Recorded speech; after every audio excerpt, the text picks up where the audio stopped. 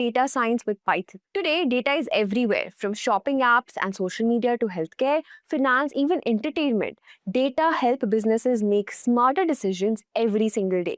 But raw data alone is not enough. What really matters is knowing how to clean it, analyze it, visualize it, and use it to solve real world problems. And that is exactly what this course is all about. This course is designed to help you move beyond the basic Python and start using it in practical data science workflow. You will learn how to work with datasets, create meaningful visualizations, build machine learning models, process text data, and understand network relationships using Python tools that are widely used in the industry. First, we will learn about how to clean, organize, and prepare data using Python libraries like Pandas and NumPy. Next, we will explore data visualization using Matplotlib, Seaborn to turn numbers into clear insights. Then we'll move into machine learning with Scikit-learn and understand how predictive models are built and evaluated. After that, we will look into the text mining using NLTK to work with unstructured text data. And finally, we'll be exploring social network analysis with Network X to understand connections and relationships in data. Also, if you're interested in mastering the future of technology, do not forget to check out the professional certificate course in generative AI and machine learning, which is the perfect choice for you. This is offered in collaboration with the ENI Academy and IIT Kanpur, and it's an 11-month live interactive program providing you hands-on expertise in cutting-edge areas like generative AI, machine learning, tools like ChatGPT, DALL-E 2, and even Hugging Face. You will be gaining practical experience to 15 plus projects, integrated labs, live masterclasses delivered by esteemed IIT Kanpur faculty. Alongside, you'll earn prestigious certificate from IIT Kanpur. You'll also be receiving official Microsoft badges for Azure AI courses and career support through Simplilearn's Job Assist program.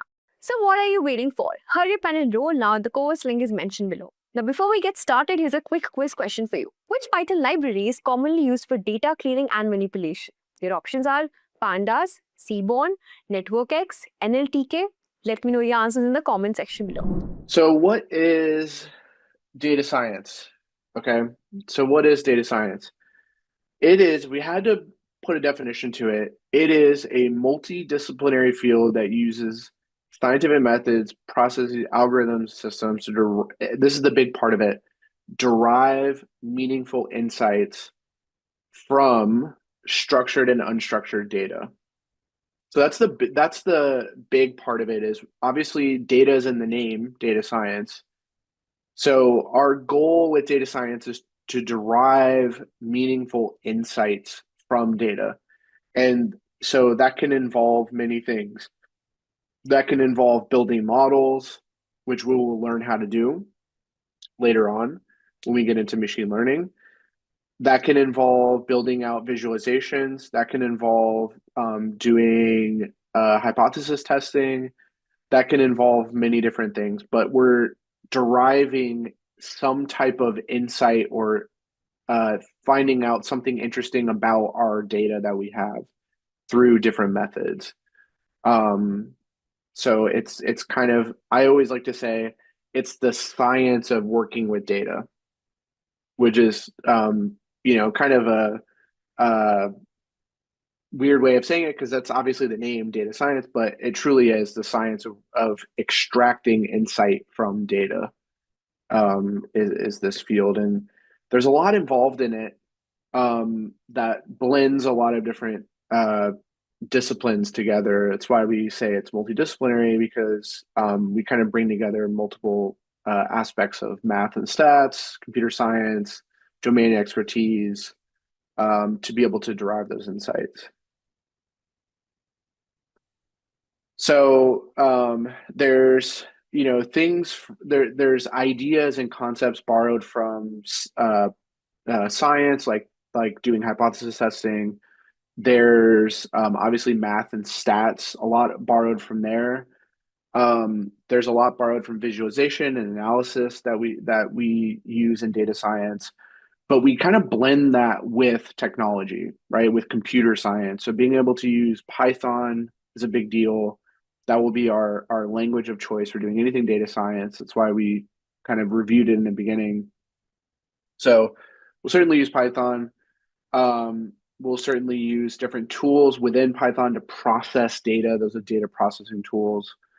So we kind of blend those together to form the field of data science. So those scientific methods, along with tools working with data in from technology like Python, blend those together, we kind of get data science.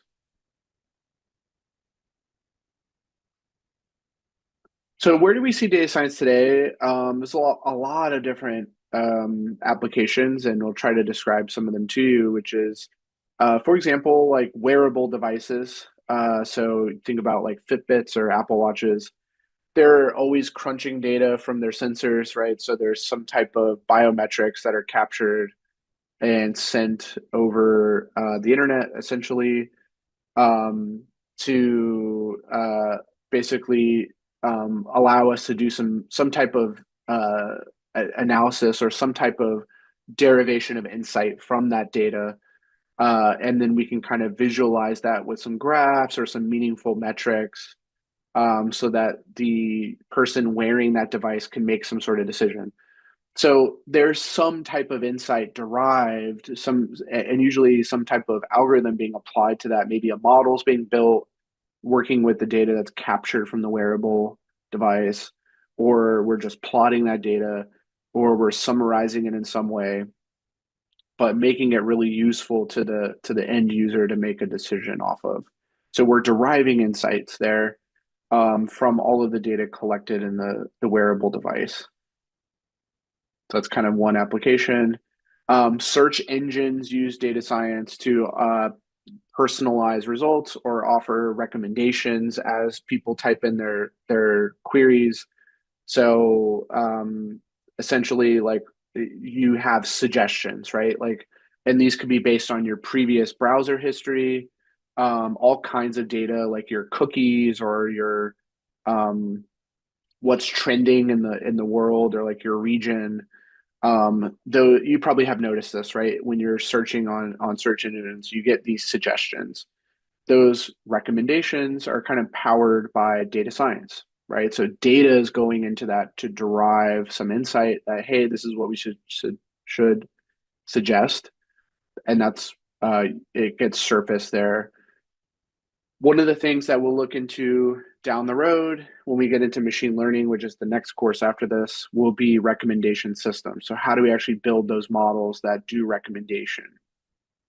But in order to build those, you really need data. Um, so that's where we got to start, is working with data to get in a position to model off of it. Finance, we see usage of data. For instance, there could be like some type of model that's built to determine a loan decision. So there could be the application, and then there could be additional data that's gathered via the details in the application. And then that all that data can be brought together and kind of analyzed through the use of a model that could predict, yes, we should give this loan, or no, we should deny this loan. Um, so again, you're deriving some type of insight from that data, um, to make a decision, right? To make some sort of loan decision in finance, or like we see a lot of fraud decisions made as well. Like, is this transaction fraud or not fraud? That's another big use case of data science. So based on the data of transactions, are they fraudulent or not fraudulent? Okay. A lot of other applications, those are just a few. And as we go along throughout this course, we'll really study a bunch more and get into some more use cases as we go along. This is just a preview. But what I want to go to next is kind of the process by which we attack data science problems. So we know that we should be deriving insights from data. That's what data science does. And the question is, like, how do we go about doing that? What is a good systematic way of doing it? So we're going to describe that in the process. Uh, Good question. Differences between data science versus data analytics versus data engineering. Yeah, so um, the difference with data engineering, let me start with data engineering. data engineering is mostly centered around building like pipelines and building systems that can uh, collect data. So it's more about engineering systems to like collect data and house it and store it and facilitate data um, transfer and data availability. So it's more about working with the data to make it available and collect it. And it's a lot more engineering heavy, as the name suggests, because you're building pipelines and building systems that will like scrape data from sources or pull data from APIs or do those kind of things that um, will collect data for you. That's a little bit different than data science. Data science, remember, is going to be generally like building models or doing visualization or both, derive some sort of insight, find some sort of pattern, or find something interesting about the data that's not already or hasn't is not readily known um, just by looking at the data. Um, so with that being said, there's a lot of overlap of data science and data analytics, but I would say analytics is a little bit more static in the sense of a lot of analytics are just doing basic rule systems or basic visualizations. Data science usually goes a step further and builds more sophisticated models to make some sort of prediction, make some sort of decision off of. So data science generally involves more modeling than you would see in data analytics. Whereas data analytics goes a little bit deeper on doing like visualizations and doing more like experimentation, um, statistics gathering. Does all that make sense? Like data science is going to be more heavily on the modeling side to derive insights. That's a big deal about how to derive insights is from building a model.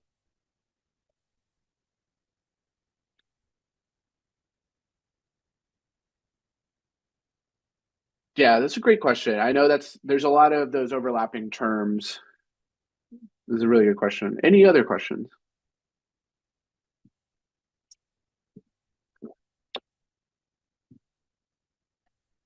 Okay.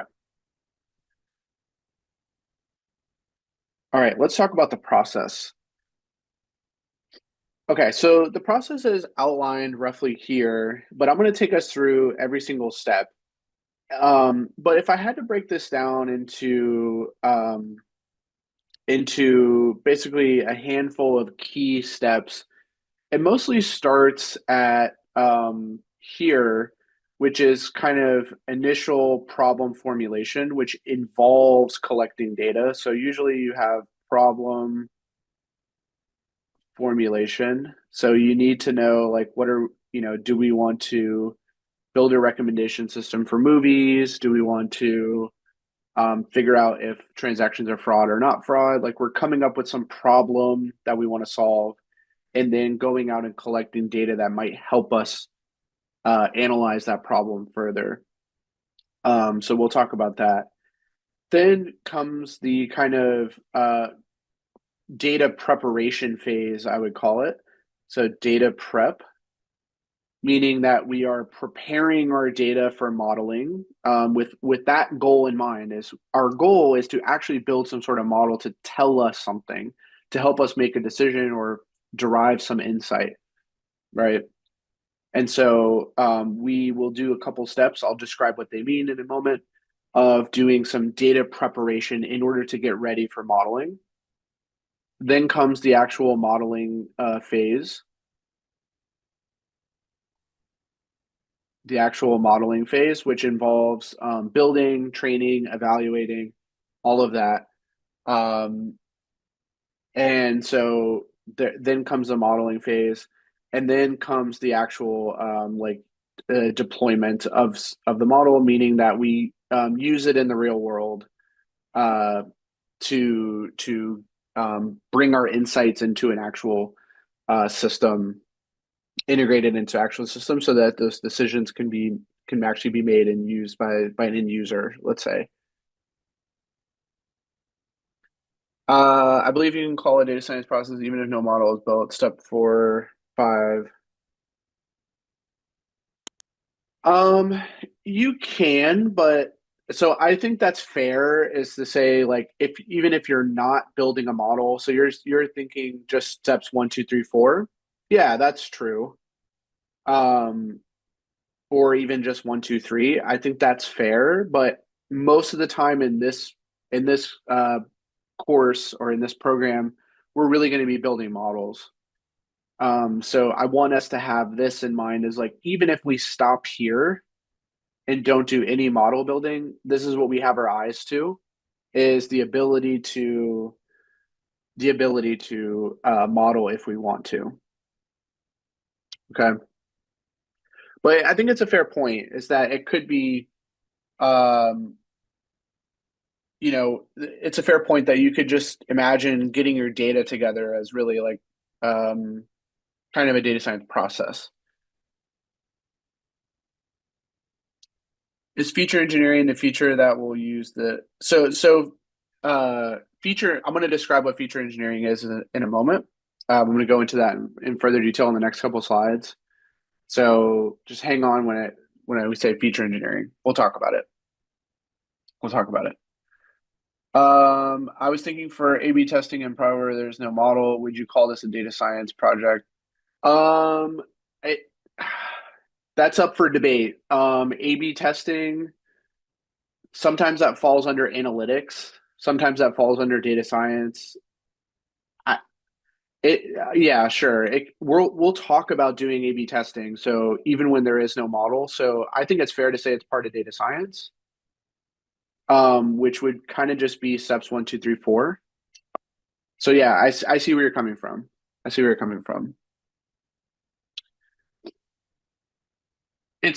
Yeah, traditionally A/B testing is more like experimentation analytics. I agree it's not traditional data science, but we will cover it because it's an important aspect of data science with the idea that the the part of deploying a model and seeing what the results are would be like an experiment, right? It would be we think of it as an experiment where I build some model, see what the results are on a different group than a kind of a baseline control group that's not exposed to that model.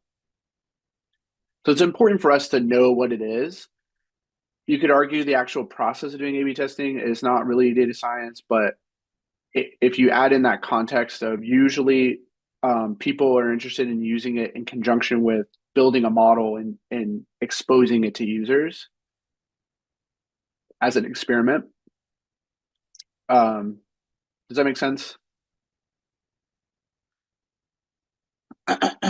Yep. Okay. Very good. All right. All right. Let's go into each of these steps and talk a little bit more about them.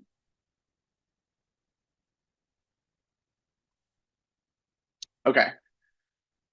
So, excuse me.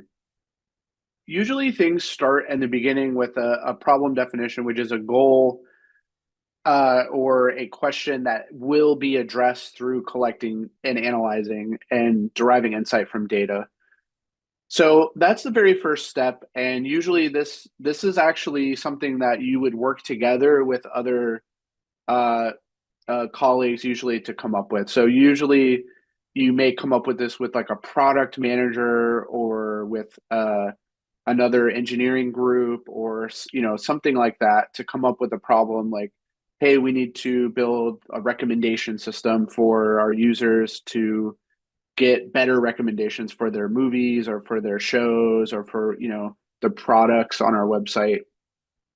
So there usually is going to be a question or a goal, or hey, we want to come up with a sales forecast for the next 3 quarters, given the data we already have for this quarter or the previous quarters. So usually you have to start with a problem. So you have to start with a problem definition that you want to address.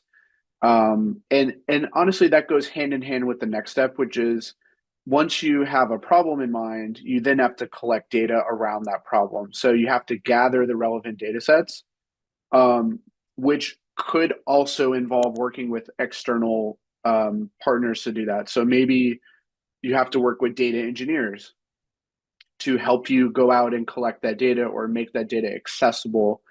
Um, you may have to work with, you may have to do it yourself and go and gather historical data that can help answer that problem. So it sometimes this is up to you. You have to go and go out and collect that historical data or that data that's relevant to your problem. That is totally possible. But sometimes you're also working with external partners, like a data engineer, to make that possible to go and collect the data. But of course, the key word here is relevant, right? The data needs to be relevant to the problem that you're solving, and that can be a challenge. So I know these are listed as the first two steps, and they seem pretty straightforward, but they can be the most challenging at times, is defining the right problem and collecting the right data, getting that available. It's not always trivial. But in this course, we'll usually assume that we have these two things. We'll usually assume that, yes, there's a problem we know we want to address. For practice purposes, we have that. And then we also have data already available for us. We don't have to go out and fish for it and collect it and scrape it from somewhere. We'll assume that's already been done, and we're just using the data that we have available. So in this course, these two steps will usually be done for us, uh, mainly just for so that we can practice all the other steps. But in the real world, that would usually be, someone you're working together to formulate a problem with external stakeholders, and you're also gathering data either by yourself or with the help of maybe like a data engineer or someone like that. Okay. So again, these two things we'll usually have uh, in this course. Which leads us to the next phase, which is that data preparation phase. So this is where I said we need to clean the data and explore it a little bit. So usually this process can take some time. So it can be a very time-consuming process. But the typical tasks we're doing here are getting a handle on any missing data. So figuring out a strategy to handle missing data. We'll talk about that. How to identify and handle outliers. We'll talk about that. Maybe duplicate data, inconsistent data that doesn't make sense. We can identify that. We can get rid of it or have some strategy to handle it. So getting a handle on cleaning up our data is going to be an important task, and that might take some time. That might take some time to work with our data and kind of do some. We have to learn how to do the proper code, clean it up, get it to a good state. And then once we do that, we can start to explore it a bit to gain insights. And this is where we'll usually use visualization at our disposal. So maybe we'll build some graphs to quickly visualize, get some patterns, see what the data looks like, figure out if there's any relationships in the data. That's what we'll learn about visualization that will really help us. So when we say explore, we're mostly talking about building graphs to help us kind of tell a story about what we see in that data, assuming that it's been cleaned up, right? Assuming that we have it cleaned up, we've removed all our missing values, outliers, inconsistent values. We now have a clean set of data. We can start to explore it. So usually doing visualizations. It could also be, it's not only visualization, but it could also be summaries. So maybe it's really useful to tell a story like what is the average for all these users, or what is the average sales for the last few weeks? What is the median sales? Like those kind of statistics might be really useful summaries to tell a story about the data. Okay. Okay, so we have our steps here: problem definition, data collection, cleaning, exploration, first three steps. Any questions about those first three steps?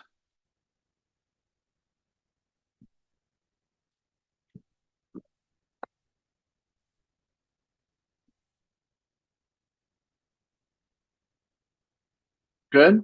Okay. All right. And again, we're gonna like as we go along, we will deal with these problems. We'll have actual examples that will deal with this process. So we'll see this process from end to end many times as we get into our examples later on. Bronze, silver, gold. So usually those are like data engineering terms to refer to this the basically how clean the data is.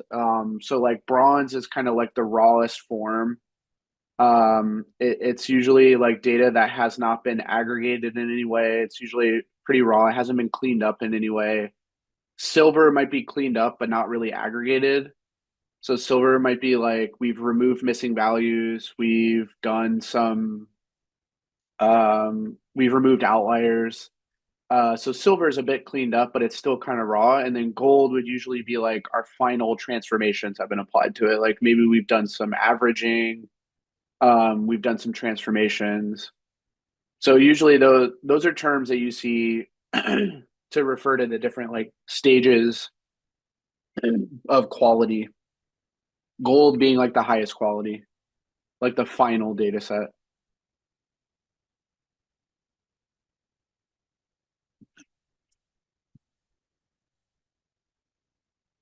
Yeah, model will run on gold. Yep. Yes, that's true. We don't really, by the way, we don't really use those terms too often. I think you see those terms a lot in like data engineering.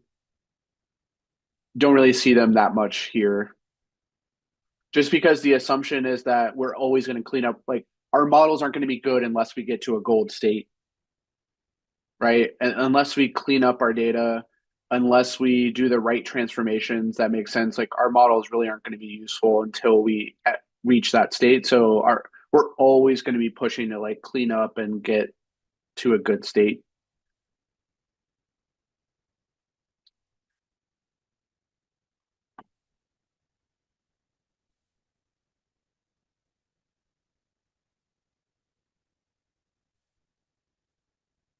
Okay.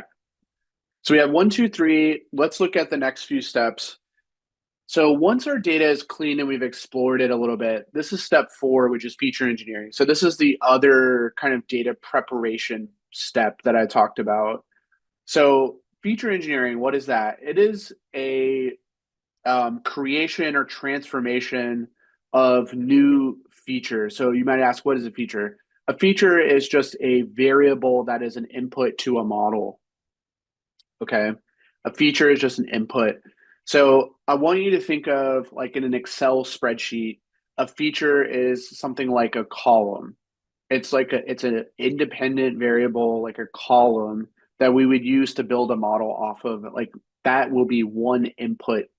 We would call it a feature that's going into the model as an input. Okay. So feature engineering is the process of kind of building new features. And those can be by doing simple transformations. Like maybe we do some scaling, like dividing by 10, multiplying by 10. Those are simple scaling we can do to features. We could do more complex transformations, like doing a linear transformation to it. We could take a square root, we could take a logarithm, we could take an exponential.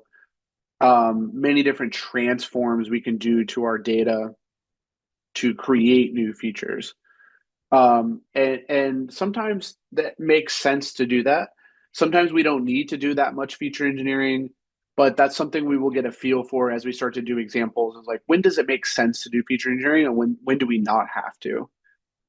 So feature engineering will be more of an art than a science, honestly. And we're going to do plenty of examples where we do feature engineering to see what kinds of transformations we typically will do.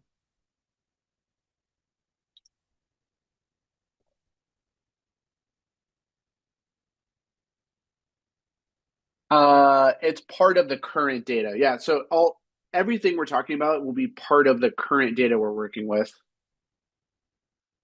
Is it always performed? No. We don't necessarily always do feature engineering, but it is a step. Like we can and we should evaluate if we should. Okay. So will we always do it? No, but we have the ability to do it. And it's a step worth calling out because it can be very valuable to do. So again, we haven't learned how to do that yet, so it may not make that much sense to us, but I'm calling it out as a very important step in the process. And as we start to do examples later down the road, we're going to come back and spend some time on feature engineering because it is an important step. It is an important step often to do it.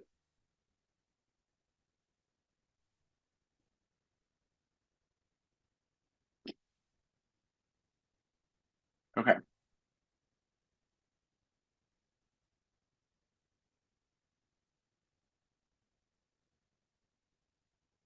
Yeah, I see how it can be a little confusing. Yeah, feature is in data science, feature is just a variable. It's like an independent variable that's an input to the model. Yeah.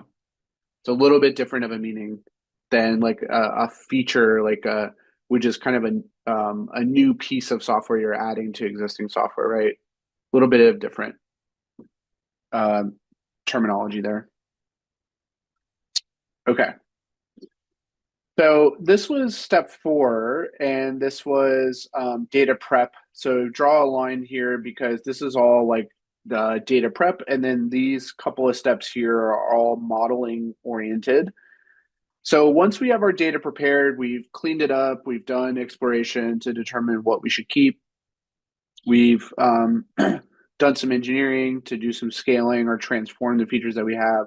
We can now build a model. And so this will all be something we will learn in our next, we will learn how to build models in our next course on ML, but just calling it out as, that would be the next natural step is once we have our data cleaned up to derive an insight from it, we may want to build a model off of it. And so that will involve kind of defining a model, training it on this data that we've prepared as step number 5. And then step number 6 will be kind of an evaluation step of determining if we have a good enough model by evaluating it. This, by the way, this process isn't necessarily linear in the sense that we may iterate here and go back and repeat these steps.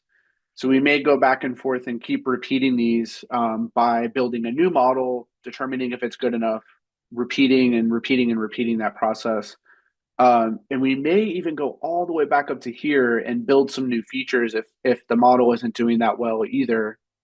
That may be possible. So by no means is this process always linear. We may repeat, especially this model training and building and evaluation steps.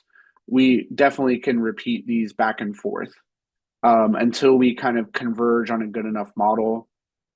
That's something we'll discuss when we get into modeling. I don't want to go into details now, but that is suffice to say, like we can iterate those steps quite a bit, and we can spend a lot of time on it for sure as a data scientist.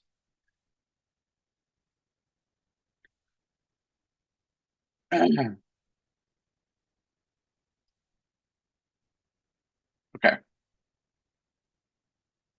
And then, oh, by the way, there's one more. So there should be a step here on deployment, which is kind of mentioned here, but I would argue it's its own step.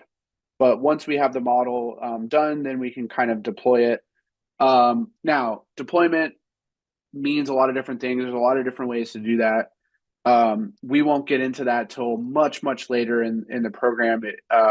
It's not really going to be a focus for us at the moment. We're mainly going to focus in on all of the data preparation steps and then all of the modeling, and then leave this part till kind of the very end of the program.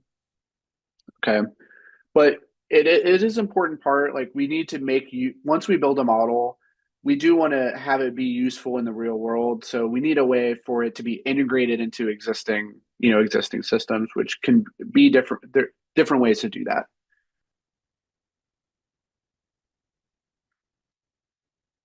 Um, what is the percentage of the model has to see for? Oh no, that's not a silly question at all. It's really like your tolerance for if you think it's good enough.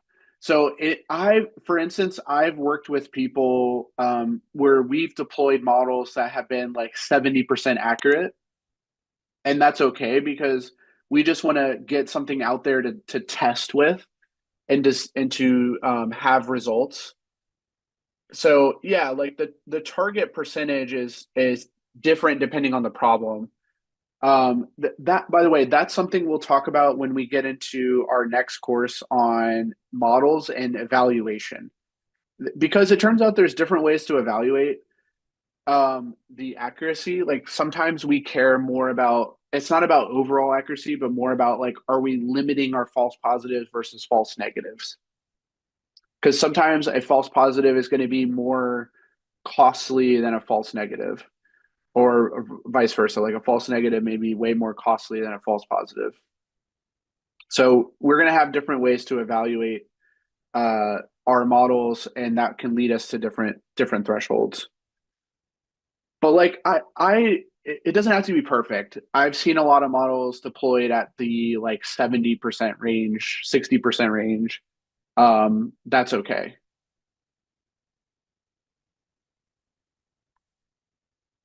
Mainly the reason to do that, by the way, is to get something out there so that you can iterate on it, right? You get something into production and then you can iterate on it after the fact.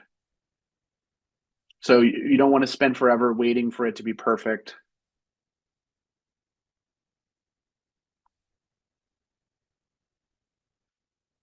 Okay. All right. Any questions about that process? I know we haven't covered all the details of it, but just remember right now it's, we formulate a problem, gather data, we do data prep, then we do modeling. And the data prep is going to be something we will focus heavily on in this course.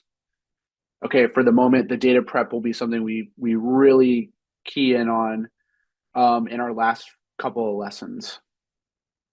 Okay, things like data cleaning, things like feature engineering. Any questions? Will we cover precision recall? Yeah, we will, just not now. We'll cover that later in machine learning when we get to model evaluation. Yeah, really no need to cover it now. So we're not building any models yet.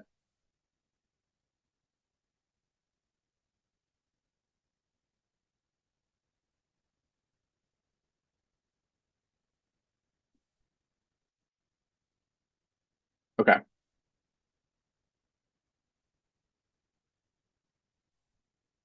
All right, so let's go back and circle around to Python. I know, we spent some time on it already, but just to reiterate that Python will be our friend here when we're doing data science. So it's going to be the preferred programming language for anything data science, and that's true in the industry.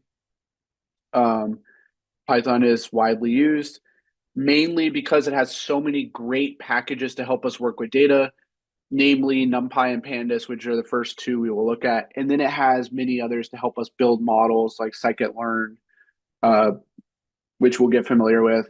And then it has others to do visualization that we'll study. So it basically has packages that do most of the tasks for us that we're interested in doing. So that, that's why we'll stick with Python. It's really great for data science. So we've talked about this before. Why people prefer to use Python is because it's open source, interpreted. It has so many great packages that are oriented for data science and can help us do data science really easily. Um, a lot of people used to use R to do data science, but people has been a shift over towards Python because of its flexibility. Python can integrate with other systems pretty easily, whereas R is more difficult to use.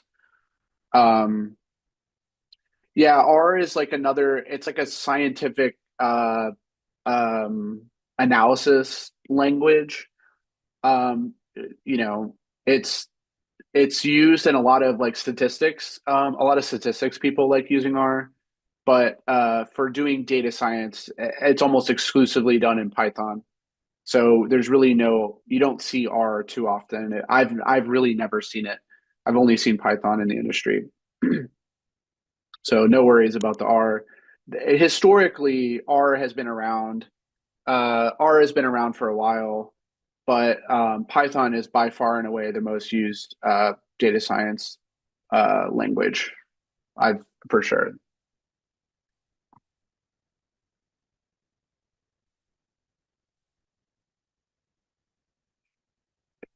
Okay. So I want to briefly tell you about some of the packages that we are going to study in our course that are in Python that we will use to do data science. So I just want to briefly talk about them, and then of course we're going to have a couple of lessons dedicated to going into those, like NumPy and Pandas, and all the visualization libraries. So the first one is NumPy. So NumPy is short for numerical Python. So that's why it's called NumPy, the numerical Python.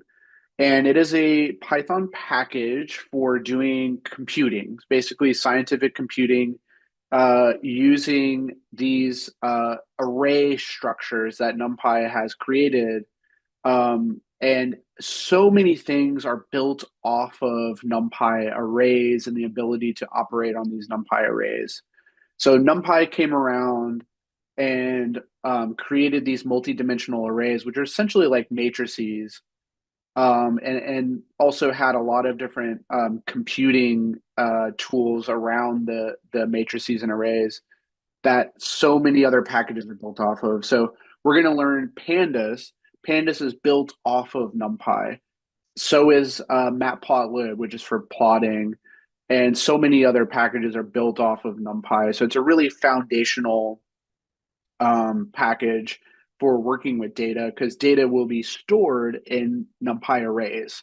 The NumPy array is the kind of foundational data type of NumPy, and so many things work with NumPy arrays.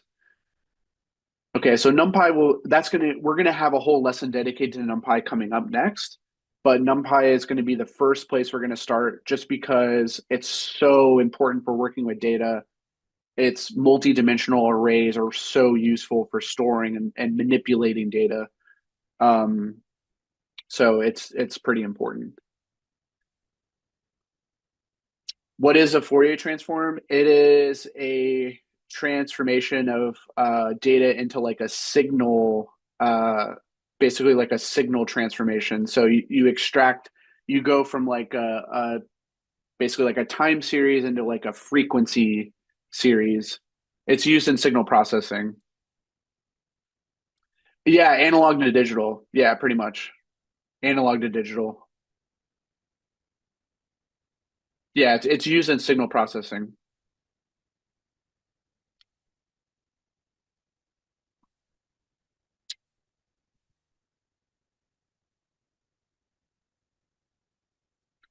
Okay, so the second package that we will study, so we'll start with NumPy. We'll start with that today. So right after this lesson, we'll dive right into NumPy and start working with examples of the NumPy arrays. But right after that is the library Pandas, which we'll spend a lot of time with. Pandas is a library built off of NumPy, so it depends on NumPy, and it basically comes around and provides a more structure to manipulating data. So if you're, like I said earlier, if you're familiar with Excel, Pandas has a lot of functionality that mimics what you would do with a spreadsheet. Basically, like structured row column data is what Pandas excels at. So Pandas is going to be a really fundamental package for us to manipulate data that's structured in kind of a row column matrix format, but it's built off of NumPy. So it uses NumPy under the hood to do all the manipulation, but Pandas provides its own data structures to kind of put data into almost like a spreadsheet format that we can manipulate. Okay. So really, Pandas is going to be really, really powerful for us to manipulate data, and we'll use it all the time. So if anything coming out of this course, you guys will be Pandas experts, if anything else. Yeah, I mean, of course, you'll learn more than that, but I think you'll come away as being really, really good users of Pandas and NumPy for that matter, but certainly Pandas. So we're going to study NumPy first, and then we'll have a lesson dedicated to Pandas right after NumPy. So we'll have a lot more to say about it, but I just wanted to kind of preview that, it's a really important package in the data science ecosystem because it helps us manipulate that structured data that's in like a row column format, like a table. Okay. Then another package is the SciPy package, which is short for Scientific Python. It is another open source library that's built on top of NumPy. So it uses NumPy arrays as its underlying data structures to do the manipulations. SciPy contains a lot of scientific formulas and a lot of scientific computing tools that we'll use, especially when we get into hypothesis testing. So it contains a lot of like z-test, t-test distributions, things like that. So it's tailored for that. It also has things like the Fourier transform as well. It has different linear algebra manipulations as well. So SciPy will be really useful when we get into our hypothesis testing and A/B testing. It has those kind of those distributions that we'll need to do our tests, like a student t-test or a z-test or those kind of things. We'll use SciPy for. So really important package. We'll see later when we do hypothesis testing. Another one that is going to be useful from time to time is the stats models package. So it is one that basically has a lot of statistics oriented things.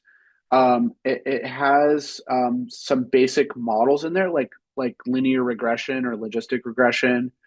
Um, we will generally favor a different package to do those kind of models, but just calling it out that stats models does have some useful stuff when it comes to doing statistical testing. So there are some like chi-square tests or ANOVA tests that we will borrow from stats models that SciPy doesn't have. We can borrow from stats models. So we will use it when we get into hypothesis testing as well. So these last two, so SciPy and stats models, are two packages that we'll use when we get into A/B hypothesis testing. Okay.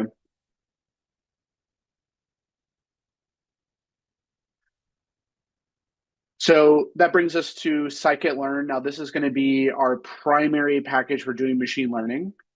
Um, so this will be one that we'll build all of our models and machine learning off of when we get into our machine learning course. So we won't really use Scikit-learn in this current course, but when we get into machine learning, it will be our go-to package to do all of our machine learning with. It is a fantastic, fantastic library that's been developed over years to contain all the basic models that we would ever want to build. Scikit-learn is really awesome. So it can build models for so many different use cases. And it's a really easy package to use. It has a really nice interface, really easy interface. So we will see that later on when we get into our next course on machine learning. But just calling it out, that is a very popular data science library, Scikit-learn. So when we get into our modeling, we will use Scikit-learn. When we do our data prep manipulations, we'll be using NumPy and Pandas. Finally, for visualization, we will be using a library called Matplotlib. So it is kind of the foundational um, Python plotting library that borrows inspiration from MATLAB.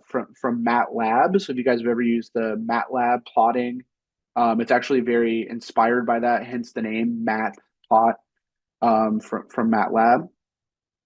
Um, but it's going to be our main tool for using for building graphs. Okay, so it's a foundational library for building graphs.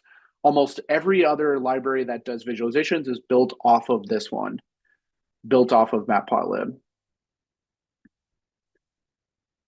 So when we get into our visualization course, we will come back and talk a lot about Matplotlib and practice with Matplotlib quite a bit. Excuse me. What is that course called? Machine learning. The next course is called machine learning.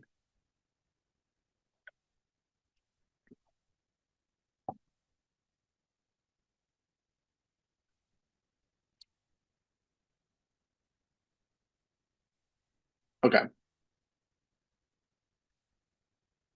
And then another visualization library that we will lean on heavily is the Seaborn library. This is one that is built on top of Matplotlib. So Matplotlib is kind of like NumPy. It's the foundation, and then a lot of things are built on top of it. Seaborn being one of them. Excuse me. Um, Seaborn being one of them, and it basically has just better aesthetics. It provides not only like better aesthetics than just basic Matplotlib. It also has more scientific kind of plots and more interesting plots than the regular ones you get out of the box with Matplotlib. So it has really interesting histograms, file plots, heat maps. It can do statistical error, like confidence interval bars. Um, so it just builds better plots than basic Matplotlib. Matplotlib is very basic. It's really easy to use. You can build a lot of plots with it, as we're going to learn. But Seaborn is really nice. It makes things aesthetically pleasing, and so we'll also use Seaborn from time to time. It's another plotting library that we'll get some practice with when we get into visualization. And another one of those is Plotly. So we have Seaborn and Plotly both built off of Matplotlib in order to do plots. Now, Plotly's specialty is for building interactive graphs. So when you build a Plotly graph, you can actually, it'll pop up in your web browser, kind of like Jupyter Notebooks do. And you can click around in the graph and mark down points. You can zoom in, you can zoom out. Excuse me, just getting over a cold here. So don't mind the coughs.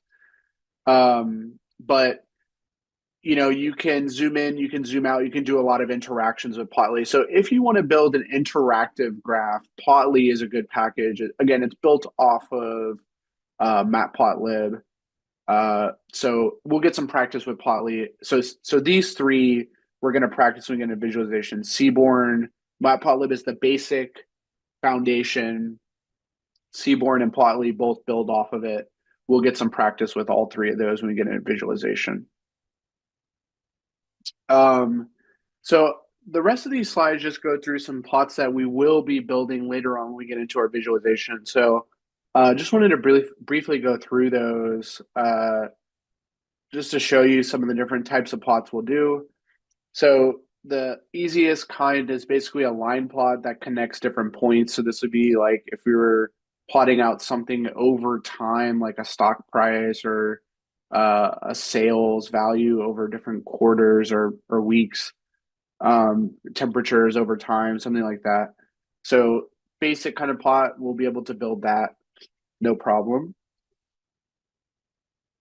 We can even mark different points on those. That'll be easy to do with Matplotlib or Seaborn or Plotly. That'll be really easy to do.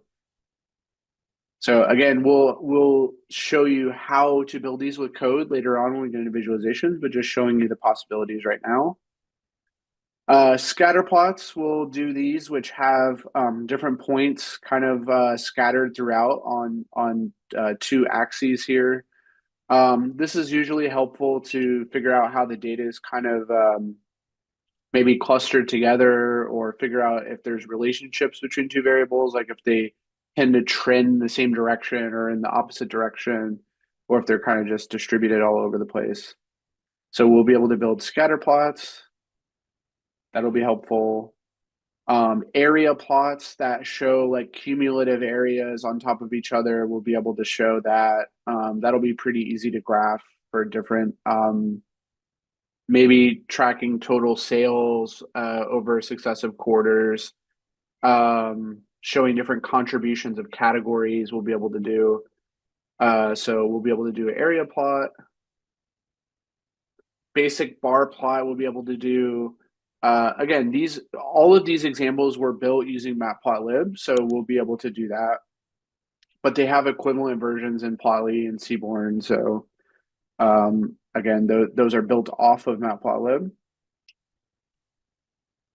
So we can even put grids in the background to show to kind of assist the viewing of it, to give an idea of where the different points are in the grid. So that will be easy to do. Histograms. Now, histograms are going to be extremely useful for us. We'll build histograms a lot because they will help us visualize how data is distributed, which is extremely important to know. Is it kind of distributed like this in this picture, which is kind of like a bell curve, or is it flat? Does it have kind of two peaks to it? Knowing this distribution will be extremely useful to us. So that we will often build a histogram that kind of looks like this. So histograms will be extremely useful. We can build pie graphs, which show different percentages. There may be certain situations where that makes sense. We're telling a story of our data. It makes sense to use a pie graph. That'll be easy to do. Again, these are all just examples of what's possible. We have to show you how to build these, and we will when we get into the data visualization lesson, which is what this kind of note says at the bottom. Once we get into that lesson, we will show you how to do the code to build these.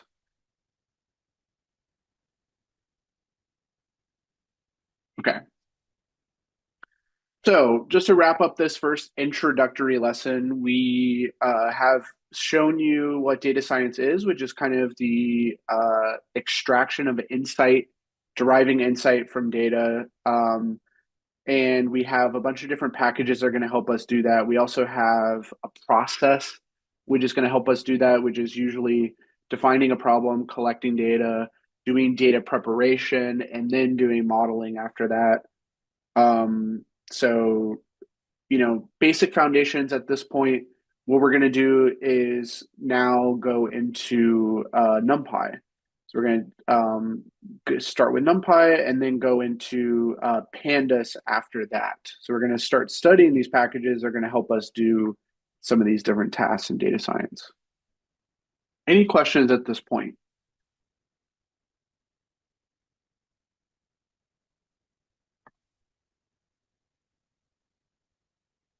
Okay, I'm going to open up our next lesson then, which is actually going to be, so if you guys notice, the next lesson is actually going to be, lesson 3 is broken into several different notebooks.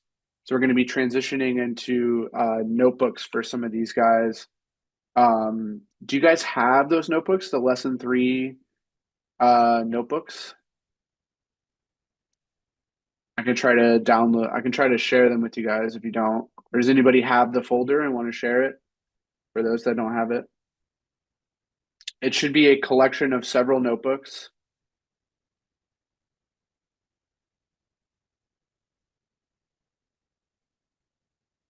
Yeah, let me download it.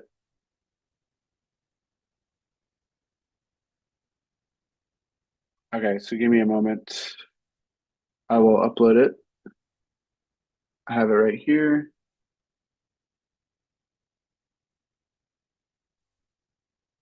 Um,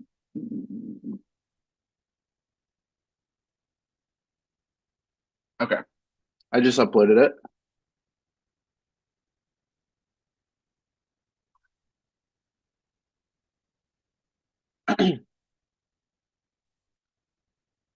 Okay, so you guys should have it. So you want to open those notebooks. Again, you can open it wherever you want. You could do it in your own local Jupyter. You could do it in the lab environment. You could do it in Colab. I recommend Colab just because it's so easy to work with, right? So I recommend opening them up in Colab. That's what I'm going to do. I think it's just so easy to work with. So that's what I'm going to be using.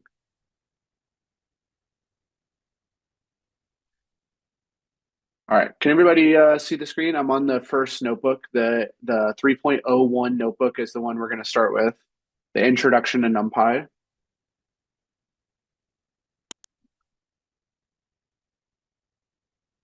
Okay. So if you have a moment, you want to open that one up. Again, if you're working in Colab, you can upload the notebook. So you can like once you've extracted that folder, you can upload the notebook into Colab using this like file upload notebook. That should work.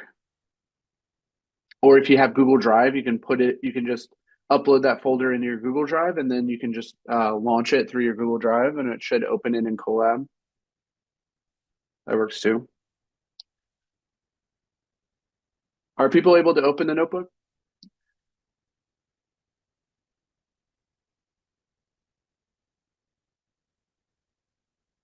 Yeah. Again, it doesn't matter where you open it, just as long as you can, and you can run some of the cells, because that's we're going to be running them.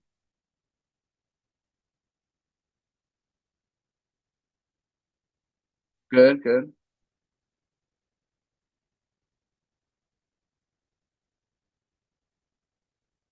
good. Okay. All right. So let's talk about NumPy. Now, remember, NumPy is the open source library that is used for doing, um, that is used for doing math and scientific computing on basically these arrays. So we are going to take a look at the NumPy array object as the first thing that we'll look at. Now, the NumPy array object behaves very similar to a list. So we learned about lists in our previous course, and the NumPy array is very similar to a list. We can slice it like a list. We can access elements like a list. It's ordered like a list. But it's a lot faster to do mathematics with the array, and it comes with a bunch of built-in functions like mean, median, mode, all these special things on the array that we don't get with a list. For instance, Python lists do not have a notion of an average. You can't calculate the average of a list without doing a manual calculation. So, but a NumPy array has a mean function that comes built in that we can take the average. NumPy has like an average function that we can take of an array or a median or a mode. So arrays are really advantageous to work with inside of NumPy. Um, so uh, let's take a look at some examples of a NumPy array. So in the first cell here, I want to point your attention to two things. One is that in order to use NumPy, we import it. Do you see how we import NumPy? And we do this thing called as MP. Now, what this is we do an alias. This is called an alias NumPy as NP. We basically shorthand it to NP, which is an industry standard. So anytime you're looking at code and you see NP dot something, that is short for NumPy. So in the industry, if everyone is going to shorthand NumPy to NP. That's just what people do. So as is the way to alias and import so that when we use NumPy in our code, we don't have to type out the full word NumPy. We can just do NP. So that's why you see NP here is because, and really throughout our code, we use NP. You see it all over the place. It's a shorthand alias for the NumPy package that we're using. So we are importing this package, meaning that we are going to use it in our code, but we are aliasing it to NP. This is the industry standard to do. Most of these packages have a nice alias to them. Like Pandas will have an alias, Matplotlib will have an alias, just to make it shorter. Do you have to import in VS Code? if you're using VS Code to run your notebooks, yes, you have to upload it there. You want to open it in VS Code? Yeah, you're gonna have to open the folder where it exists. But that's if you're using VS Code, like you don't have to. But yeah, if you want to, yes.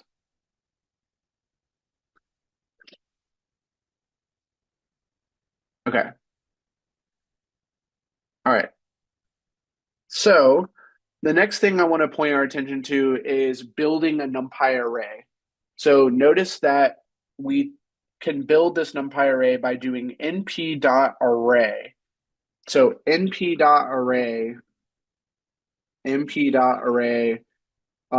builds a NumPy array object. And what we're passing in is just a list of data. Okay, so we have a list of integers that we pass into this NP array, which will build a NumPy array out of this list. So NumPy arrays can be built out of lists, they can be built out of tuples, they can be built out of other NumPy arrays. There's many ways to build a NumPy array, but the most common is to pass in a list, to convert a list into a NumPy array. So here we are building a NumPy array from a list, which is pretty typical. By the way, you guys remember I said that I'm going to be writing a lot of comments. I'll share these notebooks in our Slack after the classes. But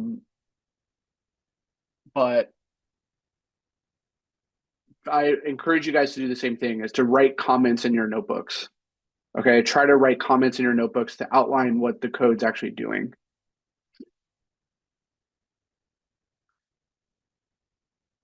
How do you install NumPy? You just need to do so inside of a cell, you can run this command like pip install NumPy.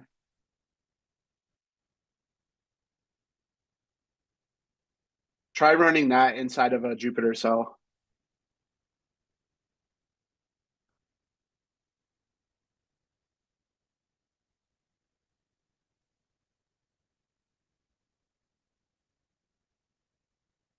Yeah, this command is not going to work for you because this is like a generic. This is on Windows, like a generic Windows command.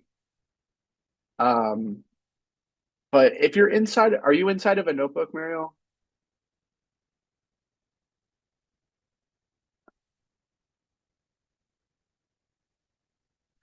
If you're inside of a notebook, just run this inside of a cell. It should install it.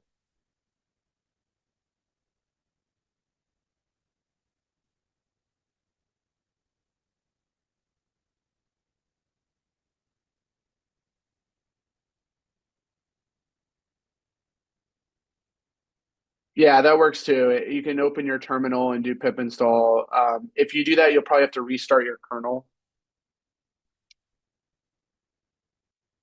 No, so Colab comes with NumPy already installed. Yeah, so that's another advantage of Colab is it already has that installed. We don't need to worry about it.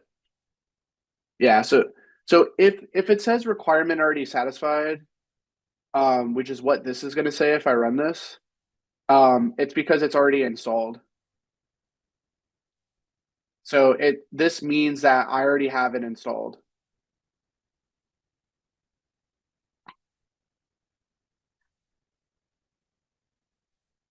Yeah, you already have it installed. Yep. Yep. So in Colab, it already exists.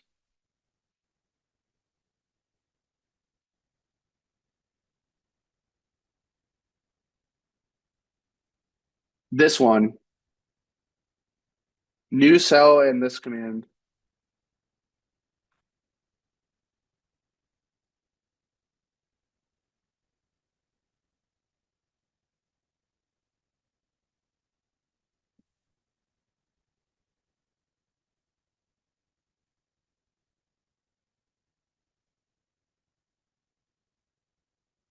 If you can't get it to work in your VS Code, I really encourage you to do collab as much as you can. Just to again, just to get something that works.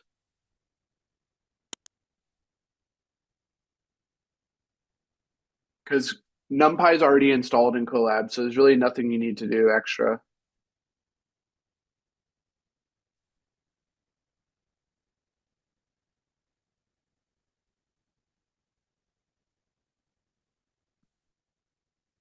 Thanks, Tim. That'd be great.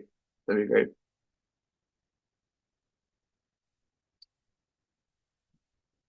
Okay.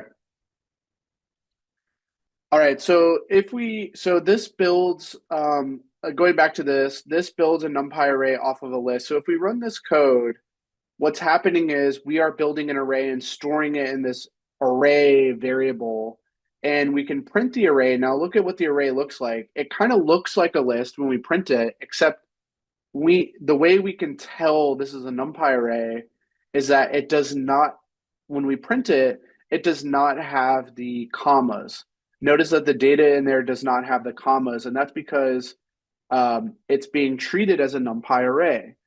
So it doesn't have the commas. It's not, at that point, it's now an array, it's not a list. So it looks slightly differently. And you can even see when we print out the type that this array is actually a NumPy n-dimensional array, which is the foundational data type of NumPy. So this is an NumPy ND array, which is the foundational data type of NumPy. So we have created a NumPy array, and we now you can see what its type is this MP ND array. Okay. Were you guys able to run this first cell if you run it? It's not going to do anything but show this. You should see this, and then you should see it's printing out the type. You should see those two things. And do we see how that this is creating a NumPy array? So np.array is that's the function we use to build a NumPy array. And we're passing in a list of data to build that array. All right. Yeah, it might take a moment to start up the kernel.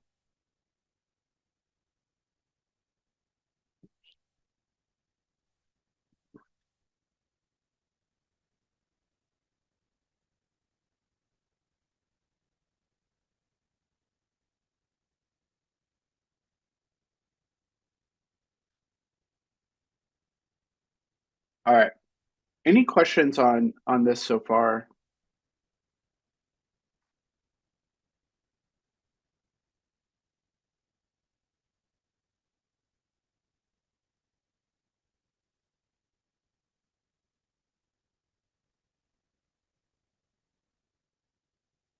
What was ND array? It's short for n-dimensional array.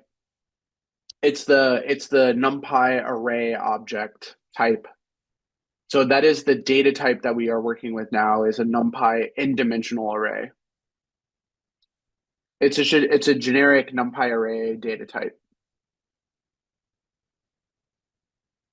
And you can see that because we do type, and we can see that we get a NumPy ND array as the type of this thing when we create a NumPy array out of it.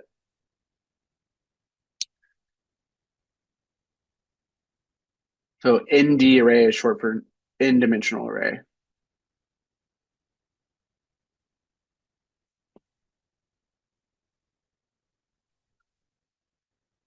Okay. What I wanted to do is go to the next cell and talk about how we can create some matrices, essentially multi-dimensional arrays. So this array that we've created so far is actually just a one-dimensional array because um, it only has one dimension to it. It basically has one list of data. But of course, we would be interested in working a lot of times with multi-dimensional data because that's typically like what a spreadsheet has, right? Rows and columns. So just to give you guys an example, like NumPy actually supports 0 dimensions, which is basically a constant. So a single number, a single value is considered a 0D array.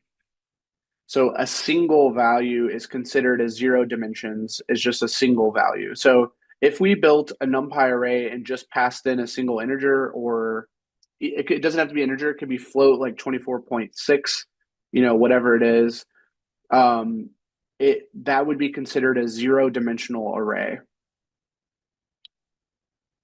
But we've already built a 1D array, which is just a single list, basically a flat list with, so just if we use a list with a list of, I should say a single list of values is a 1D array. So we've already seen that. It is a scalar. Yeah, we would call that a scalar. Yes. Good. Yes, that's true. Scalar. Perfect.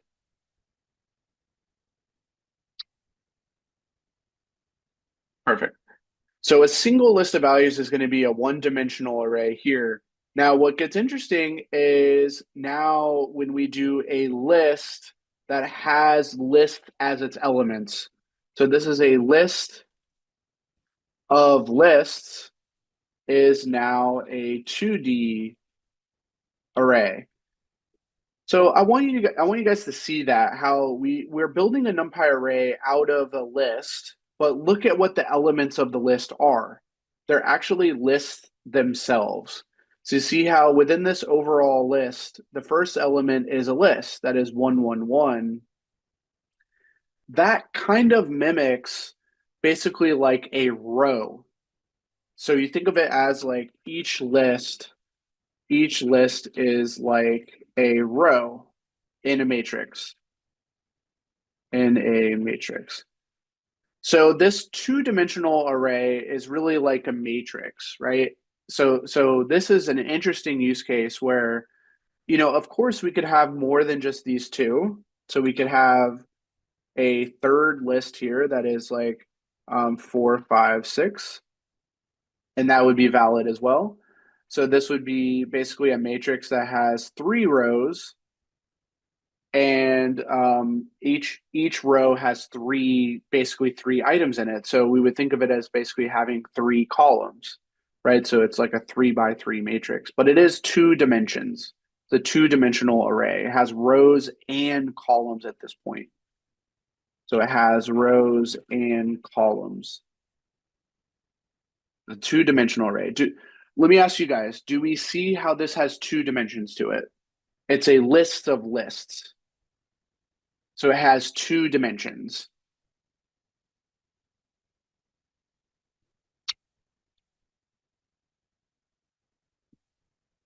Does all the lists need to have the same rows? What do you think?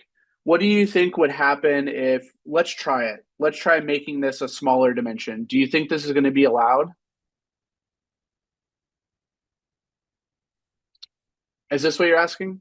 Like if can this be a shorter dimension?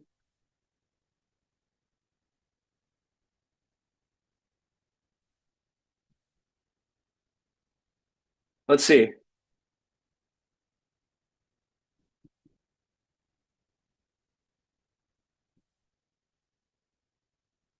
So yeah, this gives us an error. So yeah, you're exactly right. This will give us an error that the dimensions do not match. So this is not allowed, but let's see if I add in the 6, this should now be okay.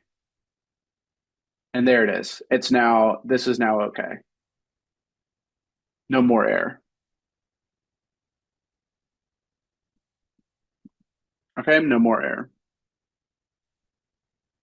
So yeah, it's still going to be an error if the shapes do not match. So again, if we made this a smaller one, that's going to be an error. And it's going to tell us that we have one dimension that is inhomogeneous, meaning it doesn't match. It's not the same. They have one dimension that's not the same. Its shape doesn't match. It's not correct. So therefore we should correct that. and make sure it is matching. Okay. So that is a two-dimensional array, list of lists. And by the way, that doesn't have to stop there. We can keep going. So now we have a three-dimensional array, which has lists of lists of lists. So it basically has one of these matrices as each element. So see how this has basically an overall list.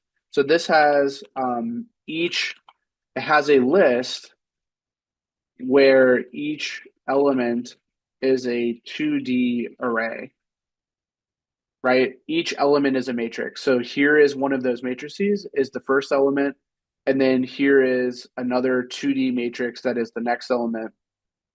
And this forms a three-dimensional array.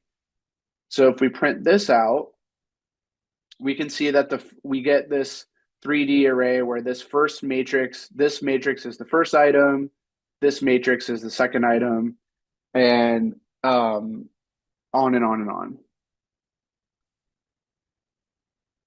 Didn't understand how 2D is different from 3D. Do you see how, okay, so do you see how with the 2D, basically we take this whole thing and that's just one element of the 3D. This 2D matrix is one element, and then we have another 2D matrix as the next element. So we have matrices are now the elements of the 3D array. Whereas look at what's the elements of the 2D array, they're just lists.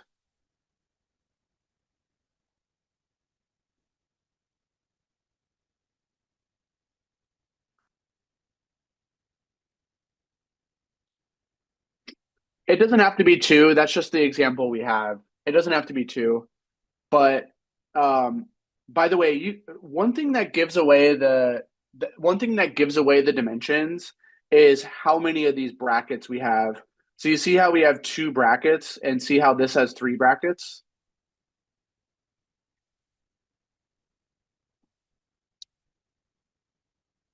Yeah. Oh, you guys got it. You got it. Roberto, perfect. Yep. You guys got it with the brackets. So what's an example of using a 3D array? Yeah, so something that uses a 3D array would be like a batch of images.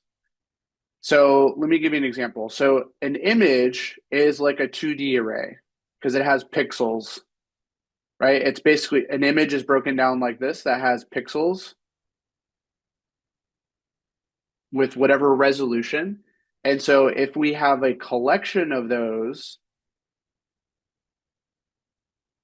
it's like we have a collection of these guys is a 3D array. Like if we have 100 of those, it's like a 3D array. Does that example make sense? Like a collection of images would be a 3D array because every image is a two-dimensional matrix of pixels.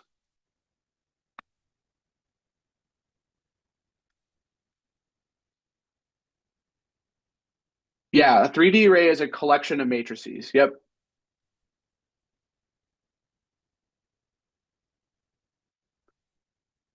exactly.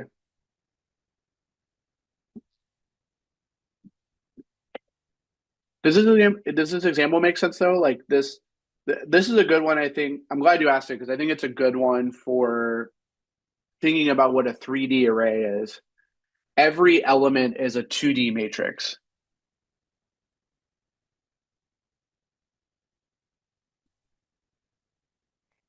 What is the maximum 2D element in a 3D array? I'm not sure what you mean by that. Maximum 2D element?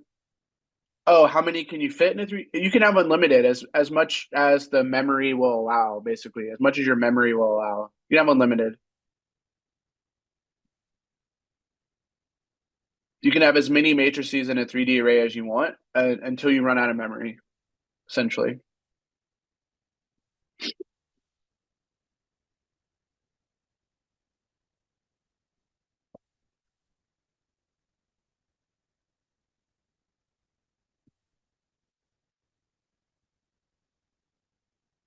Okay, perfect. All right, perfect. So just to recap this, we have the NumPy array. So we're able to build NumPy arrays using the np.array, and we're able to take a list of data and populate it into an array. Um, and then what we're going to do is just build off of this to learn how to manipulate that array and do different things with that array. Coming up next. All right, so let's go to the next notebook. Let's go to 3.02. Before I do that, any questions, any other questions about this building an array?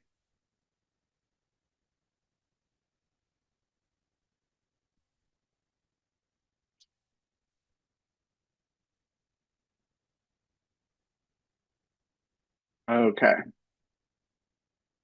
perfect. So let's go to our next notebook.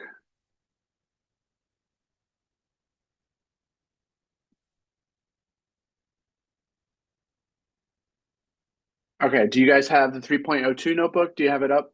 That's the next one we're going to do.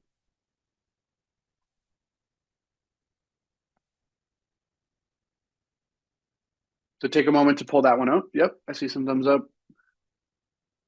Nice. Okay. So we're going to build off of that NumPy array by taking a look at some attributes of arrays. So assuming we have an array, no matter how many dimensions it is, what are some attributes of this array that are useful to us? Okay. So let's take a look at an example where, again, here we import NumPy and we're initially making a 2D array, right? So we make a 2D array. So then what we're going to do is print out a bunch of the attributes about this array. And we're going to explain what they do. So the first is, if we ever want to know how many dimensions an array has, there's actually an attribute for that, which is called ndim.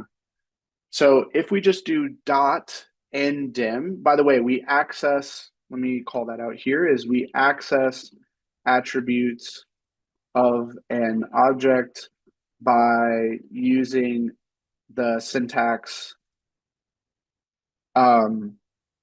object dot attribute. So in this case, we have our array is our object. So it would be like i.e.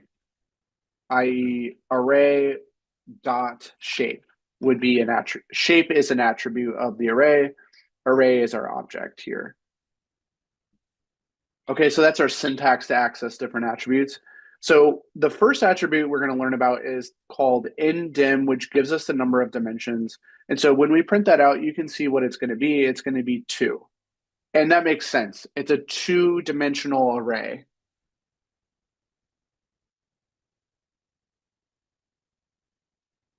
Could the 2D array be, yeah, that's fine. That's fine. You could use that. That's still 2-dimensional.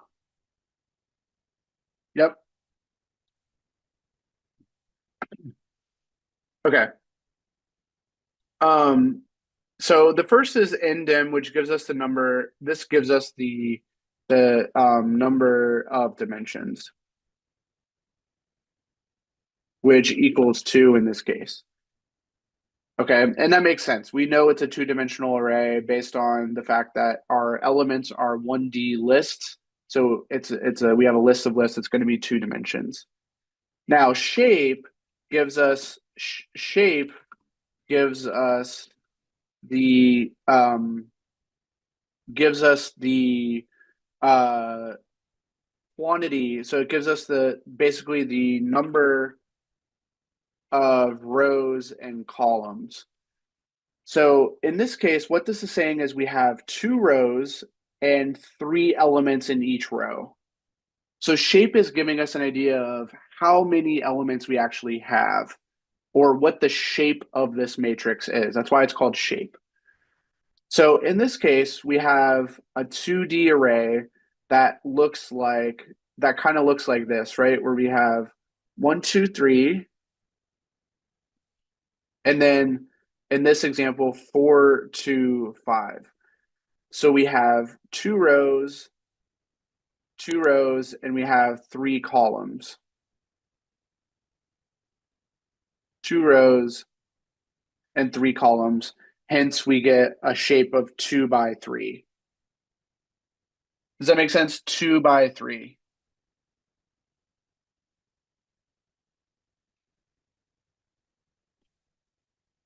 Yes, Roberto, that should be true.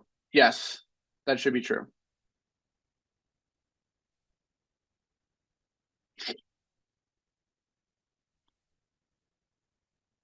Yep, that should be true. Okay. So shape is going to be incredibly useful as we go forward because there's a lot of times where if we have an array, we actually just want to know how many rows and columns it has, which is the shape. So the shape is a good attribute to know. Um, does the bracket define it as a 2D versus 3D array? It's the fact that it's 2 brackets defines it as a 2D array. It has 2 brackets here. It's a list of lists. This is 2D.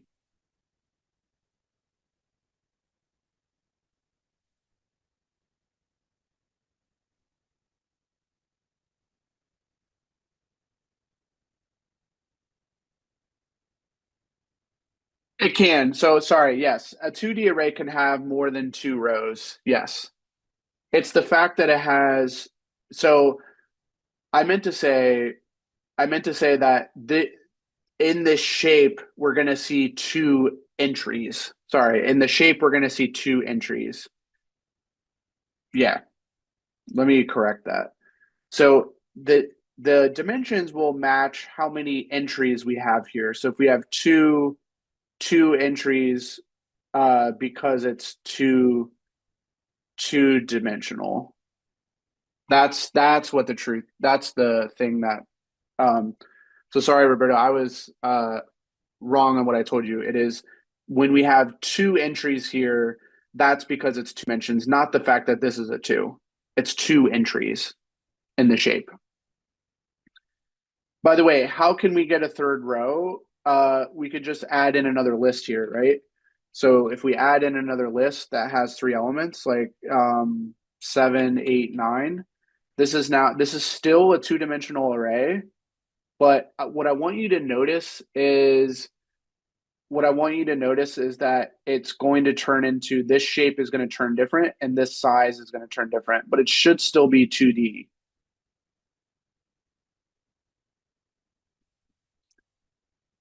So see how this shape went from 2 by 3 to 3 by 3? Yeah, the size is going to be the product. That's true. That's true.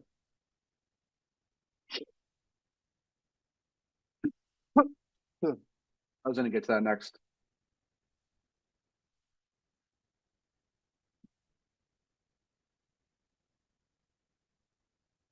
What is the shape with 3 rows? It's just 3 by 3. Do you see that now, Mario? Do you see it? It's 3 by 3. With this has a third row. It's now a 3 by 3.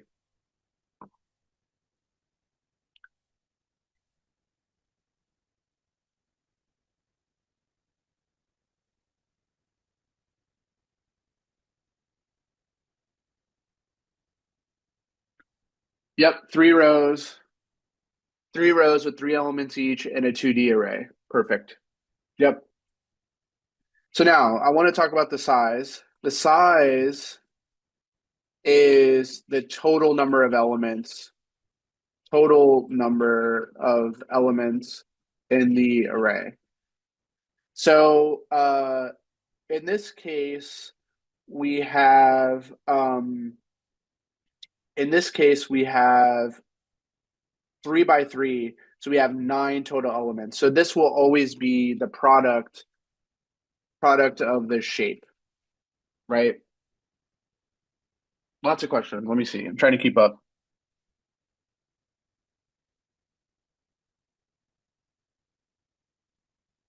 Yeah, you can have as many rows, columns as you want. Yep. No limitation. Do you have a real world example of a 3D array? Yeah, it's the one I gave earlier. It's like a batch of images would be, which we're going to work with images quite a bit when we get into deep learning, is a 3D array because it is an array that has as its elements these matrices that are pixel matrices, right, of different resolutions. That's a 3D array, is a collection of images.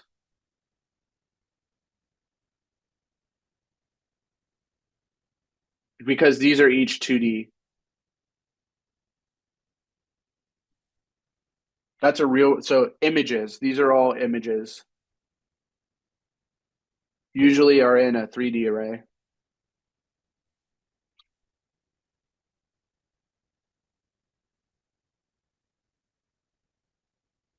All the arrays in the same dimension needs to be of equal shape.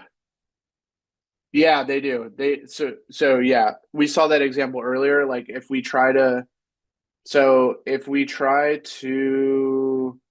change the shape, like even in a 2D sense, if we got rid of this would be an error, right? This gives us an error. We need this to match the size,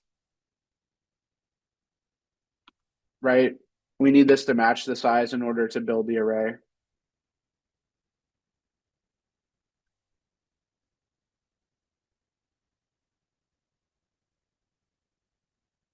Yep. Okay, do we see what size is? Size just gives us the total number of elements. Okay, total number of elements, which is really just a multiplication of the shape. There's 3 rows, 3 items in each row. So a 3 by 3 is 9 total elements. Okay. So that's the total number. The size is the total number of elements.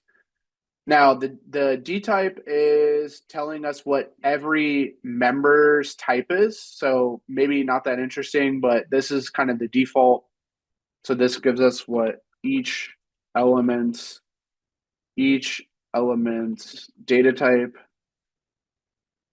So we can grab, in this case, they're all integers, but they're in Int64.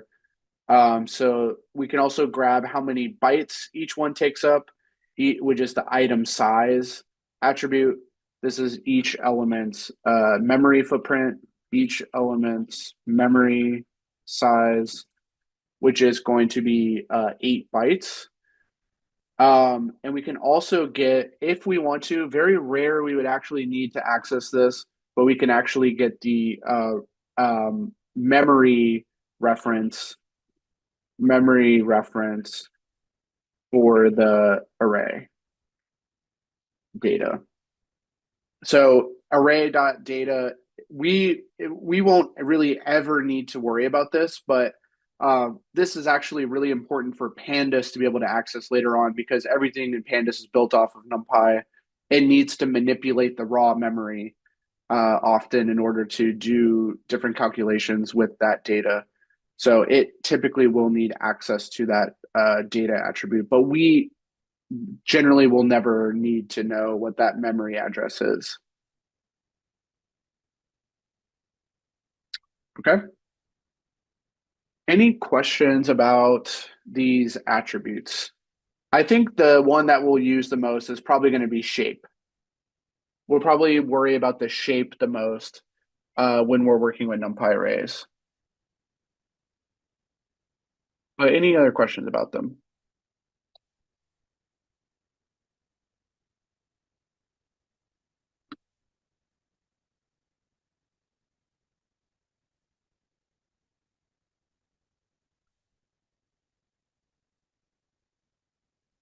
Okay, perfect.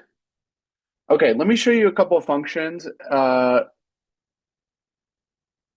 elements in a 2D array must have the same data type. No, they don't have to. Just like a list, they don't have to. When we're working with data, they typically will, but they don't have to. Yeah, you can have that. Try it out. Try it out for yourself. Yeah, you can definitely have that.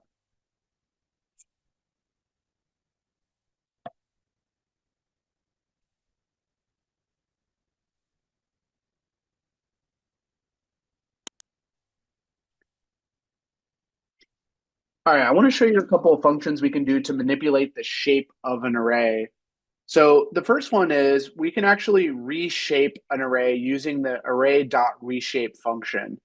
So this is a function that we can pass in. So we can do array.reshape, and then we put in the a tuple with the new shape. So in this case, we're putting in 4 comma 3, which is to say we want to take this existing array that is a one-dimensional array. So notice this is a 1D array, and we want to turn it into a two-dimensional array, right? That is 4 by 3. Okay, 4 by 3, meaning there should be 4 rows and 3 columns. But first of all, let me ask you guys, do you think this is even possible? What do you think needs to be true in order to reshape this properly? What do you think? If I want to take a flat 1D array and put it into something that's 4 by 3, how many elements do I need to do that? Perfect. You guys are right on top of it. 12. Perfect. Yep. I need 12 elements. So what happens if I don't have 12? Do we think this is going to work?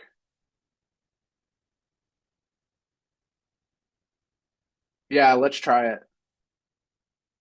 Error. And look at what the error tells us. I cannot reshape something of size 11 into shape 4 by 3.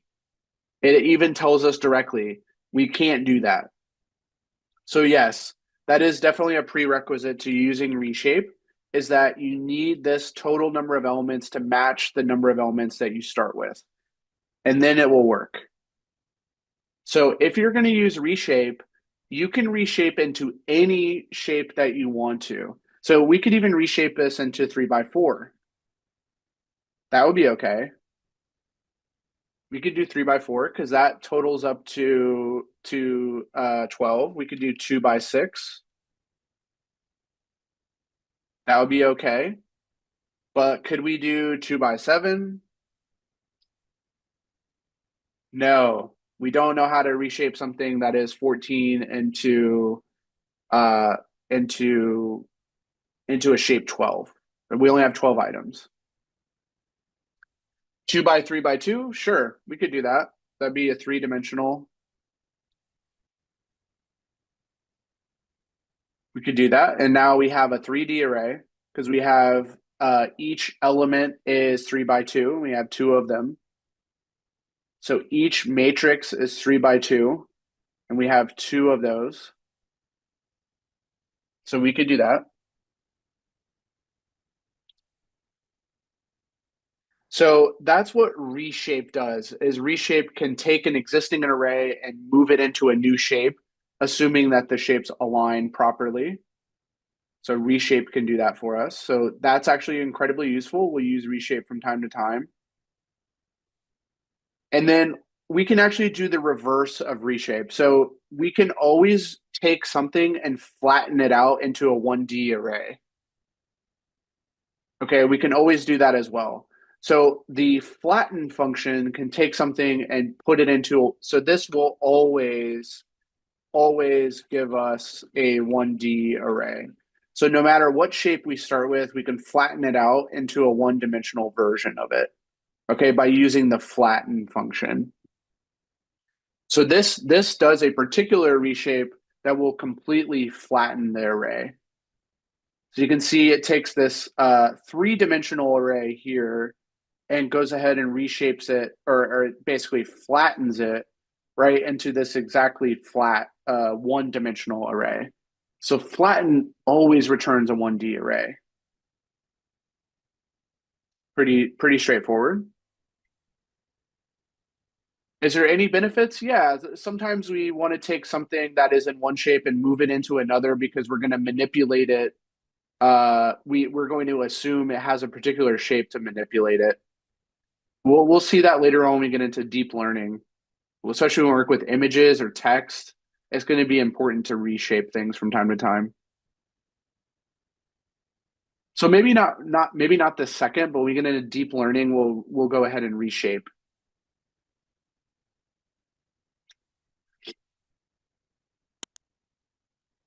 Okay, one more I want to show you, and then we'll take a break.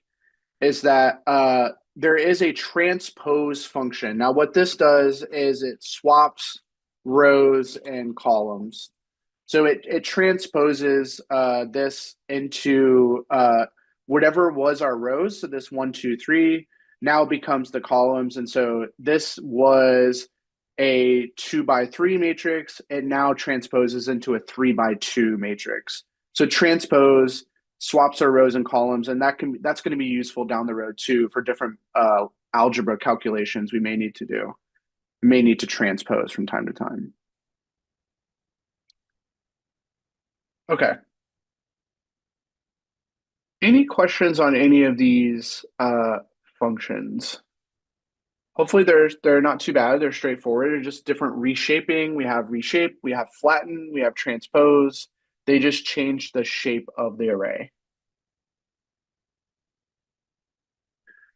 So we're going to start with doing some arithmetic operations. So just to show you guys that when you have data in NumPy arrays, you can do element-wise operations, meaning that we can do operations that go element by element, match them up, and do some type of mathematical operation between them. So things like addition, subtraction, multiplication, division, we can do those between elements. So for instance, we have these two arrays of the same size, the same shape, and we can go ahead and add them together, meaning that like this position is going to be added to this position is going to be added to this position is going to be added to this position. Okay, so when we do that, we get basically 40 in every slot because we get 30 plus 10 is 40, 20 plus 20 is 40, and 10 plus 30 is also 40. But look at the syntax of it. There's actually two different ways to do it. You can do the numpy dot add, and then you pass in A and B. So this is one way to do it. One way to add is to use np.add, and then you pass in your array1 and array2. So you can do that.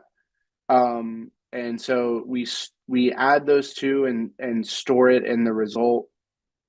And notice that the result is a same shape array, but just with each element added together from the original arrays. So that's one way to do it. The other is you could just do regular arithmetic. So you could just do A plus B. This is an alternative. Alternative is to just use standard arithmetic operations. It doesn't really matter which one you do. I've seen both. Both will result in the same kind of array. So we could store, we could do something like result equals A plus B, and then store that in the result, and then print the result. So it's same thing as before. We get the same array. So you can do either one, np.add A plus B. Either one will do that element-wise addition between the elements. Okay, pretty straightforward. We also have the same thing for subtract, multiply, and divide. So for instance, when we have these, now we have a 2D array.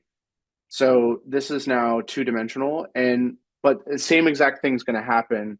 We're going to go through and subtract. This is going to do, this is the same as A minus B.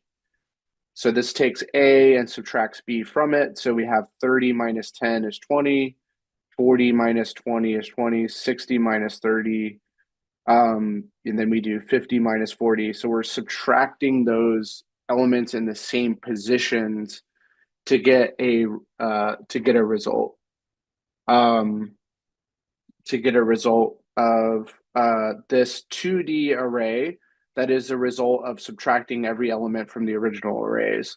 So again, you could do A minus B, you could do np dot subtract. Either way should work.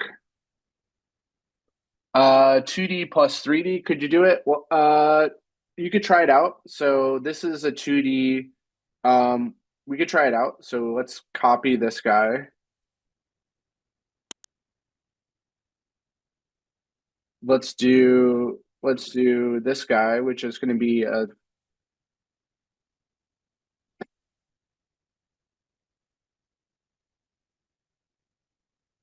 let's see. So let's do a 3D array. So let's do one of these guys.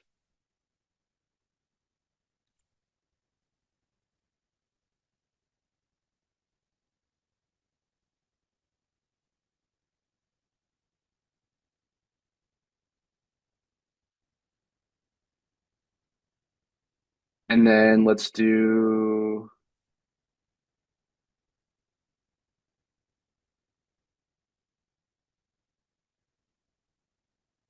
another one, but let's just change up the numbers. So let's do 10, 15, 20, 25, 30, 45. Let's do np dot subtract A and B. Let's see what we get.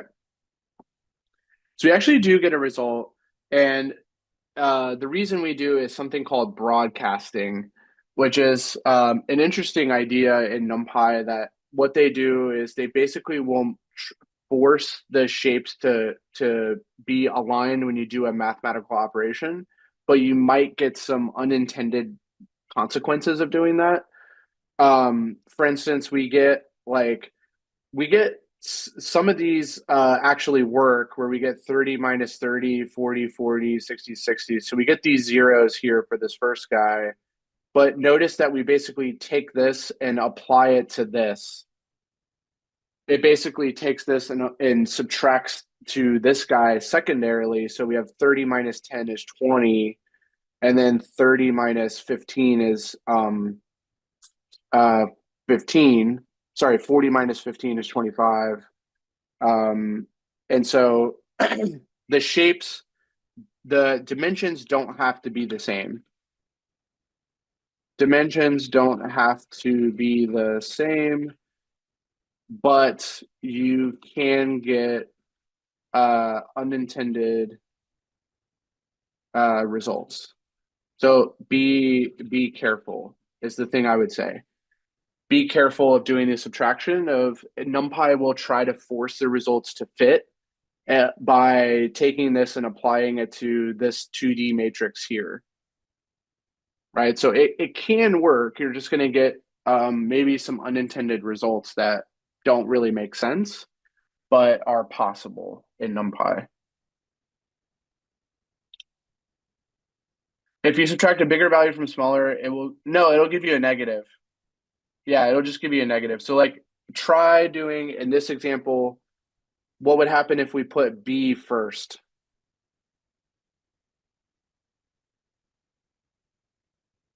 You get negatives. So yeah, it's still possible. You just get negatives there.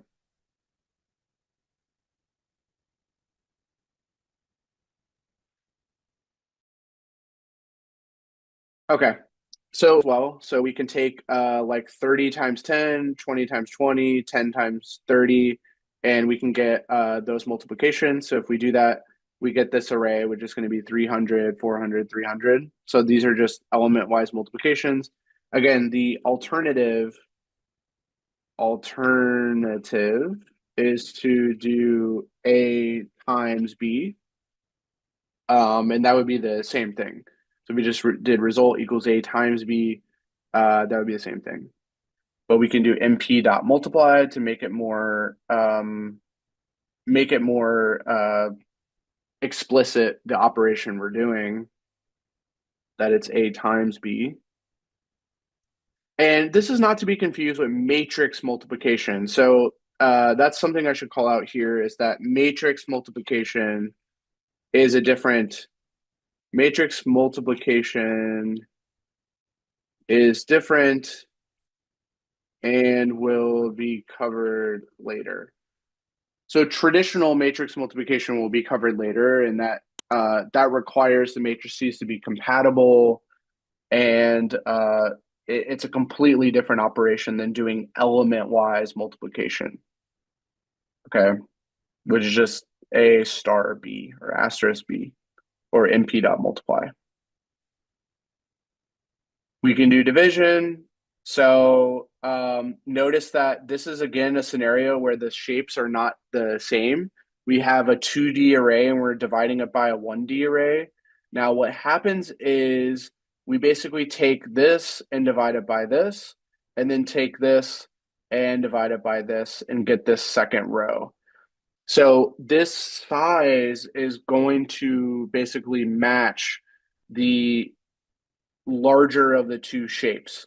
So this first shape is two-dimensional, 2D. So basically the shape of this is 2x3 shape.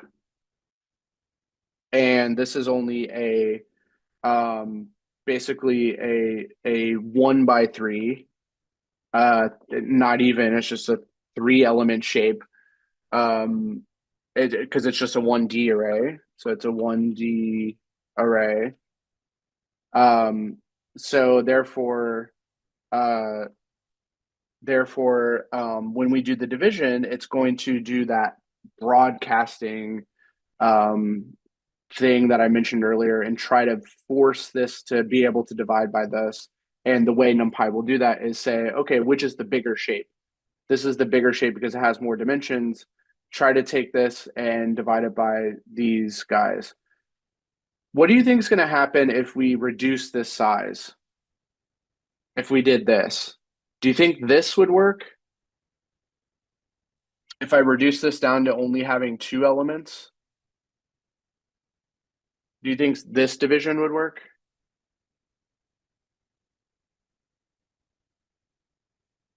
We could try it. Error. It doesn't broadcast that way. No. So you could even see it even says it tries to broadcast, but it doesn't know how to. So even with broadcasting, the shapes still need to align to some degree. So this still needs to be like so it needs to be a valid shape to be able to broadcast to each one of these dimensions here.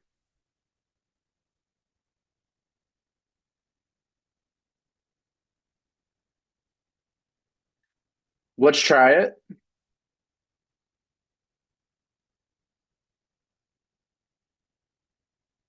Yes, we can divide B by A. We're just going to take, now this again is going to try to match the shape and just do this divided by this divided by this.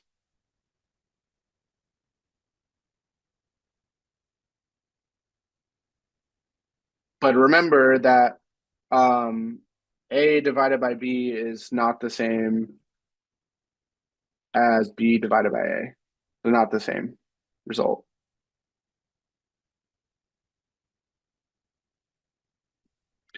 Yeah, you can get a division by, so try making one of these zeros. So try, let's say this was all zeros and we did A divided by B. Do you think that'll work?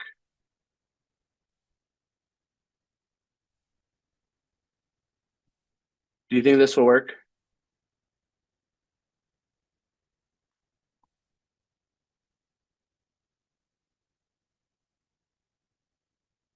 Yeah, it basically, now it technically returns a result, but they're all infinity. Yeah, it basically says that we have a warning we cannot divide by 0. So it basically says that sure, you could do it, but you're going to get infinities all over the place, and it's not you get a warning that you're dividing by 0. So it's kind of like an error there.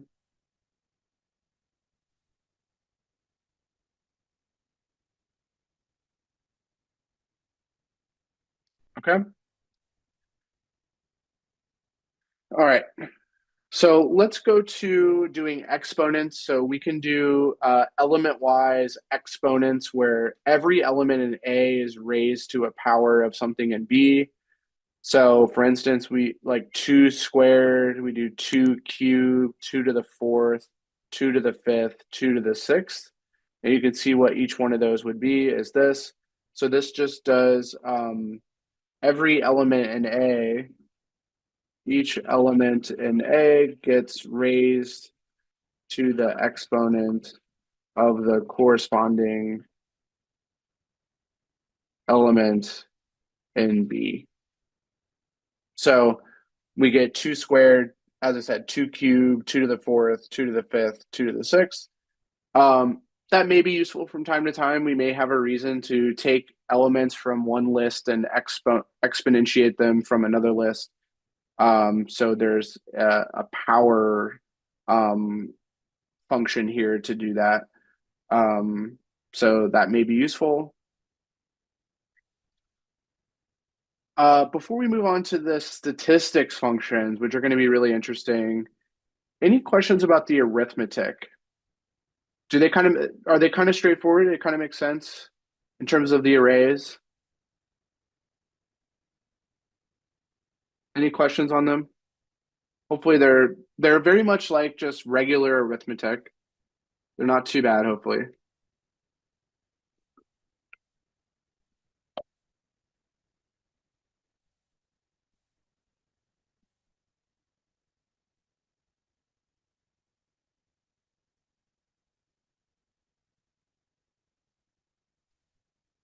Can you build arrays from set of arrays?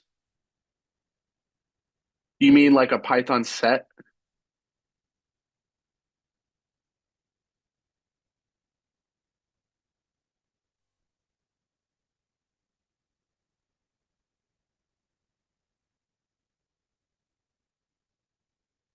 Oh yeah, you can. Yeah, you can build arrays from arrays.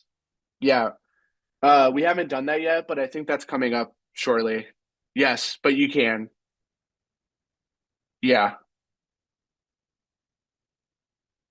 Yeah, it's not too hard to do that. So in fact, I can just show you a quick example of that. So we could call a NumPy array uh from an existing so we could have inside of a list we could have np dot array and then we could have 1 2 3 and then we could have an np dot array and then we could have 4 5 6. So this should make so if we then we let me display X.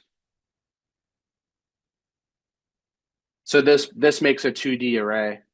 Does this make sense? Like I'm defining an array as the input elements to build an array. So yeah, you absolutely can do that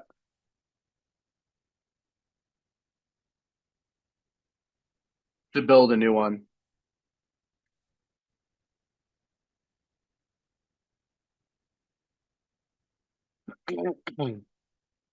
Yep. Okay. Good question. Any others before we go on to the statistics functions?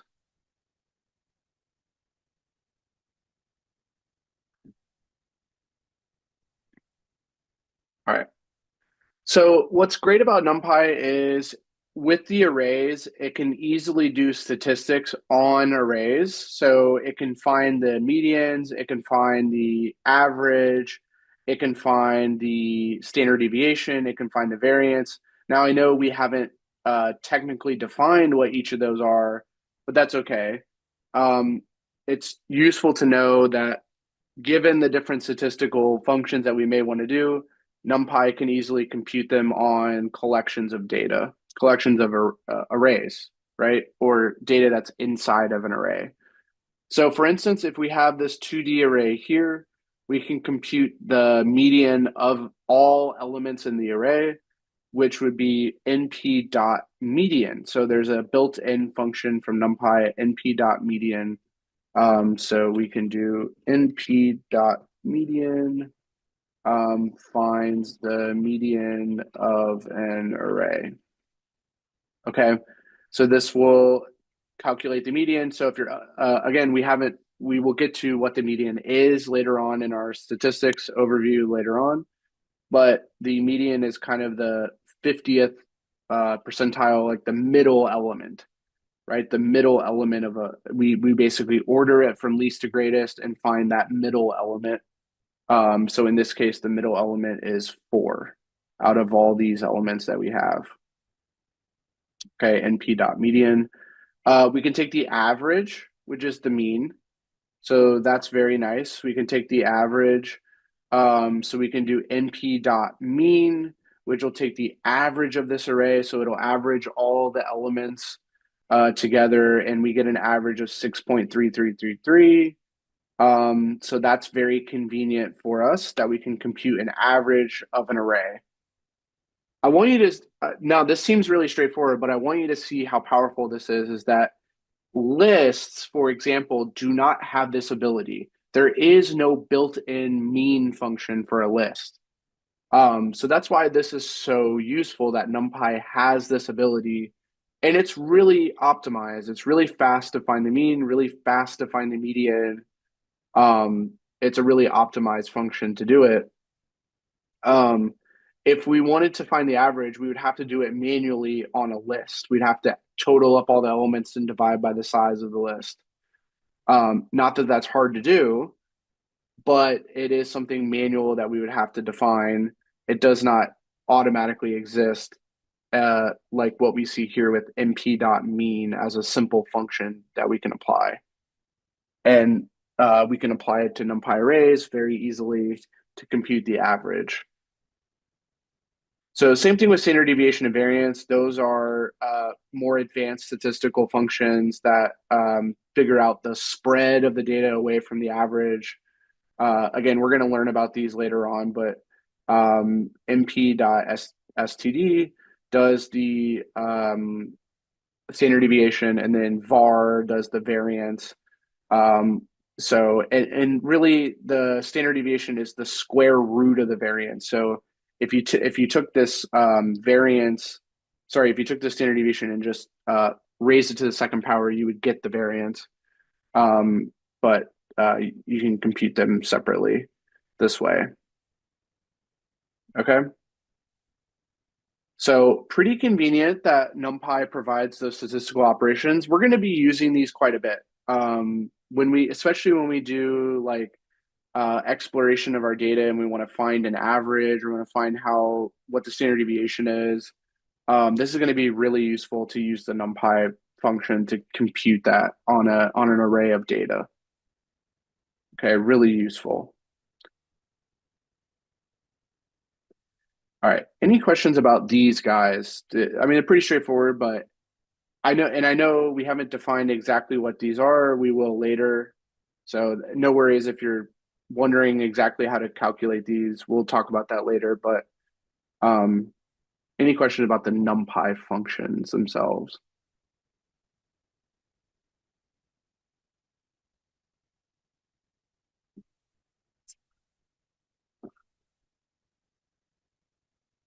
Okay. Very good, very good. Okay. Let's talk about percentile then. So NumPy also has a percentile function. So we can take an array and compute the 50th percentile, which would be the median. Again, we haven't learned what a percentile is, but if you think about ordering all the elements and figuring out like the median is at the 50th percentile, and then half the data is below that. So there's a point where like 25% of the data is below this certain value, and then 75% of the data is below this certain value, or 95% of the data is below this value. So the percentile is something that ranges between 0 to 100 we can take. So like the 99th percentile means that most, like 99% of the data is below this certain value. Okay, so like 99th percentile means that 99% of the data falls below that value if we ordered it and kind of sorted it that way. So we can compute any percentile we want by just passing in the array and then giving it a number between 0 to 100. Okay, so and this should be a whole number, 0 to 100. So for instance, we can compute the 99 percentile. Oops, I have to actually run this. Let me run that. There we go. So 99% of the values are below 22.8, which kind of makes sense because most numbers are pretty low. So there's really only one number below that number, which is the 24. So if I did the 100th percentile, that would basically be the max, right? It'd basically be that 24. So only 100% of the numbers are below the max. So it kind of makes sense. And then if I did the 50th percentile, that would be the median. Half the values are below that, half are above. So that matches the median that we found here, which was 4. Okay, so we can do percentile. Any questions about percentile?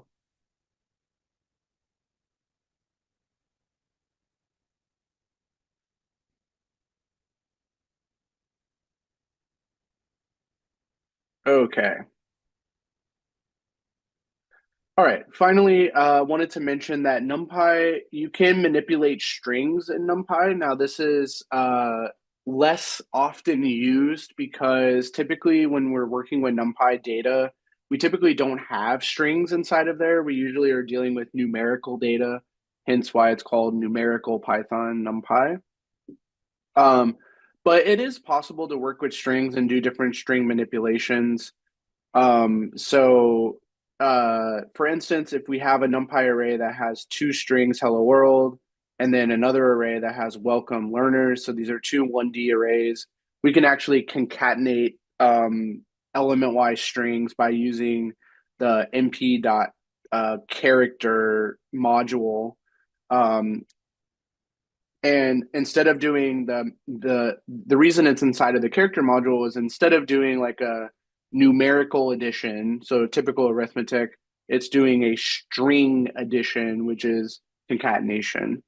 So it's doing character addition here,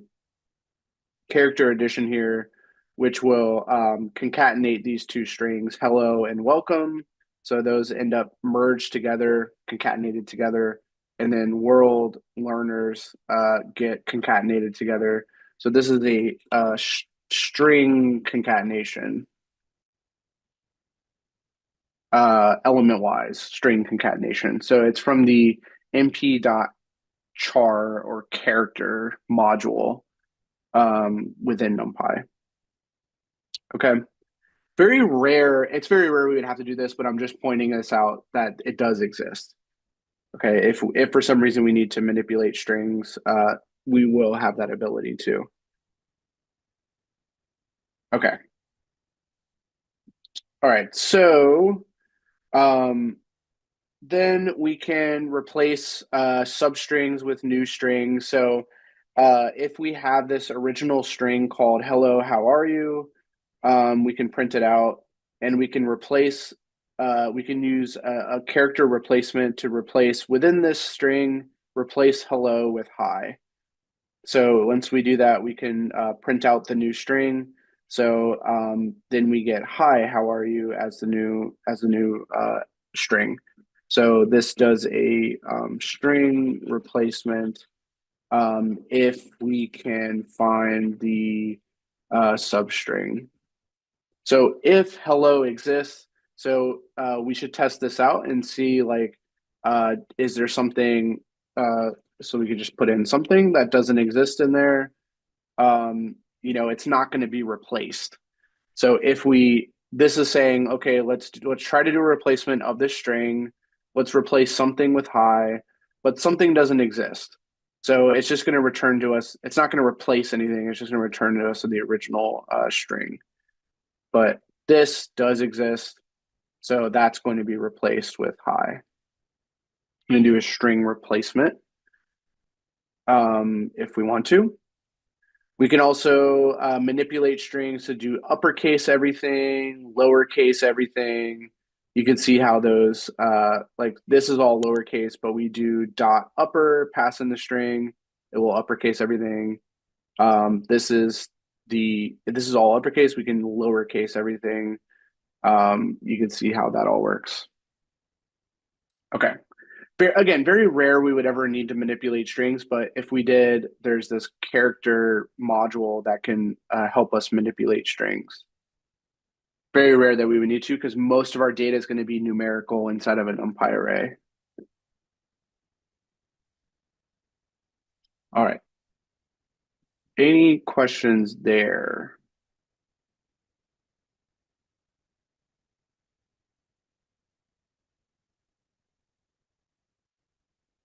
All right. So just to recap, we have our arithmetic operations, basic arithmetic between NumPy arrays we can do, pretty straightforward.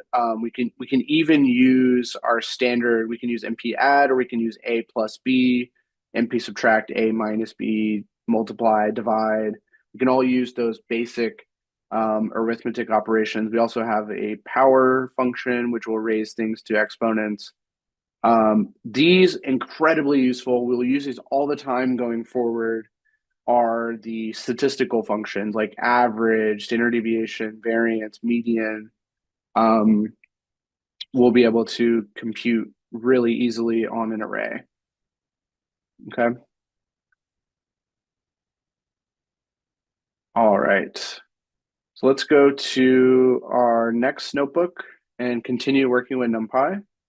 So go to the 3.04 notebook.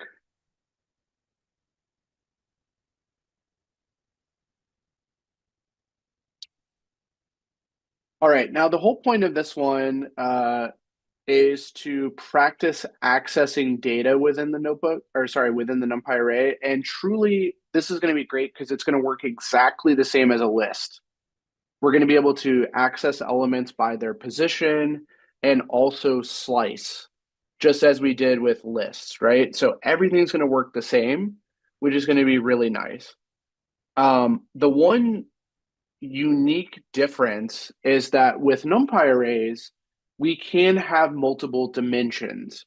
So that's where we need to actually be careful is that if we want to access elements that are in different shapes, like they're in a second row, third column position, how do we do that? And it's actually going to be really easy to do if we just think about it as kind of a coordinate of passing in like an index as if it was a coordinate of this is exactly what I want to access. Okay. All right. So if you take a look at this picture, this is a really great picture to break down a 2D NumPy array. So imagine we had a 2D NumPy array whose shape was 2 rows by 3 columns. So it's a 2 by 3 shape. All right. And we have elements 1, 2, 3, and 4, 5, 6 in our array. So we have 2 rows. Each row has 3 elements. Okay, so a 2 by 3 shape. Now, the element that is right here is at index 0 because it is at the first row. So it's at index 0 in terms of the row, right? So there's 2 rows. So it's either going to be index 0 or index 1 for the row coordinate. So it's at index 0 for the row, but which column is it in? It's in the first column. So it is at index 0 for the column. So this coordinate for this guy would be like if we passed in 0, 0 as the index, right? So if we passed in 0, 0 as our index, we could access that element right there because what this is signaling is we are at row 0 and we are at column 0. Column 0. Okay. So with multi-dimensional arrays, we have to be careful about that, is that things can be accessed by their coordinate now, their index coordinate, rather than just a single index like we saw with list, right? With a list, it was just, okay, we can grab something at index 0, index 1, index 2, maybe index -1. But with a 2D array, we're actually grabbing things at their coordinate, right? So row 0, column 0 is, this should give me the element 1, which is this guy, right? If I were to access that element. All right. So let's try accessing. So let's take a look at this guy. This guy is now going to be at same row. So this guy is still going to be at row 0, but it's going to now be at column 1, right? So it's now here, column 1. So we should be able to access that 2 sitting at row 0, column 1 index. So this should equal 2. Right? This item should be that element 2. Okay. And then lastly, from the same example, we have this 3. This 3 should be, we should be able to get from, we're still within row 0, but we're now at column index 2. And this should equal 3. Okay, so in a 2D array, this first entry is what row we want to go to. So imagine like scanning over this grid. What row do we want to go to? Okay, row 0, that's the first row. What column do we want to go to? Okay, column 2, that's the last column. That's the third column here. Let me ask you guys, does that make sense in terms of thinking about it like a grid and a coordinate of how we access elements? Any questions on that?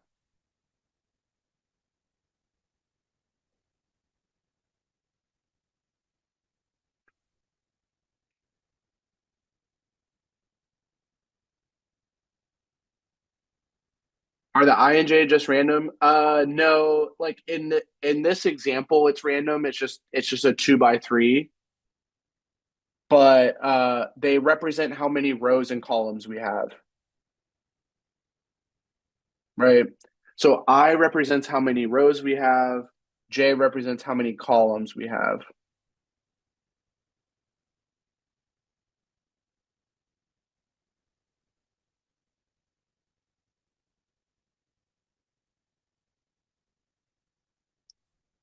Oh, sure. Yeah, yeah. They could be any letters. Yeah. No, we're just using I and J because that's the traditional indices for row and column, I and J. That's just kind of like a tradition to do that. But yeah, they could be, you could use any letters there.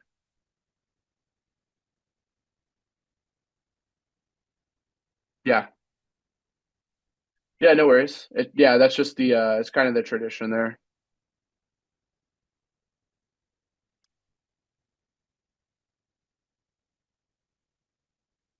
Okay, so let's see how this works inside of code. So if we let's create some arrays. All right, so let's create some arrays to practice with. So we create a 1D array, we create a 2D array, and we're going to create a 3D array so we can practice accessing certain elements. So if we look at the 1D array, this behaves exactly like a list. In fact, I'm going to write that down. This behaves just like a list, the 1D array. We can access like the third element or the first element, or, in this case, we're accessing the fourth element, which is at index 3, and that returns to us the 4. So we're doing that just like a list. In fact, we can also do the very last element, which would be at the -1 index, and that is the 6. So it behaves, a 1D array behaves exactly like a list, not much different in terms of accessing the elements there. We don't need to worry about coordinates because there's no rows and columns. It's just a single, it's basically like a list, right? Very easy to access things. Okay. So, and for instance, we can add two elements from these positions together. This adds the position 1 and position 0 elements together. And so that ends up being 3. And we can see that because that is 2 plus 1, which is 3. So pretty easy to do. All right. So here is that exact, here's another picture of everything we just drew earlier, where we're thinking of the elements at these positions as coordinates, right? So the element right here in the first row, first column is at coordinate 0, 0. And then the element right here is at coordinate 0, 1, 0, 2. And then if we go down to the next row, this element would be at row 1, column 0 index, row 1, column 1 index, row 1, column 2, on and on and on, however many rows and columns we have. So we think of accessing elements that way by their row and column index in a 2D array. All right. So for example, let's get the element that's in the first row. So this should be the first row because that is index 0. And this should be the third column. This should be the third column, right? Is the index 2. So if we go back to our 2D array, it should be the first row, which is this guy. And then the third column, it should be a 3. And it is, right? So if we print that out, we get a 3. How do we feel about that example? Do we see how we're accessing it from inside these brackets, just like we would a list, but now it's a coordinate? Do you see that one? Good?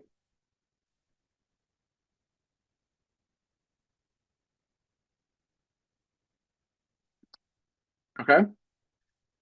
And we also have now we can grab something from the second row and from the second row, and this, because this is now 1 and this is now the second column. So if we go back to our array, second row, second column should be this guy here, right? Second row is this guy, second column is this guy, so this should be the 5. Which it is. We print that out, we get the 5. Okay, that's what that coordinate represents. Second row, second column. All right.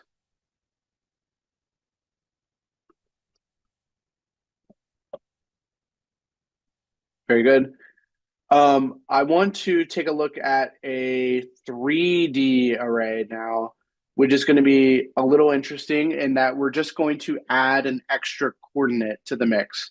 So with the 3D array, we basically need to know which matrix are we talking about. So remember, a 3D array is going to look like this.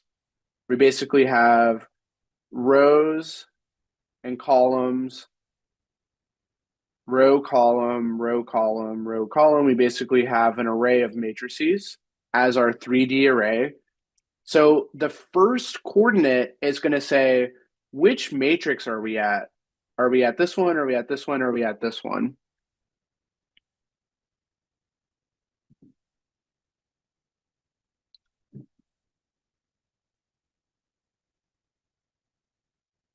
Roberto, I'm just having a little trouble with the comments. If we already know the value we're looking for, then why do we need to use the coordinates? Yeah, so it's because we need to get familiar with how to access different elements of our data. For instance, like maybe we need to access only that last row or maybe only that last column in a collection of data, which we're gonna see. We're gonna practice slicing coming up in a minute. So yeah, we're going to need to be able to access entire collections of data within within a matrix. So it's going to be important. It's going to be important to be able to grab that collection of data from a large data set.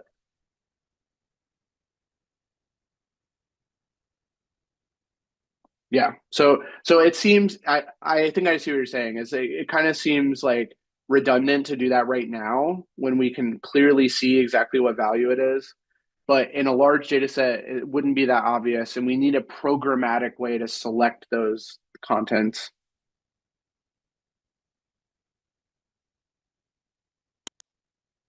Okay. All right. So in the 3D example, what I wanted us to see though is that notice that like the first coordinate is going to say, are we talking about this matrix or are we talking about this matrix? So we're actually going to have three coordinates. So this first coordinate is relating to which matrix are we talking about? And then once we know what this is, like this 0 would say, okay, we're talking about this first matrix. Then it's the same as usual with these two coordinates here are now what row and column within that matrix are we talking about? Okay, so with 3D, that first coordinate is which matrix is it? Is it the first, the second, the third, the fourth? Because remember, in a 3D array, every element is a matrix. Every element is a 2D array.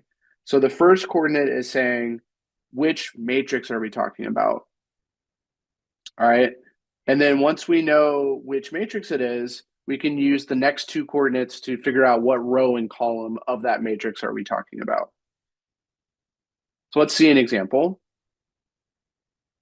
So look at how this 3D has three elements. So if we break this down, this is saying that we want to access within the second matrix. That's what this first coordinate is saying. Within the second matrix, I want to access the element that's at row 0, column 0. Right? This is the second matrix.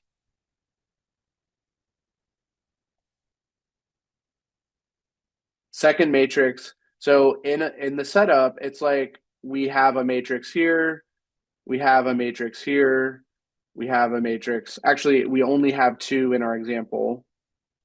So this element means we want to look at that second matrix. And we want to grab the element that's at coordinate 0, comma 0. So let's go back to our matrix and see what that should be. So what is the second matrix? It's this guy. This is the second matrix that is within our array. And then we want to access row 0, column 0. That should be this. It should be this 7, right?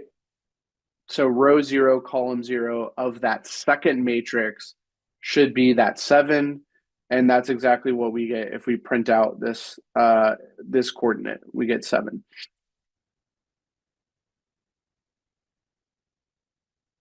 Matrix refers to row? Kind of, yeah. It's because in a 3D array, every element is a matrix. Is a 2D matrix, right?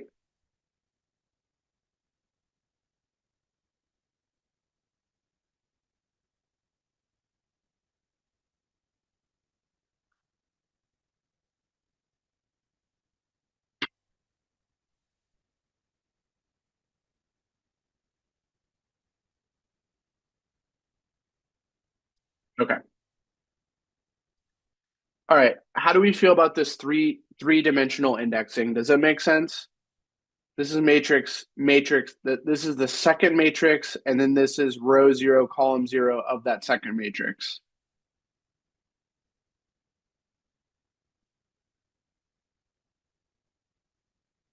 Good?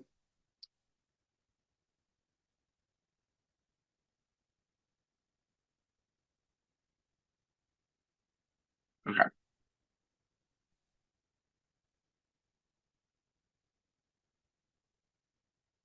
All right.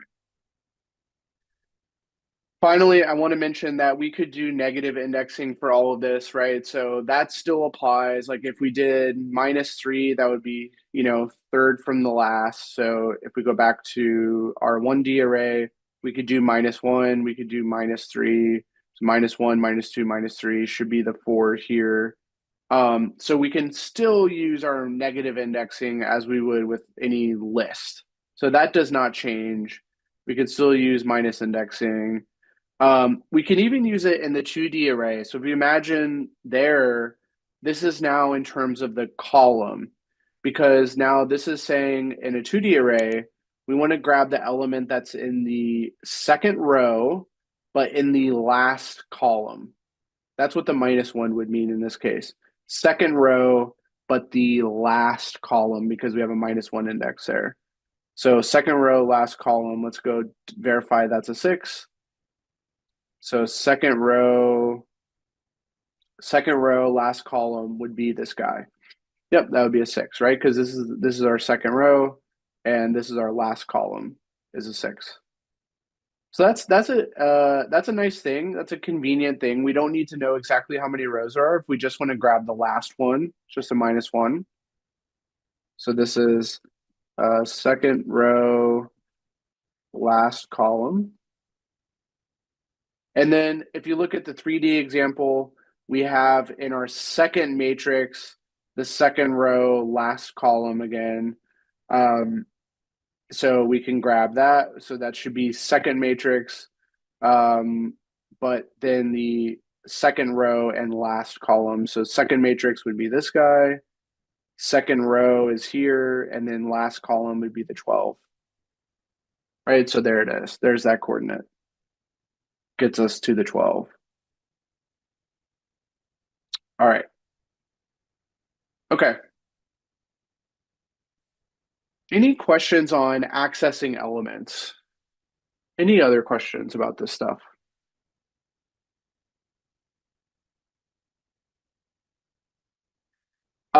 By the way, there's some extra practice for you guys, so give this a chance. I encourage you guys as kind of homework for next time to try out this practice, extra practice here that's at the end of this notebook. So it just has you go and create some arrays and do some indexing. So go ahead and try that out on your own. Let me know what you think. Can everyone see this okay? Should be at the 4.01 notebook. Thank you guys. Thank you. All right. And then hopefully you guys have this notebook too, and are able to follow along. So as I said, we're getting into our fundamental data structures here for working with data science and eventually machine learning. And Pandas is going to be really crucial for us because it contains two really critical structures, the series and the data frame. So I wanted to take time at the beginning to review what those two data structures are, and their use cases. And then we'll spend the rest of today going through a bunch of notebooks to get some familiarity with those things like series and data frame. So we'll be doing a bunch of examples of different manipulations and different ways to work with data inside of series, inside of data frame. So we'll be covering the ins and outs of that, as well as some other features of Pandas that we'll use along the way from every now and again. So that'll be all of the beginning of today will be Pandas. If we have enough time, we'll get into lesson 5, which will be around visualization. So we'll start going into, doing things like plotting and using libraries like Matplotlib and Seaborn and those. But mainly want to focus today around Pandas as a really fundamental Python library for us doing anything with data. All right. So where we had left off last week was that I told you guys Pandas was going to be really important for us and had mentioned that it had these two primary data structures that we will use all the time, which are the series and the data frame. So just to review that, the series is essentially a fancy NumPy array. It has a NumPy array that underlies the series that contains the actual data. So you think of it as kind of a one-dimensional array. What's special about a series, though, is that it also has an index to it that can be customized. So it doesn't have to be just a standard like positional index, like what we've seen with arrays, they have natural order to them. They have a 0, 1, 2, 3, fourth, fifth element. We can actually have a custom index that could be a string, it could be a date, could be really any object we want it to be. So that's what makes a series kind of special, is it has the array of data, but with a custom index, which is useful in different situations to customize that, as we'll see. Now, a data frame just takes that into a second dimension. So if you think about a series as being kind of I would think the best example of a series is kind of like a column in a table or a column in like an Excel spreadsheet. Okay, that's probably the best example of a series. It's got a single column has just a bunch of data. It has a bunch of data, and it can have like a row label like you see in Excel, right? So every entry can be labeled coming from row A, row B, row C, row D, etc. That's a series, but a data frame is really the whole table. So a data frame is basically a collection of series, that a data frame has rows and columns to it. So it's got a bunch of different series. We think of it as kind of a two-dimensional array. Data frame is going to be incredibly useful for us because nearly all the data we work with that has structure to it, especially in machine learning, will be in the form of a data frame. We'll put it into a data frame, we'll manipulate it as a data frame because it will have rows and columns to it. Those columns will represent different attributes of the data. So think of an Excel spreadsheet as that example, right? You have different columns that represent different things. Maybe if you're thinking about a bunch of data that represents different houses, every row is an example of a house, and every column is a different feature of that house, like the number of bedrooms, number of bathrooms, the price, those kind of things. So if I had to draw a picture of these two guys, again, the series is kind of a single array. I think of it like a column, and those entries are inside of the series, and it does support different data types, including different objects. So I see your question, Tim. Yeah, a series can hold different objects. Can it hold a function? In theory, it could. I haven't really seen that, but I don't see why it couldn't use a function inside of there. Um, but yeah, like generally it can hold objects, like any object, which everything in Python is an object. So yeah, haven't really seen a use case for it, but I'm sure that it could. But anyways, the series is going to be this one-dimensional array, and then it's going to have an index like A, B, C, D, etc.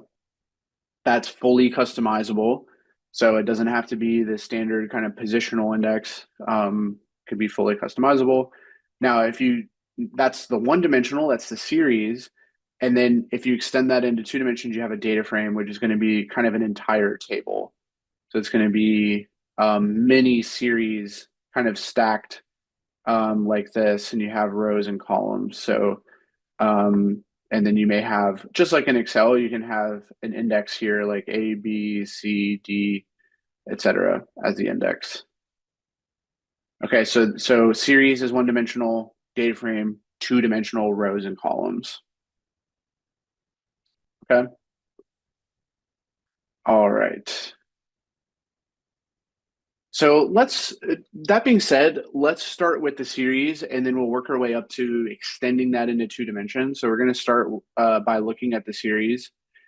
So in general, as I said, a series is going to have data, which is going to be that one-dimensional array of data, and it's going to have an index. So, and again, that index can be fully customizable. It can be by default, just the standard positional index. So just like we would see in a list or in a NumPy array, it would be 0, 1, 2, 3, just like you see in this little picture right here. This would be kind of the standard like positional index of the series. And then this is your data here. That is the underlying data of the series. What's really nice about Pandas is it actually builds on top of NumPy. So this underlying data is actually stored by Pandas as a NumPy array.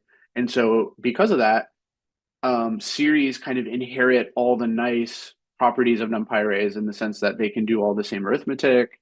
They can be manipulated in a lot of the same ways. They have a lot of the same attributes, like a shape, and a reshape function, and a transpose, and all these things. So that's really nice about really series and data frames. The underlying data is all built on top of NumPy, which is nice. So you can create a series out of a list. You can create it out of a NumPy array. You can make a series out of a tuple. You can make a series out of a lot of different data. It's just that one-dimensional array that has that special kind of index to it that we could customize. So we're going to see different examples of building a series and manipulating a series. The other thing I should mention is that there's no restriction to the kind of data that the series can hold. So it can hold objects, it can hold strings, it can hold integers, floats, really all of those. And it can even be mixed. So just like in a list, we would see, we can have strings, we can have floats, we can have those kind of things. All right. So let me show you an example. And the first place we'll start is by importing pandas. And this is just like we did with NumPy. Remember, all of our NumPy examples had import NumPy as MP. All of our examples here with pandas are going to be import pandas as PD. This is something we're going to get super used to as we go along, is the fact that we see PD, that instantly should tell us we're using pandas. That's the industry standard. So industry standard alias for pandas is PD. So if you're reading some code and you come across a PD, that is just short for pandas, and that's the standard in the industry. So everyone would understand you if you were using PD there. So we import pandas as PD. Look how easy it is to make a series. We just start with a list. So we just have a regular list of 1, 2, 3, 4, 5, just those 5 numbers. And we create a series by doing pd.series, and we pass in that data as an argument to the pd.series function. This constructs a series, and we store this as a series object. So what's interesting about this is when you first create the series, if you don't specify an index, so if you don't specify the index, Pandas uses the default positional index. So it just assumes that the data is going to be indexed by position. So that's just, this 1 would be at the 0 index, this 2 would be at the 1 index, this 3 would be at the 2 index, and on and on. So it's just the standard, just like we learned how to slice, so we learn how to access elements by their index. That's all we would need to do to access these items of the series. So that's if you don't specify an index. But I want you to see this example here where we use the same data, but now we actually customize the index to be, special labels for every item. So for instance, 1 would be indexed with A, 2 would be indexed with B, 3 would be indexed with C, and so on.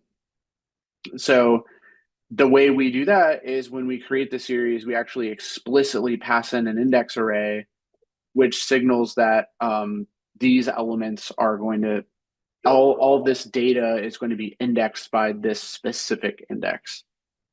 And then why that's relevant is because when you print out this series, you can access things. Look at how down here we actually access things according to this B index. Or obviously we could pass in a C or a D or an E, and that's how we would access things. Okay. But in the series that does not have that just has the default index, notice that we can access things by this numerical, just positional index. So we could access the first thing, we could access the second thing, and then this would access the third thing, which is at index 2. Okay. So, and by the way, you can combine these. So you might be wondering, well, we have some data and we have an index. Why don't we just map those two together?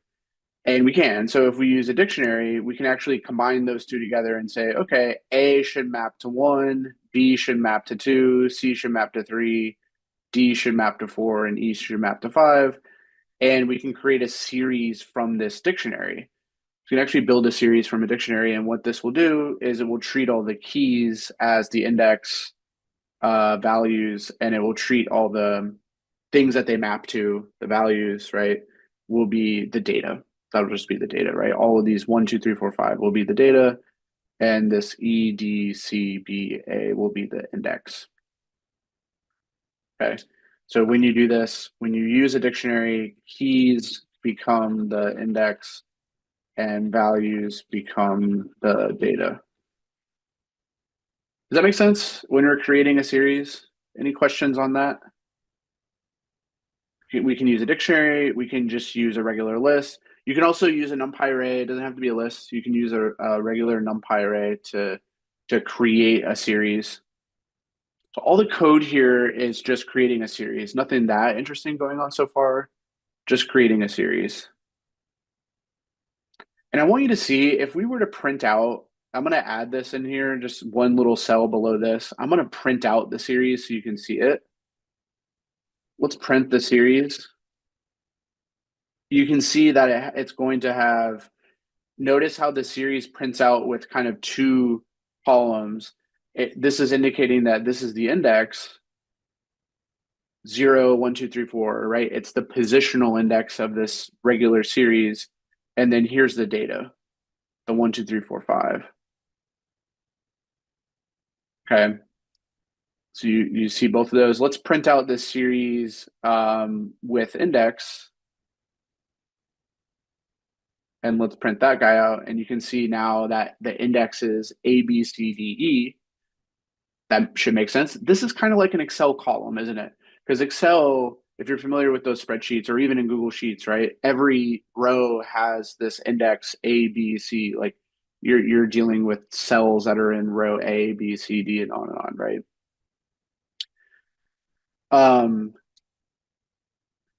Let's take a look at a series with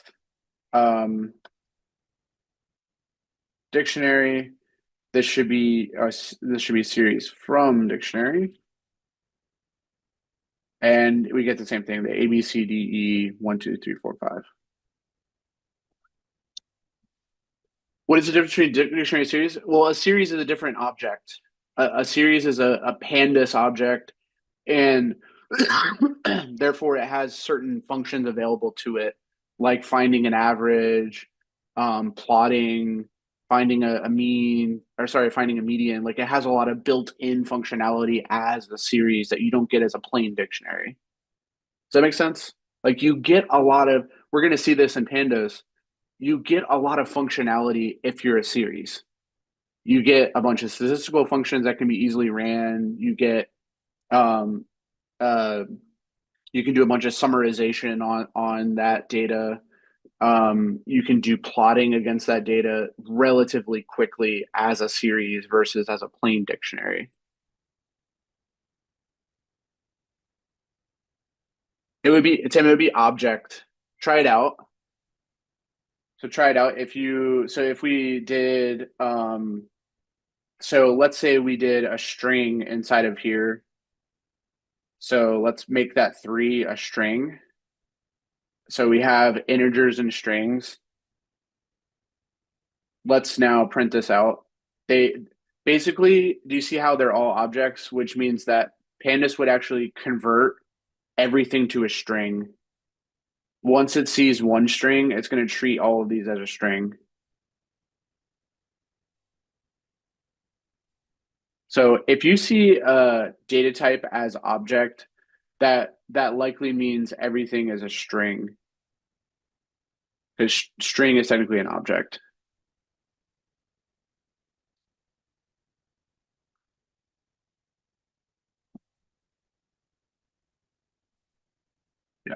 So we can convert that back to an integer, rerun that, it goes back to an integer. Okay. Okay. All right, let's see what we get. So I think it's a valid question. What's the difference between a dictionary and a series? Because it's getting at like what do we get by having a series that we wouldn't have if we just had the dictionary? And it turns out that we get a lot of different functionality out of the series that we wouldn't otherwise have. So we're going to see some of those functions. The first couple of functions I want you to take a look at are right here, which are the head and tail functions. So what these do is they give you a view or essentially a copy of the first n rows. So whatever value you put in here, you'll get those first few entries.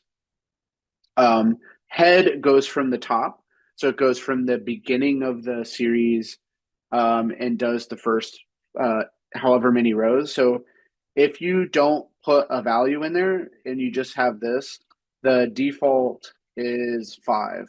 The default is the first 5 entries. Okay, if you don't put anything in there, you could put a value in there like 10 and you'll see the first 10, right? Or you want to see the first 3, you put in a 3. So head gives you that copy of the first 3 elements, and tail gives you on the reverse end, it gives you kind of that slice. Think of it as like a shorthand for a slice. It gives you a slice of those last 5 guys. So this is almost like this is similar to doing series, and then we were to slice out the like last 5 entries. Think of it like doing something like that. And then this is similar to series, and then we do the first 5 like that. Okay, so head and tail, very very interesting functions that actually we will use quite a bit with DataFrames, particularly to just get a quick view of the first 5 rows and last 5 rows with the tail. So if we were to run this, we could print out that. So we could print out the first n rows, and we get the first 5 entries, right? We could actually do the first 2, and that would just give us the top 2, right? From the top. Now we could print out the last 2, let's say. So print last n rows, and this does the last 2, right? All right, so head and tail, pretty straightforward. They give you the first, either from the beginning, first 2, or from the end, the last 2. Series have a shape to them, which makes sense because the underlying data is a NumPy array, which also has a shape. Now let me show you what the shape is. Let's print the dimensions. Print that, and let me comment that out. So as you can see, this series only has 5 elements, and it's basically one-dimensional. So even though it has an index, it is one-dimensional. It doesn't have rows and columns. It basically only has rows, as 5 rows of data. It's just a single column, essentially, right? It doesn't have multiple columns, so we just say it has a shape of 5. It's just one-dimensional data, right? So a series is always 1D, one-dimensional. Okay, it's always one-dimensional.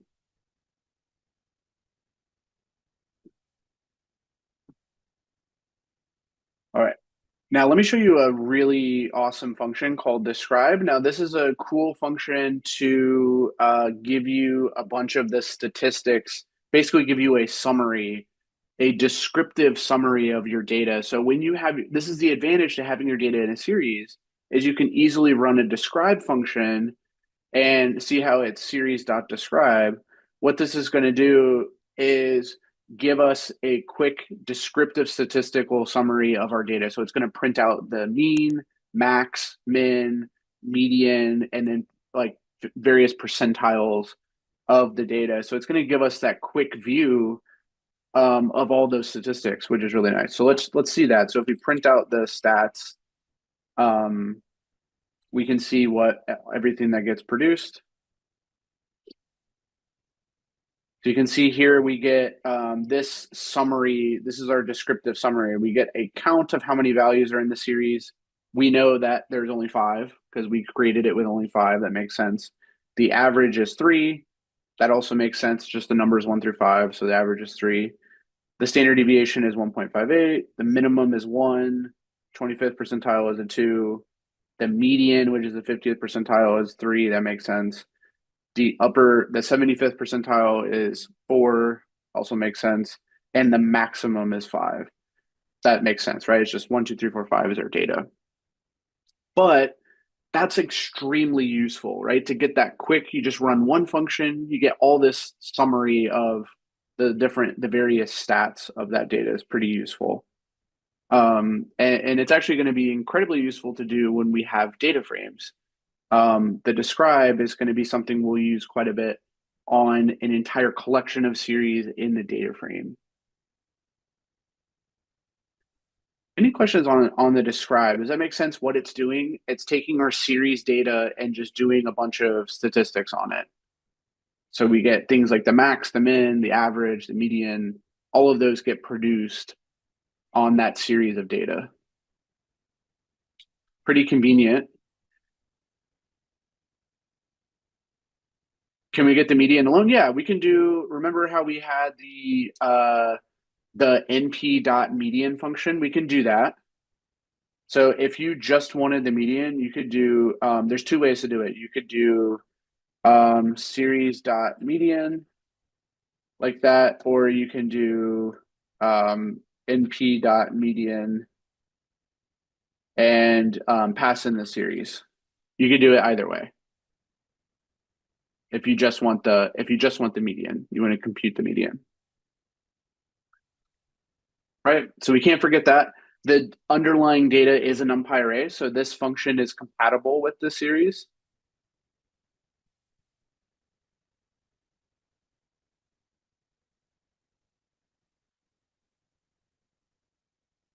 All right.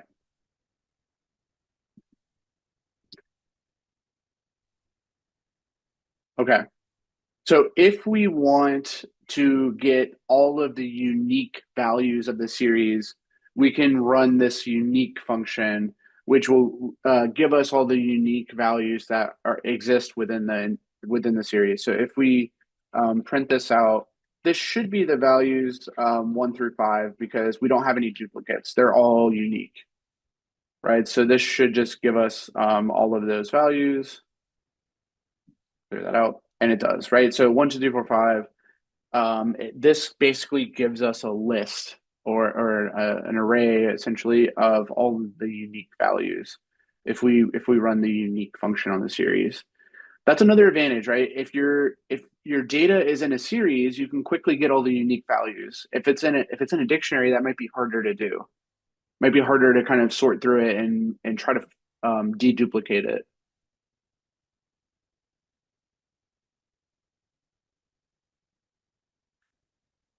So unique. We can also get the number of unique. So if we just stick an N right in front of that unique, N unique gives us a count. So this should be 5. This should tell us how many unique values there are. We should be able to print this out and see that there are 5 total unique values, right? Just the numbers 1, 2, 3, 4, 5. Pretty straightforward. Any questions on those functions? We're going to use these more and more.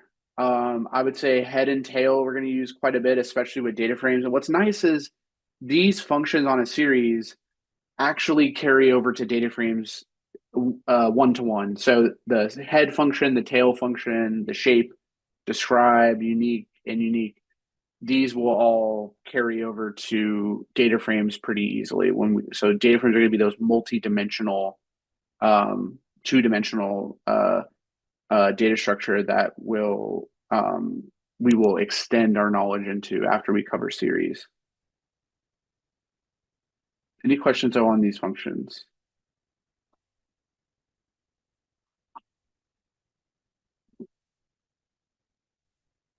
Good. Okay. Fantastic. So we can keep going then. So just like with NumPy arrays, we can do arithmetic with series. So we can add series, we can subtract series. The catch being that it can be tricky to do arithmetic with series when they do not have the same index. Let's see how that plays out. So these series have different indices. Remember, this series was built with the default index with 0, 1, 2, 3, 4, 5. Sorry, 0, 1, 2, 3, 4 as the indices.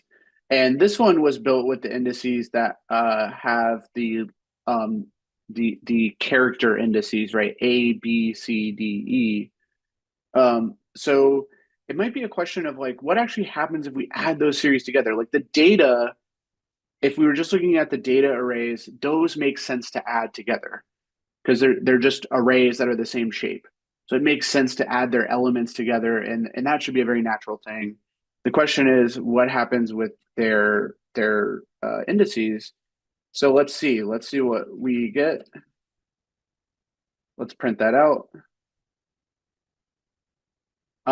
So it turns out that Pandas doesn't know what to do with that because they don't have the same indices. So this is just a warning that you can add together series that have the same indices, no problem, and the resulting data is just going to have that same index as the first two. But when you add together, these have different indices. So just to give a warning here, we have a warning. These series have different indices. We can't add them together. Okay, we can't really add them. Now we don't get an error, but we basically get an undefined result, right? We don't know how to add things together because and look at what the new index is. It thinks it's adding them two together. We get 0, 1, 2, 3, 4, and then A, B, C, D, E. It's just a mess. Right, it's just a mess. It doesn't really make sense to do. So if you're adding series together or doing arithmetic in general, multiplying, subtracting, all those NumPy arithmetic operations we learned last week, you can do them as long as they share the same index.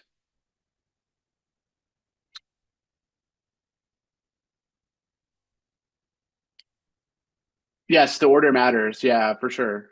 The index order matters because that dictates the position of elements,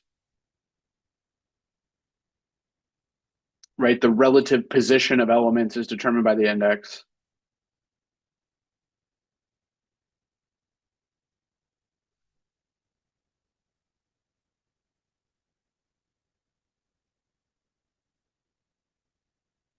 Okay. Now, I want to show you something really cool as well, which is the ability to basically apply a function to every element of the series. So if we have a series, we can manipulate every element of it at once by using a special function called apply. So apply does exactly what it sounds like. It applies a function to every single element. So the input to apply is going to be a function. So this is where the input, or I should say the argument to the apply function is a function. And we have a special function here that we have not seen before called a lambda function. So we haven't seen this before. What this is, this notation here actually is declaring a function. Lambda declares a function without having to use def. So it's a shorthand in Python to define a function on one line of code. And what it means is this is defining a function very similar to def, and it's saying we have a function that has one argument, and we take that argument and square it. So that's a function. It's saying take whatever argument is input to this function and square it. So what that means is on this series, we're going to take every element, because those are the arguments to this apply, and we're going to square them. So that's what this means. So this has the effect of squaring each element, because it's star star 2, remember, is the second power. So this will square each element. That's what apply means, is apply some function to every single element. And this is we're defining a function here to say, take every argument and square it. That's what that function is. Now, do we have to do it that way? No. The alternative to doing this is if we quickly came up here and said, let's define a function called square, where we take any x and we return x star star 2. That's a function really easily, right? That's a function that squares the arguments. And so instead of doing this, we could alternatively do the same exact thing, but instead of passing in this lambda, we could pass in our square function there. Okay, which says we should be taking the elements of x and the elements of the array, sorry, the series, and we should be squaring them. This is the same thing. This is the same as above. It's the same thing as doing this. Lambda is just a shorthand for just doing def and returning this argument. This is your argument to the def, and this is what you're doing to that argument. You're squaring it. Does that make sense on the lambda? That this is equivalent to, this is exactly equivalent to this lambda. Exactly equivalent to that lambda is just a shorthand for this function.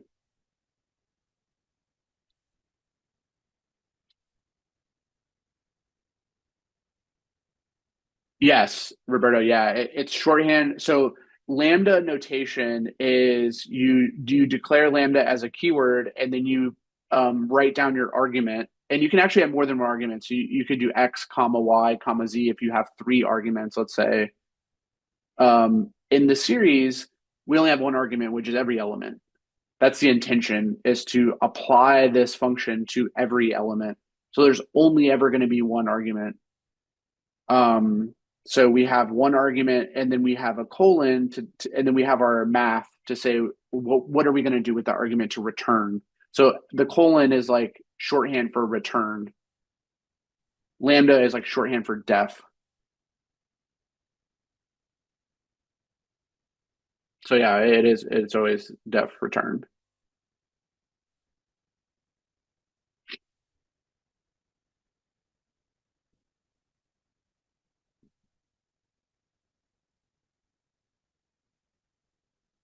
Okay.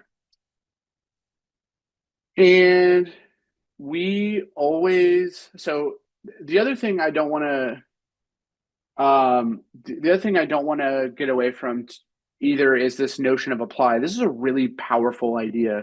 This is a nice shorthand to say, I want to take every single element of this series, and there could be millions of them. There could be millions of these elements.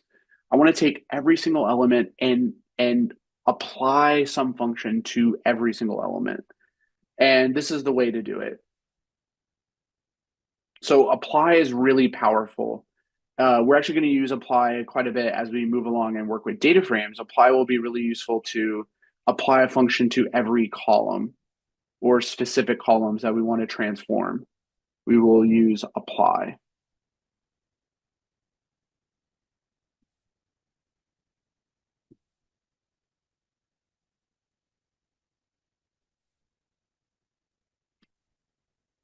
Any questions about apply? or the input to apply. And remember, the input to apply is a function. Whether you define the function like this, traditionally like a function, or you use a shorthand lambda. Either way, those are functions.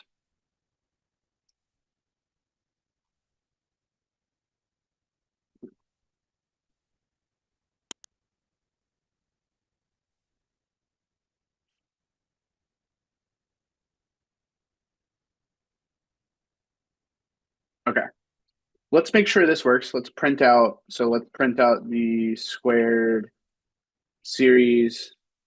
Let's do both. Let's do the lambda version first. Let's uncomment that. Do I don't the see the version in your contacts. Who do you want? let's do this.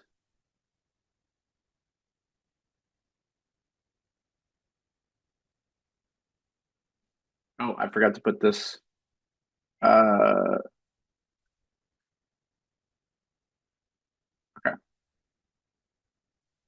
So see how this, let me comment this out so we don't try to print that out again. Rerun that. Okay, so see how it ended up squaring everything? So there we took the apply and gave it the lambda function and ended up squaring every element all at once. So everything gets squared. And again, like we could do it this way. Alternatively, we could run it this way and it should work the same. There it goes. So the same result, whether we use the traditional def function definition or we use a lambda, either way, get the same thing. Okay, cool. So no questions on apply. We will use apply quite a bit whenever we want to make sure to transform all elements of a series. Remember, in the apply, every element of the series is going to be applied to this function. Or I should say this function is going to be applied to every element of the series. So apply will transform everything in that series according to this function. Now, the kind of the more targeted way to replace values is the series dot map. So this is a little less, this is basically more targeted than apply, more targeted than apply. It's a replacement of values within the series. So essentially what we're doing here is we're going to take our series and replace this data with this data here. Replace this 2 that's in our series with this data here, and replace this with this data here. And so you can choose which data values you're replacing in the map. You don't get to choose that with apply. Apply is going to apply that transformation to everything in the series. All of it's going to be mapped with this function.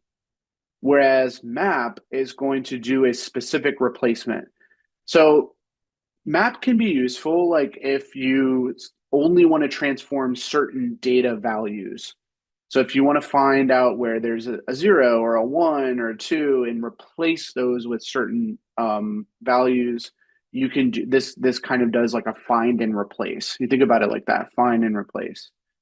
So let's see what the result of this is if we print the mapped series. So you can see that 1, 2, and 3 get replaced, but we actually don't have any replacement for 3 and 4. So those get mapped to NaN because we don't have a specific replacement for them, and their original data was integers. So we now have strings, and we had those integers. We don't know how to replace those, so those get overwritten with NaN. So the thing you have to be careful with a map is you want to make sure you basically cover all the cases that you have within your series. So if you have, 1, 2, 3, we know that the other data members are 4 and a 5. We should probably pick some candidates to replace those with. So if we have 4, we want to map that to 4 probably, and we had a 5, we want to map that to 5. So again, this is a more specific find and replace. So now all of that data has been replaced, and we actually have those replacements that we can now make. Okay, so map will map these data members to this value, and that will happen for every copy of this. So if we had a bunch of 1s, they all would be replaced with 1. Every instance of 1 would be replaced with 1, not just like the first one, but every instance.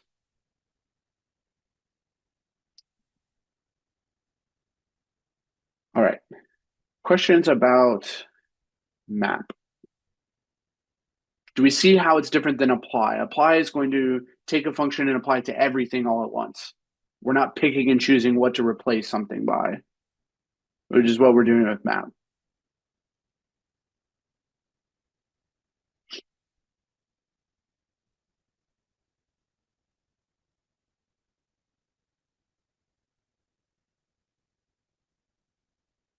All right, very good. A couple more examples. So beyond applying transformations or replacing certain values with something, we can also do things like sorting. So this should make sense to us that we can sort. So by the way, the default sorting is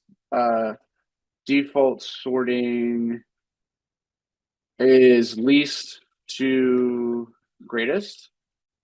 So it's an ascending sort. If we want to turn that off and do a greatest to least, we have to go into here and turn that, we have to do ascending to false. Okay, so if we do ascending to false, let me jot that down. Ascending equals false, we'll do greatest to least. So this will sort our data. So we have 1, 2, 3, 4, 5 currently from the beginning to the end of our series. If we do this sort, it's already sorted, but if we do a greatest to least, it should put it now as 5, 4, 3, 2, 1, right? It should now be sorted like that. So let's go ahead and print that out to be sure that it got sorted properly. So print sorted series. And you can see now we have 5, 4, 3, 2, 1. And you can also see the indices now change to where this is now 4, 3, 2, 1, 0 because the data retains its index. So we're sorting the whole series. The index also gets sorted along the way. So that's something to be aware of is when you're sorting the series, you're sorting both the data and the label. That label comes along with it. Or I should say the index, not the label, the index. So if we were to keep this as true, which is the default behavior, it would just be how we had it. It was already sorted, right? 1, 2, 3, 4, 5. So in order to do a greatest to least, we have to put this to false, ascending as false, and that will be the greatest to least sort. Does that make sense? Any questions on the sorting? That's valuable, right? That should be a natural thing we can do is we can sort the series.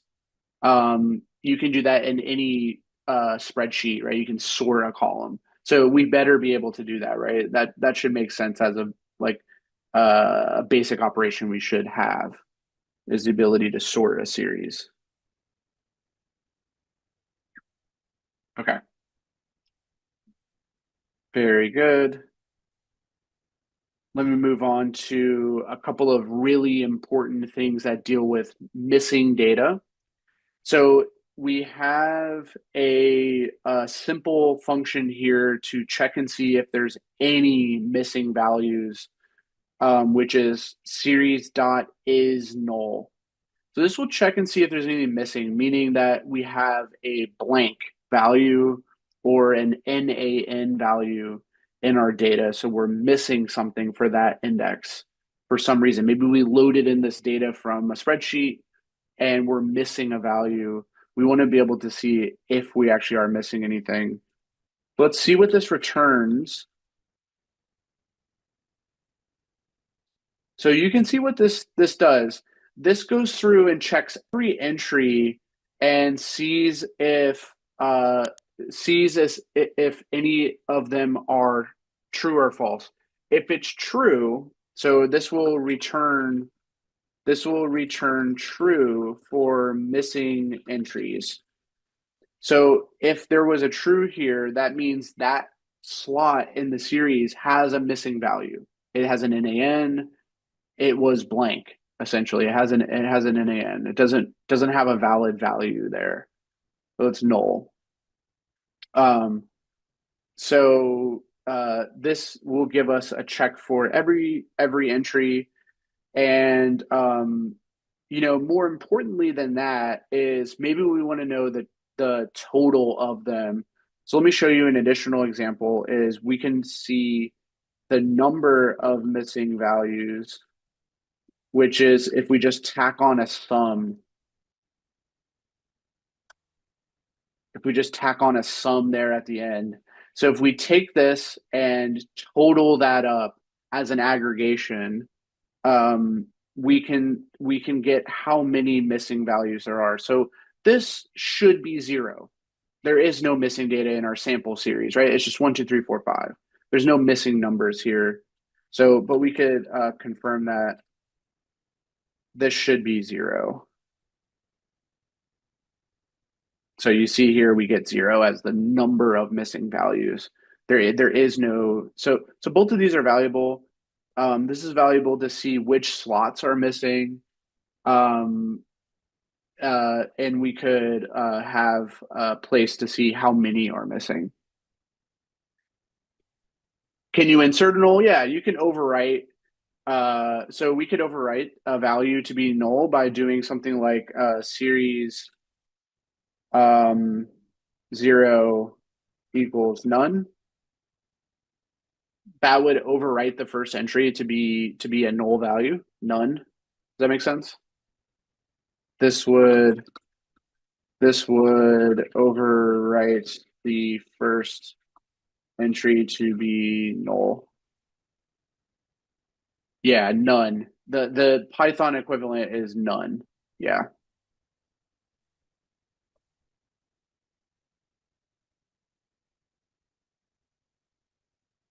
By the way, if we do that, look how many are missing now.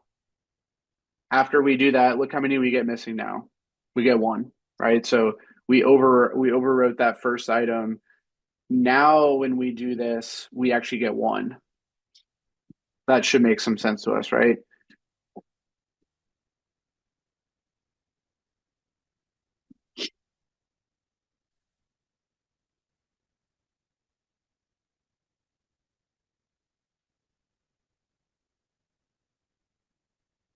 Yeah, it's because count is usually counting the number of a specific data value.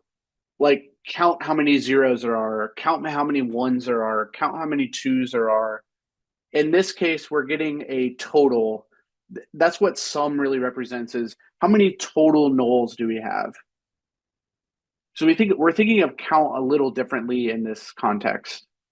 Like it's the count of how many of a certain data type we have. In this case, we're checking is null, which gives us like a Boolean 0 or a 1, and we're totaling that up. So if we have all zeros, the total, if we add a bunch of zeros, we get 0. All those falses are like zeros. So we total all those zeros, we get 0. In this case, when we fill in a null value here, we get 1 missing value as the total, because now there's a true. There's actually a true sitting here, which we could see if we printed that out again. If we printed series.isNull, there's now a true sitting here. which is a 1, basically. Python treats that as 1. So we total that up, we get 1.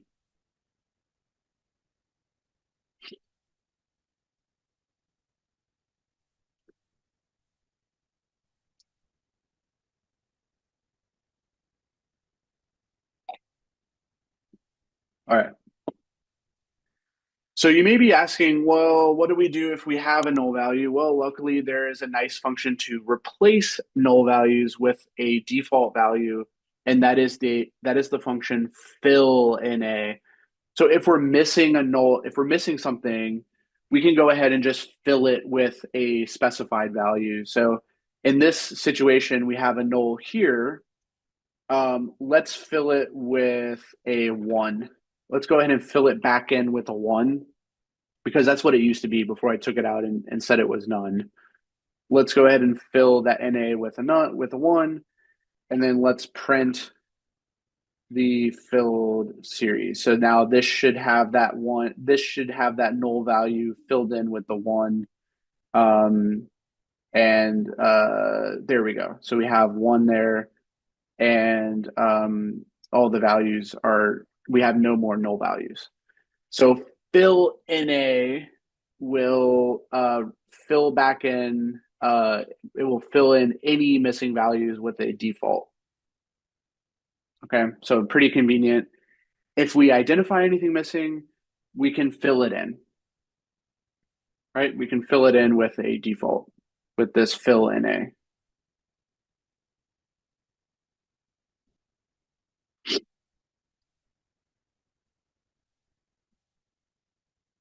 Any questions on this?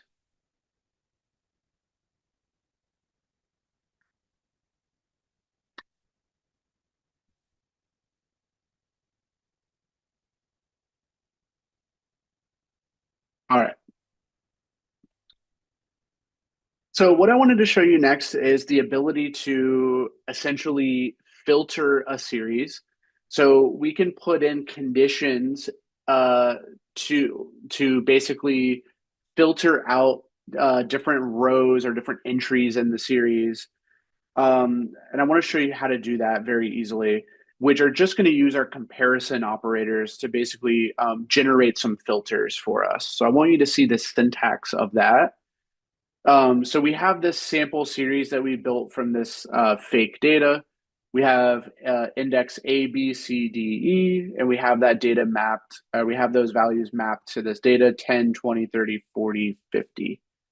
Okay, so some fake data there, and we build our series. So we have a new series sitting here. I want you to see the syntax of how we can generate a filter. So generally, we can build filters by using the comparison operators and the brackets for value selection. So remember, we typically will use brackets to put an index in there. That's typically what we're used to doing, right? We put in a 0, or we put in an A, or we do a slice. We can grab elements that way. So think of doing that, but with a comparison filter now. So this would, like, for instance, this says we want to pick only elements of the series that are going to be bigger than 30. Excuse me. So we have, we pretend like we were going to pass in an index here. So we have series bracket, because what would typically go here would be something like this, right? That would typically select something from the series. It would select the first item, or we could slice it to be something like that, right? We could slice. So that's how we select things. But in this case, we're actually going to do a filter, which is a condition to say, I only want to keep items that meet this criteria. That's the filter. Okay. So inside the brackets is our filter condition. So it's basically, we only keep elements that meet the filter. So let me show you what this should be. If we're filtering out to say, only give me items from the series that are bigger than 30, we should only get this part of the series remaining, right? Everything else should be filtered out because 10, 20, and 30 are not bigger than 30. They're all less than or equal to. So these guys should be left out, and we should only be seeing this as the result of that filter, right? We should only see those guys as the result of the filter. So let's make sure we do. Let's print out this selected greater than 30.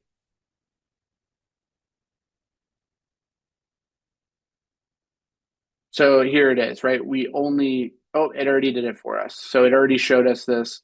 The selected greater than 30 results in only those two parts of the series remaining. So that was an effective filter, right? To only give us the items that are bigger than 30. So that's how we filter. And so all we have to do is, if we want to do other kinds of filters, we just have to do other kinds of comparison operators. So for instance, let's pick all the items of our series that are exactly equal to 20. How many of those do we have? We really only have one. Only this guy exactly equals 20. Right? So when we do this filter, this should ignore everything else and only give us this item out of the series. So our series is going to be filtered down quite a bit to only this element. And we can see that. So when we come down here, the part that gets printed out there is going to be only that part of the series, the index B and the 20, the data 20. Right, so that is that filter. Not equal to 40. Which items of our series are not equal to 40? That's what this filter really is asking. So we go to our data and look at it. We have a 40 here. Which parts of the series are not equal to 40? Well, it's basically everything else, right? This is not equal to 40. This certainly is, this is, and this is as well. It should be everything but that 40 should be filtered out and returned back to us. So if we take a look at that, what is not equal to 40, we get everything else in the series, 10, 20, 30, 50. So that was an effective filter, exactly what we were hoping for. Okay, so greater than 30, equal to 20, not equal to 40, those are all valid filters. And I want you to see that syntax where this is inside of the bracket. It's basically replacing an index. They say, I want to pick something based on a condition, not based on an index. Okay, based on a condition.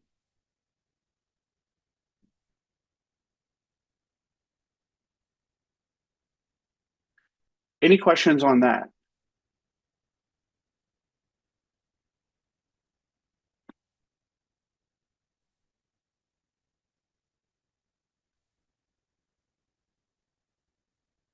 Okay.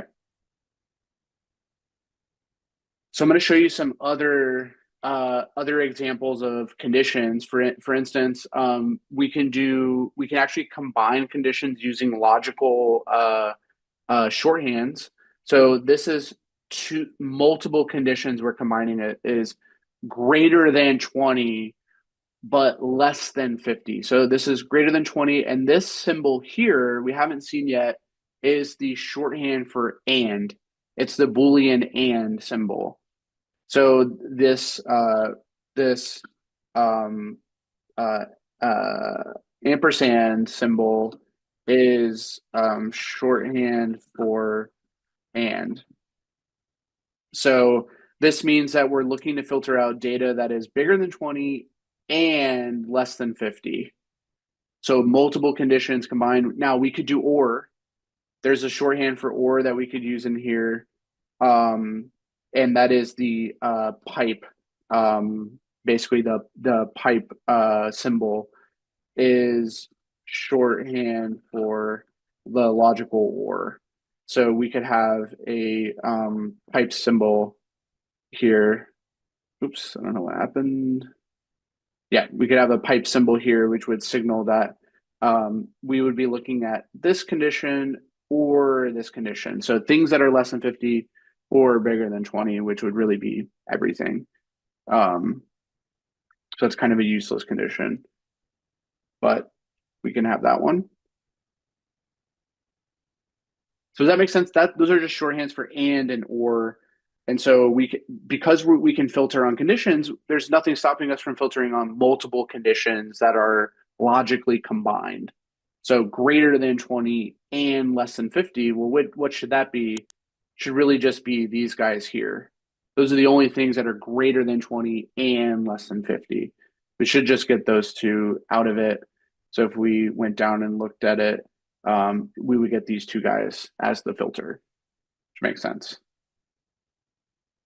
So we can do that. That's a valid way of filtering. You can also, what's really cool is you can also filter based on a specific list. So you could say, I only want to keep values that are inside of a specific list. So this is where we use the is_in function. So this is a function that gives a Boolean true or false if the members of this data are inside of this exact list. So what this means is we should really only be keeping values that are going to be 20, 40, or 60. Only those three numbers should be kept. So if we go back to our data, we only are going to keep only these two. There's no 60. So 60 wouldn't match to anything. So we're really only going to keep the 20 and the 40.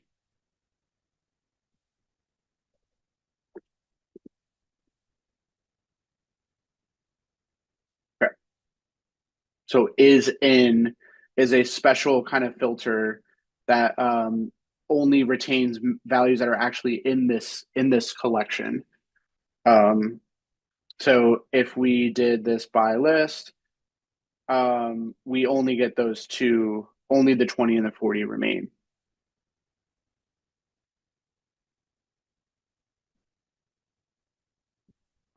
You can do string filters. So for instance, if we had our data was all strings, we could filter based on the string starting with a B. So that's actually a very specific condition, right? So we want to filter all strings that only begin with B. So in this case, that would just be the banana, should be the only one that is returned, the only entry that's returned. Everything else starts with A, C, D, or E. So that's possible. Okay.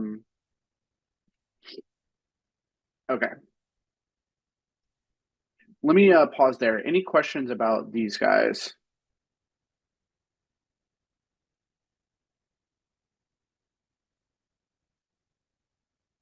On this one, the starts with? Yeah, so what this means is we have a series that has strings. If we were to filter it, what we're doing is saying, okay, here's our overall bracket. So that does not change, right? We have our string series and we have our bracket to say we want to select something. The bracket's always meaning let's select something. So first of all, that's why we have a bracket. Then this accesses the strings. So whenever you want to access string functions, you do your series.str, which is the string module of the series. So that gives us access to string functions, and one of those functions is finding out if a string starts with a certain character. So that's what the syntax means is give me only the things that start with a B as a character. Which strings start with a B? In this case, this is the only one that starts with a B, and you can see that based on the starts with, the only thing that gets returned is the banana. Right, it's the only thing that gets returned. Yes, it is case sensitive. It is. So if we did capital B, this would be different. This would be nothing. Nothing starts with a capital. So yeah, lowercase b is not the same as uppercase B. So we'll continue. We were practicing, selecting items from the series. And one of the crucial ways of doing that, that's also going to be very crucial for DataFrames as well, is the loc and iloc, which operate on different indices. So what's really important to know is that loc allows us to pass in the basically the labeled index. So our index that we have, which is either the default one or the one we provided when we created it. In this case, we created a series that had a index with A, B, C, D, and E.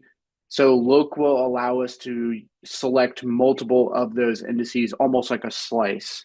So loc allows us to use our index. So we use our series index to select data.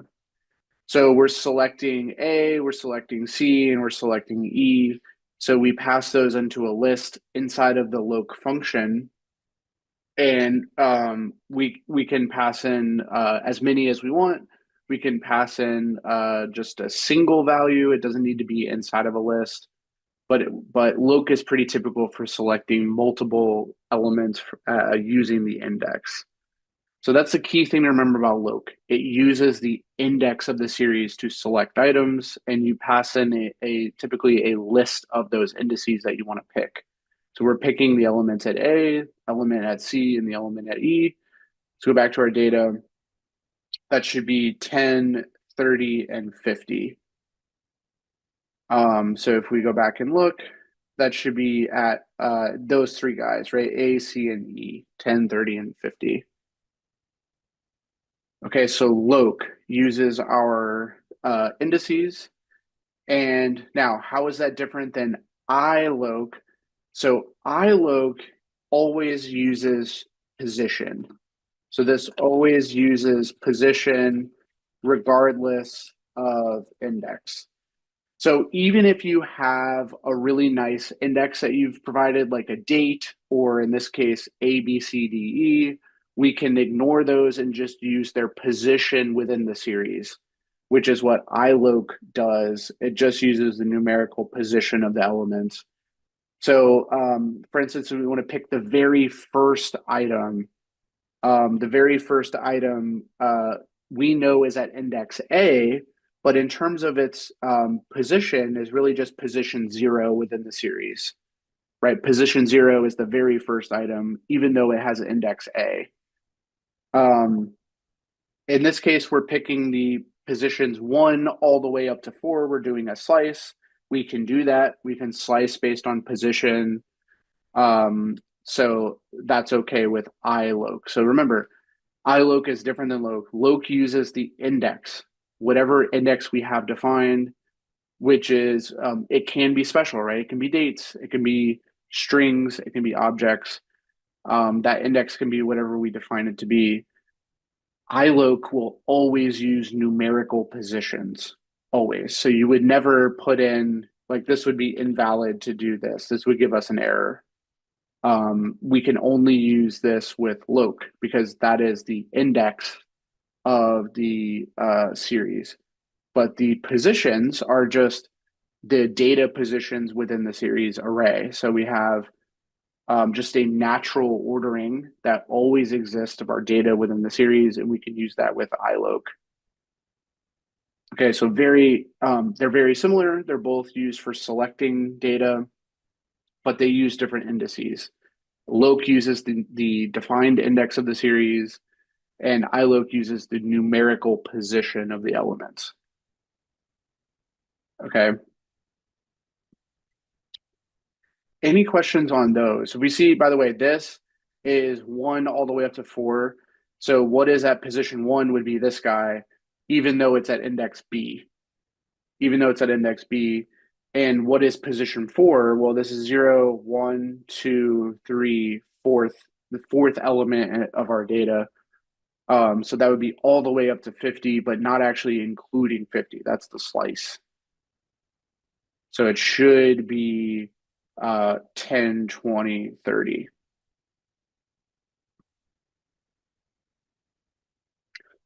What is 4? It's a position. It's just this would represent the fourth element in the data. The fourth element in the data, which is this is the 0th element, this is the first element, this is the second, third, and this is the fourth. Right? Numerical position. That's what iLoc uses.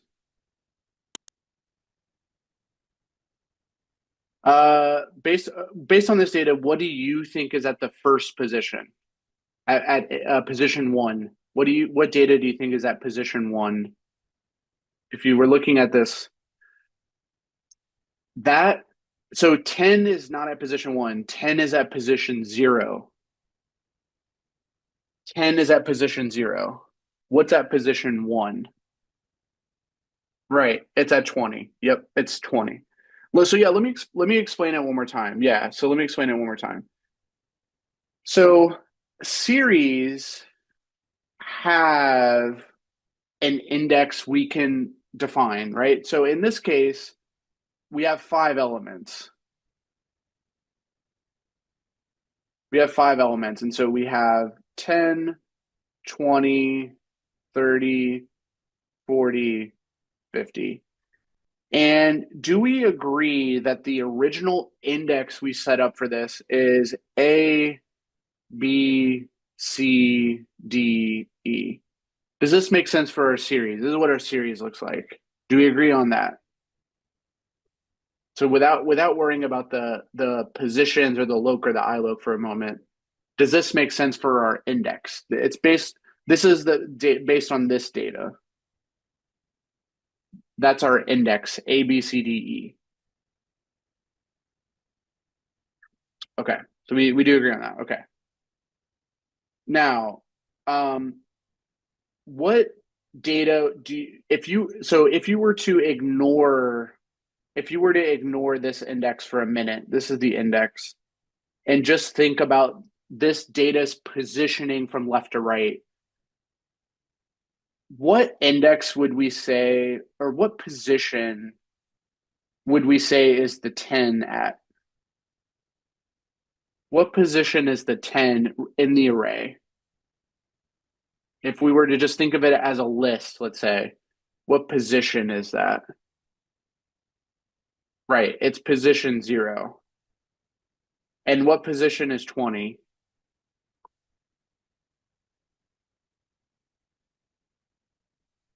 It's at position 1, right?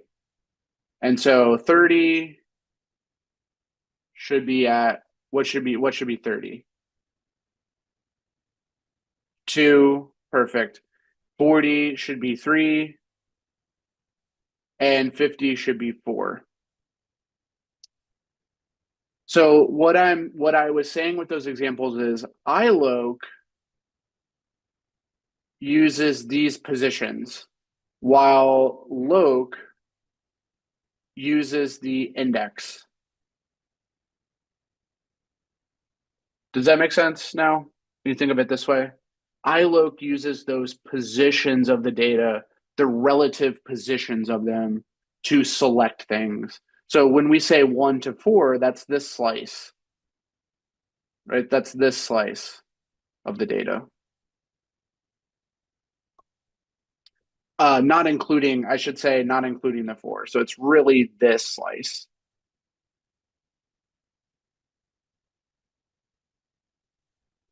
Yeah. iLoc, default indexing, loc, user indexing. Yes, I think that's a good way of thinking about it. Yep.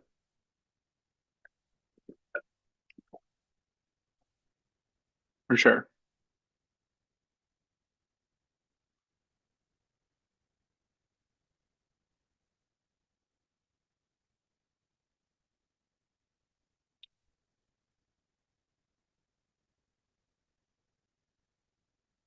Go to the syntax? Yeah, let me go over to there.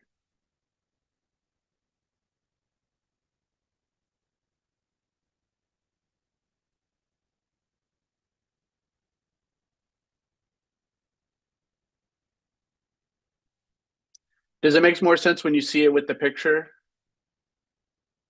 So you see the code, loc using A, C, and E. It's picking those three items using the defined index.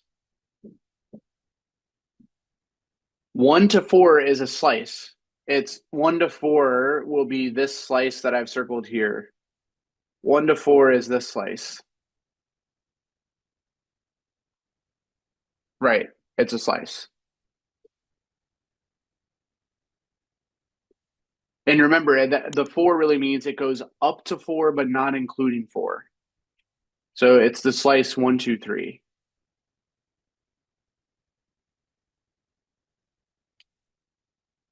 Yeah, no worries.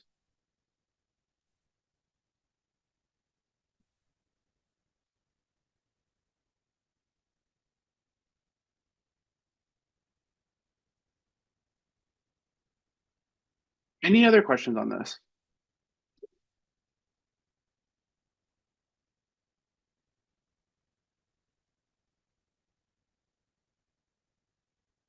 All right. Very good, very good. Okay. So what I wanted to show you guys is that was the end of this notebook, but there is some extra practice. I encourage you guys to try this out on your own. So this is your own practice here at the end. Try this out on your own. So this 4.01 notebook, try this out when you get a chance to do some extra practice accessing and manipulating this data. Okay. So you have some example arrays here.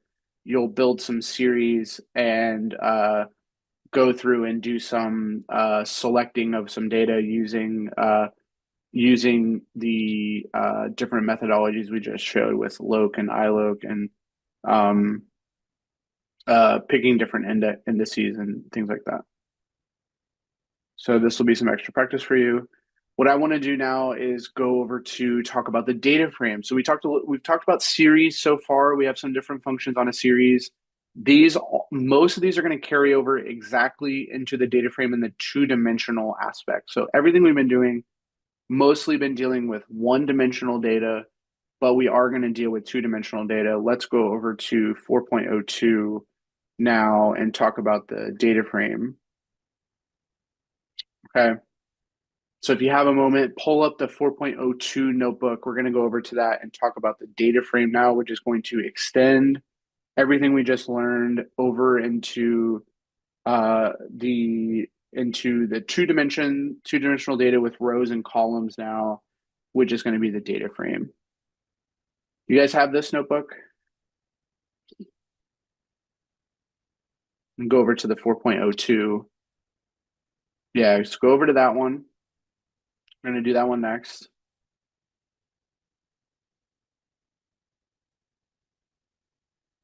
Okay.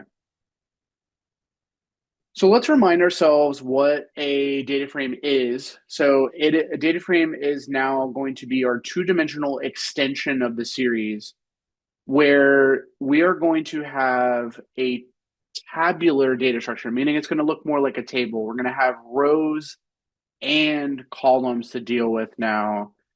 And what's going to be really interesting is we'll actually have multiple indices to worry about because we have multiple dimensions. So imagine if we had these two series of apples and oranges. So we had a series called apples. It has this data 3201, and it has just a natural positional index of 0, 1, 2, 3. So nothing that interesting. We have another series over here called oranges that has data that looks like 0, 3, 7, 2. It also has the same index of 0, 1, 2, 3. That's fine. That's just a default index. Now, what we can do is concatenate these into a single data structure called a data frame, where now these two series actually form columns in this table structure. So now we have more of a table, which is a data frame that contains one row index. So this is called the row index here. So it has a row index, which is row 0, row 1, row 2, row 3. So we can think about the data at a row level. So we can say, okay, this is one row. This is one row. It's very much like a spreadsheet, right? This is one row. This is one row. We have that. And then we have data at the column level. So we have these, what are known as the column index that we have here. So the column index just allows us to select columns based on those names. So we can always go into this table and grab the apples column. We can grab the oranges column. We could grab the apples and oranges columns together and pull back multiple columns. We have that flexibility with a data frame, just like you would in a spreadsheet. You can pick data at a column level as well. So you always have that flexibility in a data frame to select rows, to select columns, to select rows and columns. So that's something we're going to learn how to do, is select data based on where it is, what row it's in, what column it's in, select sections of a data frame, or rows and columns. What will be the merge title? So that's up to us as a variable. The title of the data frame is not that important. It's more when we add these two columns together, we get a single data frame with two columns, and we have a row index and a column index. Oops, this is the row index. But the name is whatever we want to call it. We can label it whatever we want as a variable. Like we could say this is our fruits data frame. Just call it that. Fruits data frame, which has apples and oranges as columns. And it has 4 rows, right? It has 4 rows of data and it has 2 columns.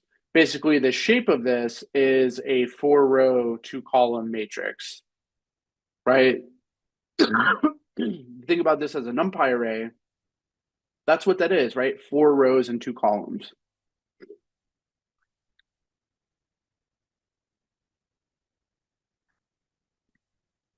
Okay.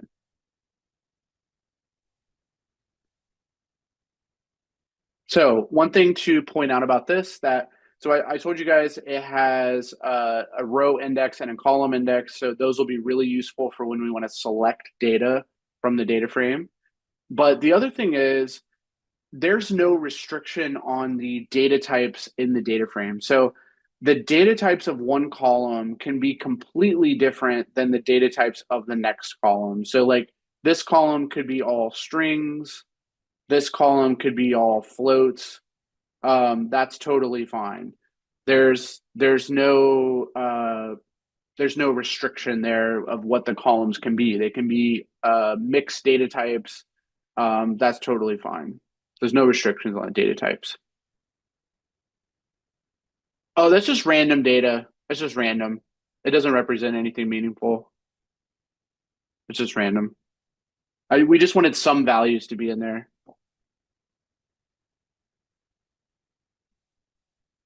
Yeah, they can be different for each row. Yeah, they can certainly be like they generally could be if, let's say I had like this data type was a string. So this column was a string, this column was a float. Then I'm gonna have like within this row, this is gonna be a float, but this is gonna be a string. So yeah, the rows can be different. If you have mixed data types, the rows are going to be different.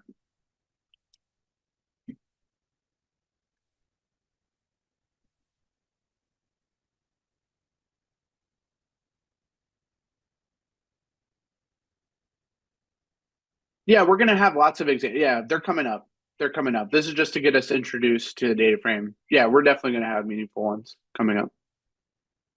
We're going to load. So the most meaningful example I can give you is most spreadsheets can be loaded into a data frame structure. So if you take any like CSV or Excel sheet, they can be loaded into a data frame, and then we can do all of our analysis on that data frame. That's typically what we're going to do with the data that is inside of a comma separated value file, a CSV file. We'll load that into a data frame. We're going to practice doing that quite a bit. Okay.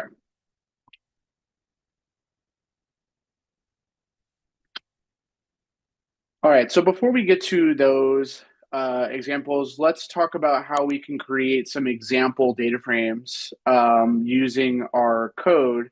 So here we are going to import Pandas as PD. And one of the most common ways of creating a data frame is from a dictionary. That's one of the most common ways of creating a data frame is from a dictionary. Now, why from a dictionary? It's because these keys in the dictionary are actually going to be our column names. These are going to be our columns. The keys are going to be our columns, and then the data within those columns are going to be inside of this list. Okay, inside of each of these lists. So I'll show us that data frame in a moment, but this is pretty common. So the keys become the column indices, and the data within the columns are the values, which are the lists. So those lists become the data within the columns. So the name has these three strings, the age has these three ages, and the salaries have these three integers. So let's go ahead and see that dictionary. So it actually looks like this. Name, age, and salary. It looks like this. This is our data. It has 3 rows. That's not surprising because it has every column has 3 entries. So it ends up being 3 rows. And here's the name column has Alice, Bob, and Charlie. The age column has those ages that were in that list. And the salary column has those 3 there. So using a dictionary is one way of building a data frame. It's a very common way. So we can do that. The other way is to use mixed type lists. So basically where you define every row. So creating a data frame from lists is possible where we have a list for each row. So we have the first row, we have the second row, we have the third row, and we actually manually supply what the column names should be. So this is all the row level data, and this is the column name. So we can actually build a data frame off of that using pd.dataframe. We pass in our row data, and we say, here's what our column should be labeled. Here's the column indices. So these are the column indices. We say, here's what our column should be. Here's our row data, and that builds the same data frame. Builds the same exact data frame as we had before, just doing it not in a dictionary, but in a list of lists, essentially, right? All of our rows are utilized here as like this. I agree. Yeah, the dictionary is probably the cleanest way to build a data frame. I would agree. Probably the cleanest way. But this does build the same exact data frame.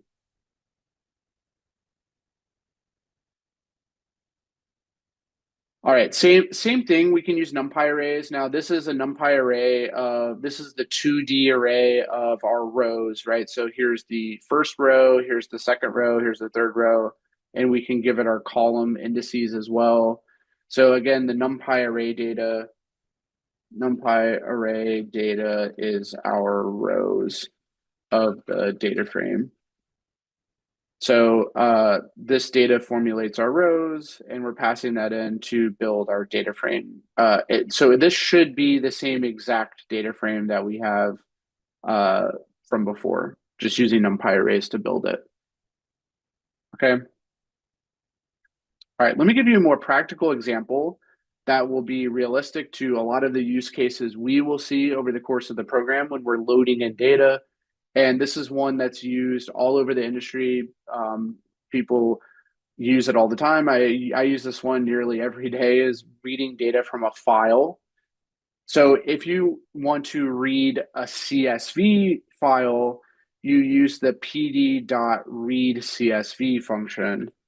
So read CSV, and all you have to do is pass in the file path. So now this path looks a little wonky because I am inside of Colab and I had to mount this file within my drive. So this data is in my Google Drive on Colab, but generally that, like, if you're in VS Code, this would be a path to the data that is somewhere on your computer. So this is just a file path to this CSV file. Okay. And by the way, you guys should have this data. If you go into your, let me show you where it is. So if you go into your LMS, let me log in. Do you guys have access to the data sets? It should be from your reference materials.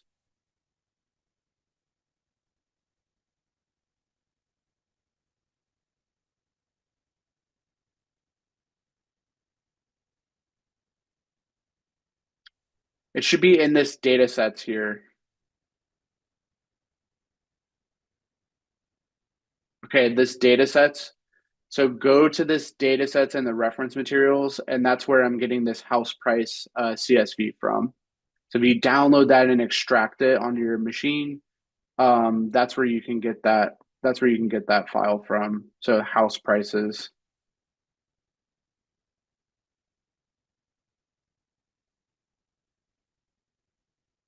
By the way, if you have it in your Google Drive, you have to run this code. You have to run this code first to be able to access files that are stored on your drive in Google. So you want to run that first, and that makes your data accessible within your. So this is if you're running in Colab. If you're running in Colab, you want to run that in a cell, so you can. This makes your data accessible. Let me write that down. This makes your Google Drive data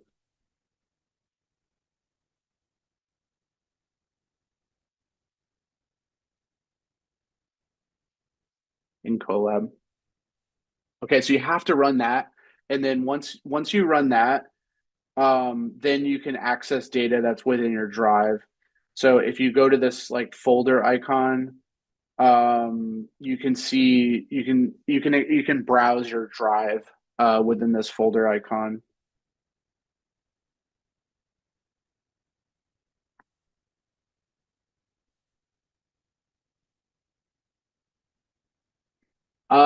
There is, but only for the folder you have open. It's just the like file explorer on the left.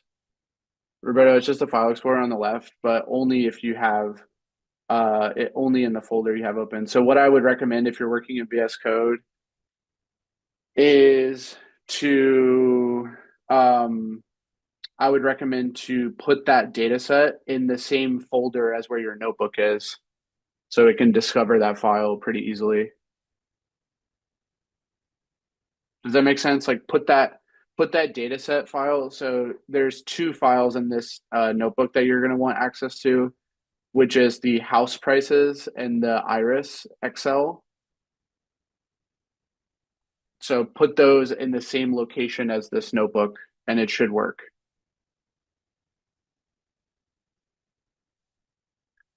So let me actually put a comment here. So you should be doing pd.read CSV, and then it should be file path to CSV, wherever that is. So I think the easiest thing to do is put it at the same location as where the notebook is saved. Because if it's in the same place, then that should just be pd.read CSV, and then it should be house price .csv. Should just be that. Loads the whole file. Yeah, loads all the data in memory. Yep, that's right, Tim. I don't have import drive command on the. Yeah, this is for Google. This is for Colab. This is only for Colab. You need this to access data on your Google Drive.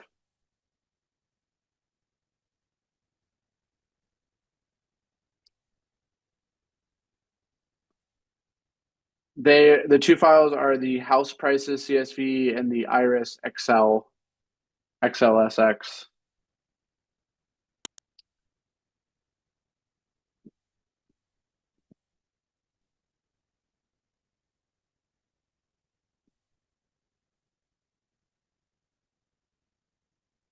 Do you have those two? House prices CSV and Iris XLSX Excel sheet. So you can build a data frame from here. Now, when you load all this data and you print it out, it's actually quite a big file. It has about 5,000 rows. So it's not going to show you all of that data, but we're going to have some functions we can do that can easily get us some summaries of this data, which will be nice. Okay, so we'll have that coming up shortly. But there are 5,000 rows. So, or sorry, about 4,600 rows. So it's a decent amount of data there, 4,600 rows.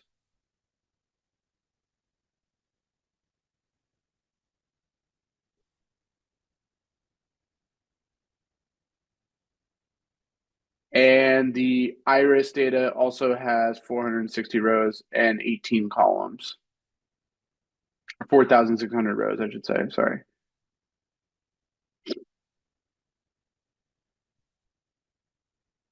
All right, were you guys able to run this? Were you able to read the CSV using Pandas? Were you able to run this?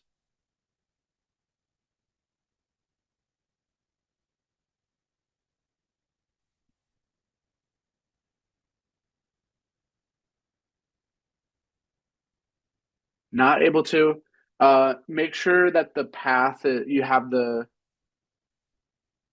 Oh, that's fine. The output's getting truncated. That's fine. That's expected. It's not going to show you all 4,600 rows. That's expected.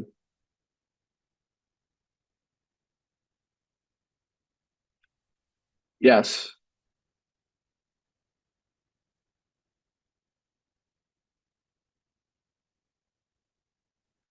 Are you running in Colab, Mario?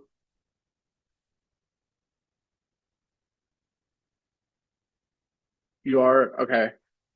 You have to give permissions. So there should be like a pop-up when you run this code. When you run this, there should be a pop-up to give permissions from your Google account for this notebook to access your files. So make sure that that pop-up actually shows up and you click and you validate it. You should see a pop-up when you run this.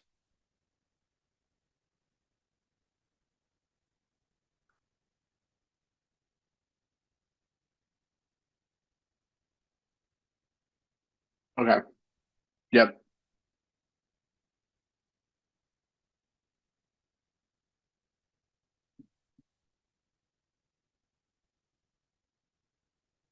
Worst case, by the way, what you could do if your drive isn't mounting, a backup is to go. Do you see this file? Do you see this files on the left? And this is for everyone running Colab. If you're unable to get the drive to mount, what you could do is you could just upload the file into the workspace. So if you go to this files, you can upload. You can hit this upload button to upload data. So you can see this upload here from if you click on this and then you click on this, you can upload the file manually into this workspace, into the notebook workspace. So you could do that too. If you have the file on your computer, just upload it. That works too, without having to mount your whole drive.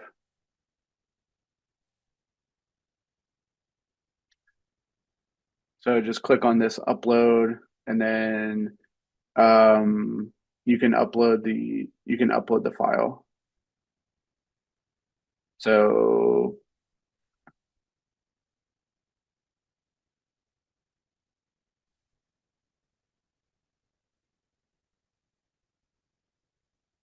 I just uploaded the house price CSV. So now I have it available in the session.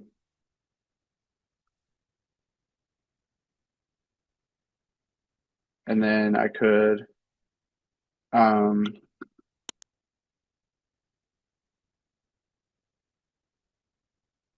just like that. What should it look like? It should look like this.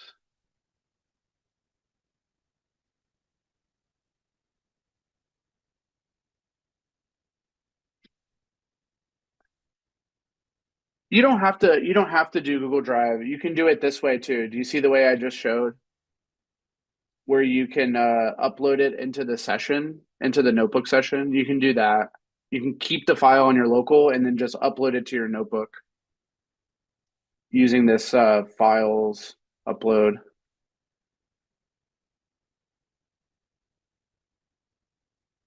Roberto, do you see this? Like all of this data displaying? That's how you know it worked.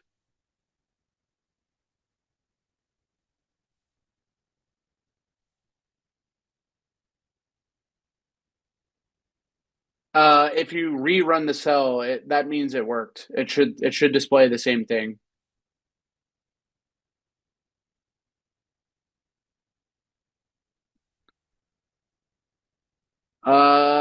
If you scroll back up, people posted it, but it's in your LMS. It's in the data sets here. See this data sets link? It's this one. Download the data sets. And we're doing the house price and the Excel and the Iris XLX. Yep.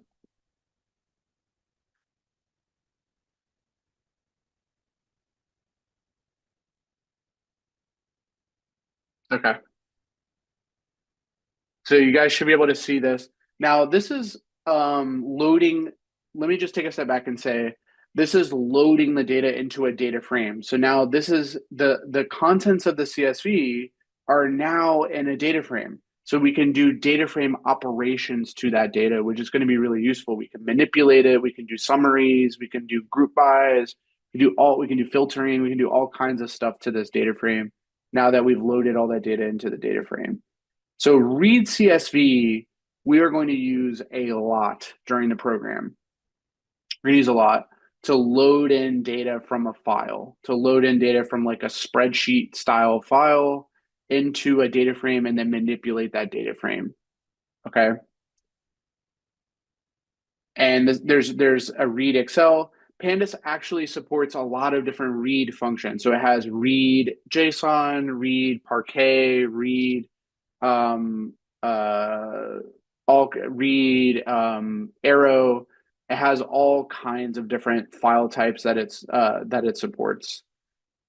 Okay, so not just CSV and Excel, even though those are very common. We can read all kinds of different files in Pandas to load them into a data frame, as long as they're supported. Okay.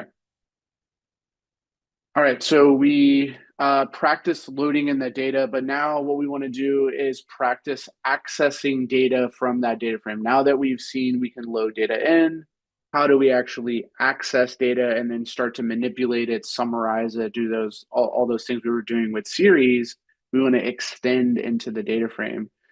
So let's get some practice there. Let's scroll down and build an example data frame with some fake columns here. So we have column underscore name, column 1, column 2, another column. We're going to practice accessing data from this. And then eventually we're going to come back to this data frame with all that data we just loaded from the house prices or the Iris and practice working with that. But for the moment, let's work with this fake data frame built from this. So we do pd.dataframe, that builds it out of this dictionary. And here's our column data that we have mapped to these different column names. So if we want to access a column, it's super easy to do. We just pass in that column name here inside of the brackets. So we do df, which is the name of our data frame, and we just have column name here. That's going to access all of the data within a column. By the way, what do you guys think is the data type of an entire column? We just studied it. What do you think an entire column is inside of a data frame? It's a particular type of object. You're right, it's an object, but what type of object? It's a Pandas object. Not a string. We just learned about it. We just were manipulating it. Series, very good. So a column is a series. Okay, a column is an entire series. Yep, a column is a series. So when we access this column, it's as if we're accessing an entire series. Okay, so if we print out that column, we get this. This looks like a series, doesn't it? It looks the same because that's what it is. It's a series. We're grabbing that entire column, which is 5, 15, and 8. So to access a single column, we just use the braces and we pass in that column index name and we pull back all the data from that column, which is really a series. So remember, a single column is a series, is a Pandas series. So we're actually accessing that series when we do column name. By the way, if we were to try and access an invalid name, we will get an error. So let's say we did some column. Now this doesn't exist, so this will give me an error. So if I try to do this and that doesn't exist, this will give me an error. And you can see what kind of error I get, a key error that this does not exist. Basically, I don't know how to access that column because it doesn't exist. Right, so this is, we would not want to do this. We would want to use the proper column name, and that should work just fine. Okay. All right, now how about this guy when we pull back multiple columns? So we can use a list and select multiple columns at once. Now, what is a collection of series? We are studying it right now. What is a Pandas collection of series? Perfect, DF. Perfect, you guys got it right. Data frame, perfect. So when we pull back multiple columns, this should be multiple series, which is a data frame. So you guys are absolutely right. When we access multiple columns,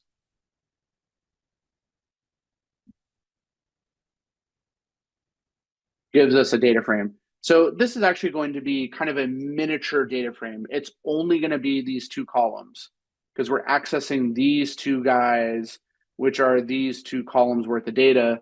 That's kind of like a mini data frame that's part of the whole data frame, right? Selected columns there. So let's look at that. When we access multiple columns, we get these two guys, which is a data frame. Okay, we get column 1, column 2, and we see the data, and we have 3 different rows from the data frame. So we definitely can access as many columns as we want by passing in a list into that data frame bracket, and it will allow us to access multiple columns. Now, we can't forget about loc and iloc. So, for instance, iloc will allow us to select particular rows based on the index. So iLoc of 0 is based on the position. So this is saying, let's grab the data that is at row 0. So again, this is using the positional index 0. Regardless of what the actual index is, the user-defined index, and DataFrames can have user-defined index. The rows can actually be a custom index as well, because we know a series can have a custom index. So iLoc doesn't really care about our custom index. It's going to use the positional index to grab that entire row. It's grabbing the first row. So df.iloc is grabbing this entire row, which has values of 5, 10, and 100, and 25. If you look at it, that makes sense. That should be this row here. That's the row, that first row. We can do filters, just like we did with series. We did filters. We can do, so we can do conditional filters here, where now, how do we do that? It's exactly how we would have done with the series, right? So we do a bracket to signal that I want to access something, and here we give a filter. So what this filter does is this will filter rows of the data frame that meet the condition. Okay, so any row where this condition is occurring, in other words, this column name, it has a value greater than 10, we will keep. So we go to that, column name bigger than 10, which ones are bigger than 10? It looks like only this guy is bigger than 10. So we really should only be keeping this row here. Should be the only row that gets kept, because that is the one that corresponds to where this column has a value greater than 10. Okay, do we see how that filter works? We're really checking, so we go back to the syntax. We're checking where a particular column is greater than 10. Only those rows do we keep where this condition is met. So what we should do is go and double check this. So the filtered rows, we only are keeping that one row. So we just filter that one row because that's the only place where this guy is bigger than 10. So that's very powerful. We do this very big kind of filter operation on the data frame. So you have to think of the filter operation we did on the series, we're extending it into 2 dimensions. We only keep the rows where this condition is met. Okay, only keep the rows where that condition is valid. Any questions on that? Only keeping the rows where that condition is valid.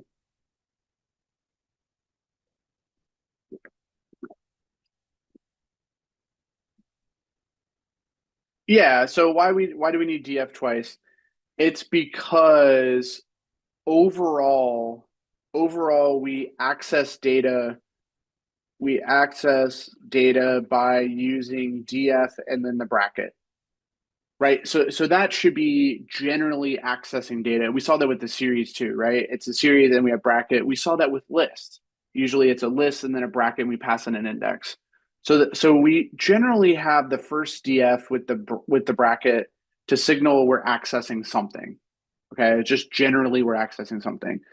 Now the reason we have df twice is because inside of here is a filter condition, and the condition says I want to look at this column.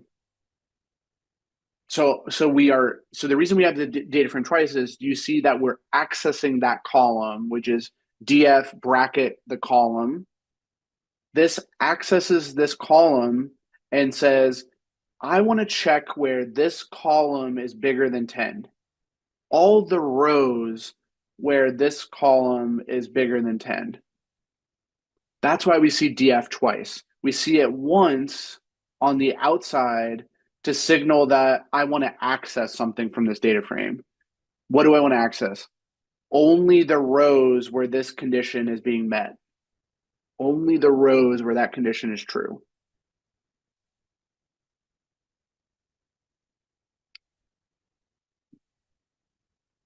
That makes sense, Roberto?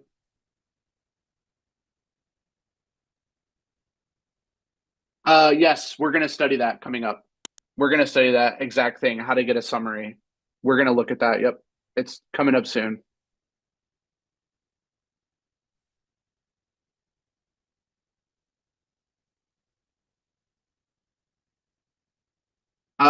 That's correct. Yeah. So if we had multiple conditions we were checking, we would be using df multiple times. Yes, that's true.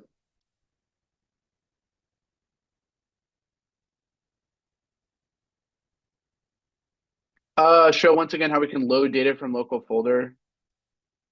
Yeah, sure. So do you guys see this folder over here? Do you see this folder icon on the left? Click that. Click that folder,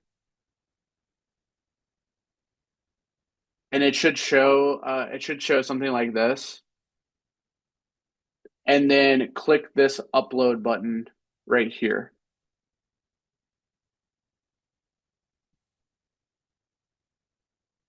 That's how you load data into your notebook session.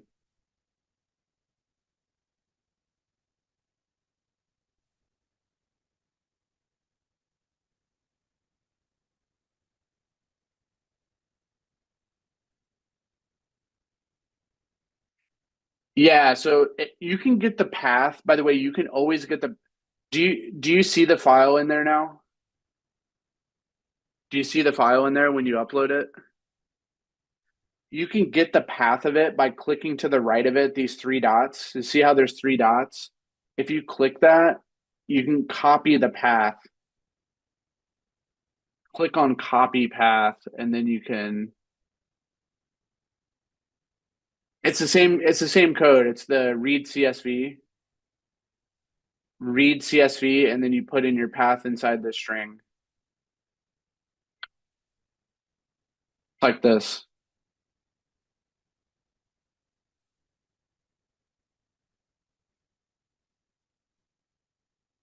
Which I think is probably the same, probably this for you.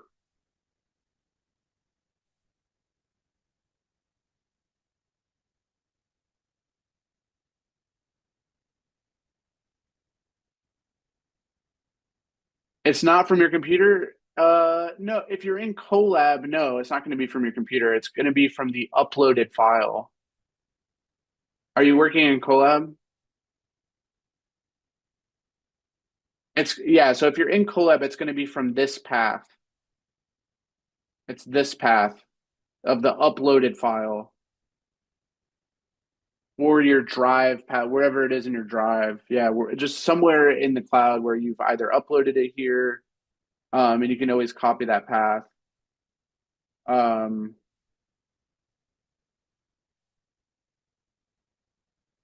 Oops. Oh.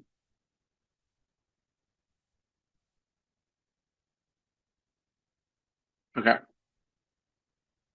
Where was I? Oh, we were doing the filtering. Okay. Let me ask you guys, does the filtering make sense to us?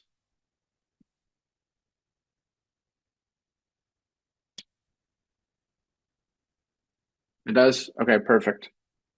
All right, I have one more thing I want to talk to you about on the filtering, and then we'll take another little bit of a longer break. So we've been going for a couple hours now. So once we filter like this, we're basically picking all the rows that we want out of the original data frame, right? Because that's what this does. It selects rows based on meeting this condition. But there's nothing stopping us from accessing a particular column after we do that filter. So that's what this, I'm going to scroll down to the bottom of this cell. and go to this example, and I'll come back and talk about IAD, and loc in a minute. Once we come back, once we come back from a break, I'll cover those.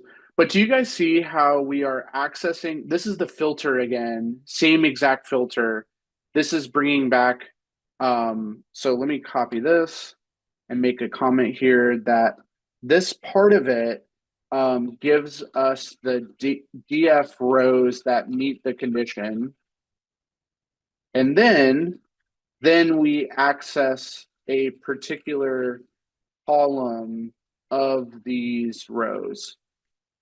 So that's what this does. Do we agree on that? So this is saying I've already filtered my data frame to be filtered to this set of rows, but it's still all columns. So if I were to draw this, right, we've basically filtered it out to this selection of rows. Just imagine that, right? We've filtered it down to this selection of rows. But what this thing does is says, let's zoom in on this column. Right? Let's zoom in on that column. That's what that does. So we are allowed to do that in the syntax. Once we filter, we can select a column from the filtered result. We can basically chain those together, which is what that's doing. That code is doing.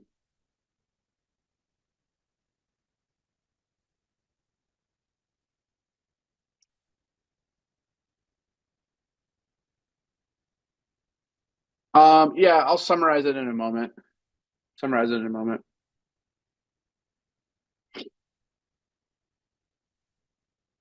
Okay. All right. So let me just summarize the things that we've done in this cell. Let me move that. So all we did was we created a data frame with some example data. We didn't even use that data yet. We'll come back to it. But we're just using this example data from this dictionary, and we were just practicing some different things, like accessing a single column. All you have to do is put the brackets and then the column string, which corresponds to whatever column you're selecting. That is going to retrieve the series of data, in this case, like the column, right? 5, 15, 8. So it's doing that. You can select multiple columns if you pass those names inside of a list. So column 1 and column 2. This is actually going to give us a data frame result, right? Because now we have multiple series being pulled back. Multiple series equals a data frame. Okay, multiple series equals a data frame. So we have a data frame result that is giving us only these 2 columns out of the 4 columns that exist.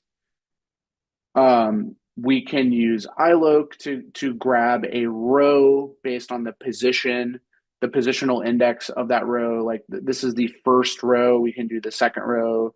We could do the third row, the fourth row, etc. So that's just the first row. We did a filter. So this is just a basic filter. We were just talking about this where this is the condition.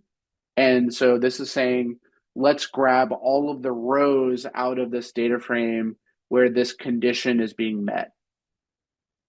Okay, all of the rows where that condition is being met. All right. Then, yeah, different from a slice. Different. This is a filter, different than a slice. This is because this is conditional, right? A slice is more positional based. It's not conditional. This only selects data that meets this condition. This is conditional. And then what we said is based on this condition, we can actually select another column right after that, which kind of chains it together. Yes, Roberto, it's like a bidirectional. Yep. So while you try that, let's continue talking about on this set of examples here. We had the at. We had just gotten to the at. Now, the at is like the equivalent of loc for accessing a single entry in the data frame. So this is the equivalent of df.loc for a single value. So at will use the index. So at uses the index, uses the row index and the column index for accessing. So the row index in this data frame is just the default. It's just the positional, just happens to be that way. Does it have to? No, it could be dates, it could be strings, it could be anything. In this case, we didn't specify any special row index. We do have column indices, right, which are these names. So we can use those, but there's no special row index with this dictionary when we create this. So it just has the default row index. So when we use at, we can say, I want the value at the first row, which is row 0, the second row, which is row 1, the third row, fourth row, fifth row, and those are all going to be this positional index because that is the true index of this data frame, the row index. However, we also have the column index, so we can access things based on that. So column name, we're grabbing the element in the column name column, but the first row here. So this should fetch us this 5 because we want to be within this column, but the first row. So this at should return to us the a 5. So if you go down to single cell by label, this should give us 5, which is what it does. So sometimes you can use at. Again, this you only ever use it if you want to access a single item, which is kind of rare. You're not usually going to be grabbing just a single item in the data frame. Usually you're going to be grabbing multiple rows, multiple columns. But there is the at function for passing in a row index and a column index to access a single item. Yes, but that's true, Ramiro. But I would call it the row index and column index. In this data frame, the row index is 0 because it has the default index, right? It has the default index for the data frame, which is 0, 1, 2, 3. It's this. This is the row index, right? This is the row index. And then this is the column index. Column index. All right, so with at, we have the equivalent of loc, but for accessing a single item. We also have I@, which is this is the equivalent of iloc. So this is the equivalent of iloc for accessing a single element. And so this one we use. So this one uses the positional index for row and column. So we do not use the name for the column. We only use its positional index as far as which column are we in going from left to right. Are we in the first column? Are we in the second column? Are we in the third? This would signal that we are in the second column because that is the column that is at index 1. So if you use the positions with I@, or iloc, for example, we would be like, this is column position 0. This is column position 1, column position 2, 3, regardless of the actual column index, right? It has a position within the data frame going left to right. Every column has a position. So I@ uses this column position. It also uses the row position regardless of what this is. It just happens to be the same because the data frame uses the default row index. But so 0, 1, if we did I@ and then we did 0, 1, would be the first row, second column, right? First row, second column. So that should be this guy. So we look into our data. that we have, which is this data frame right here, it should be first row, second column, it should be 15. So we want to make sure that we get 15. So if we run that single cell by position, don't know why it's saying. Finally, we have df loc. So if you guys remember, loc uses the we've kind of already talked about this, but loc uses the indices, right? So it uses the row index and the column index. In this case, we're selecting the first row, but all of this column named column name.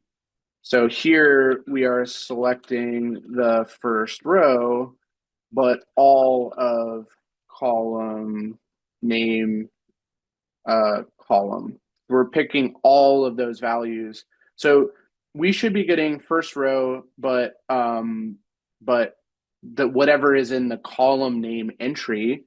And so that would be if we go back to, we should be in the first row, but only getting this 5 essentially, which is the value in that column name.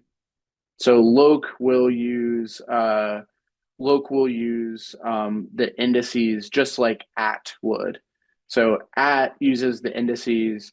Loc also uses the indices. Basically, loc we would use though when we want to select. So we use loc just like we did when series, right? We use loc to select multiple values. You can even slice the rows. So for instance, we can grab the first 2 rows and slice it that way.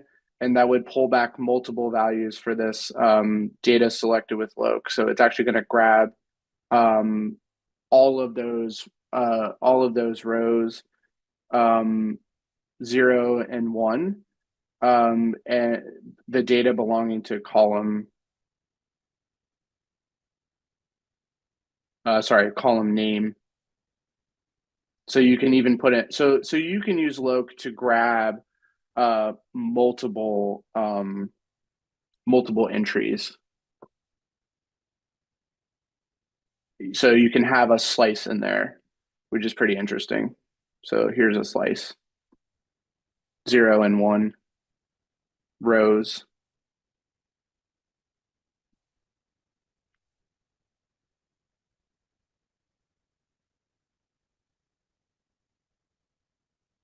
All right, any questions about these? We're going to get to some really important summarization functions coming up, but any questions about these, like accessing patterns? I think the most common way we will access data will likely be from picking columns like this, or honestly doing filters like this. Those will probably be the 2 most popular ways we select data.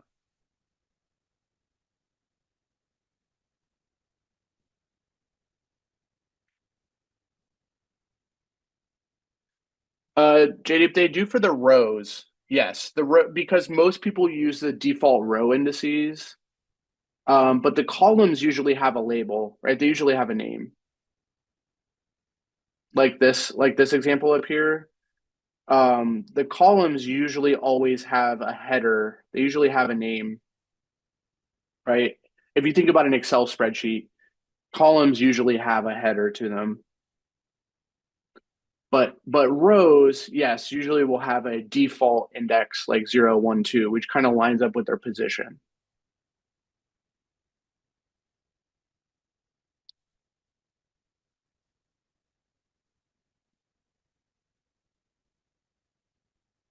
Okay. Very good. All right, let me get to some exciting summary functions that we will cover next. So I want to go through some basic data frame functions now that we've seen how to access data. Let's look at some other convenient functions, and some of them are going to be really familiar from basically from series. They're going to be the exact same, like head and tail and sort and is null. those are all going to be the same that we have, except now it's going to be in multiple dimensions. So let's take a look at some of those examples, but some of them are going to be pretty unique.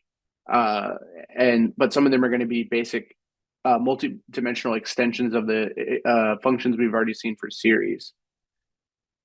So let me walk you through some of the functions that we are going to do some examples with. The first couple we've already seen, which are head and tail.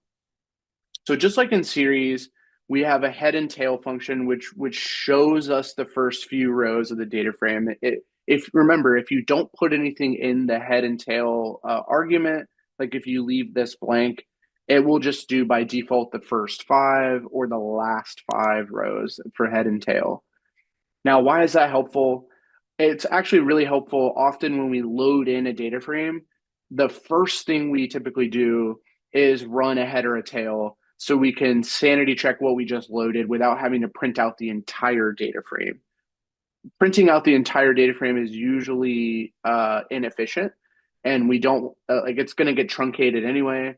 So a very standard thing to do is to just print out the head or just print out the tail so we can get that view of the first 5 or last 5 rows to sanity check what we just loaded in. So that's a very common thing to do. We're going to see examples of that, and we're going to use head and tail quite a bit as we move along. And as we load in data, that'll be usually the first thing we do is head or tail, just to take a look at the data we just loaded in. Yes, it's going to include the header. Let me show you an example. So if we go back to the data we loaded earlier, so the house prices, let's print out the head. So df.head. It shows you the header, but it just shows you the first 5 rows.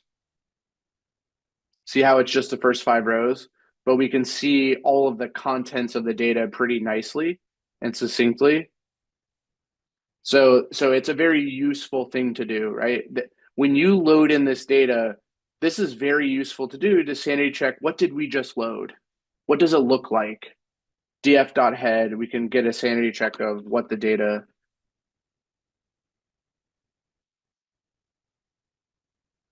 looks like after we load it in. And we could do tail, so that will give us the last 5 in the data set. Right, that'll give us the last 5. So you can see there's 4,600 rows. This gives us the last 5 of them. Sanity check that too. Usually we look at the first 5.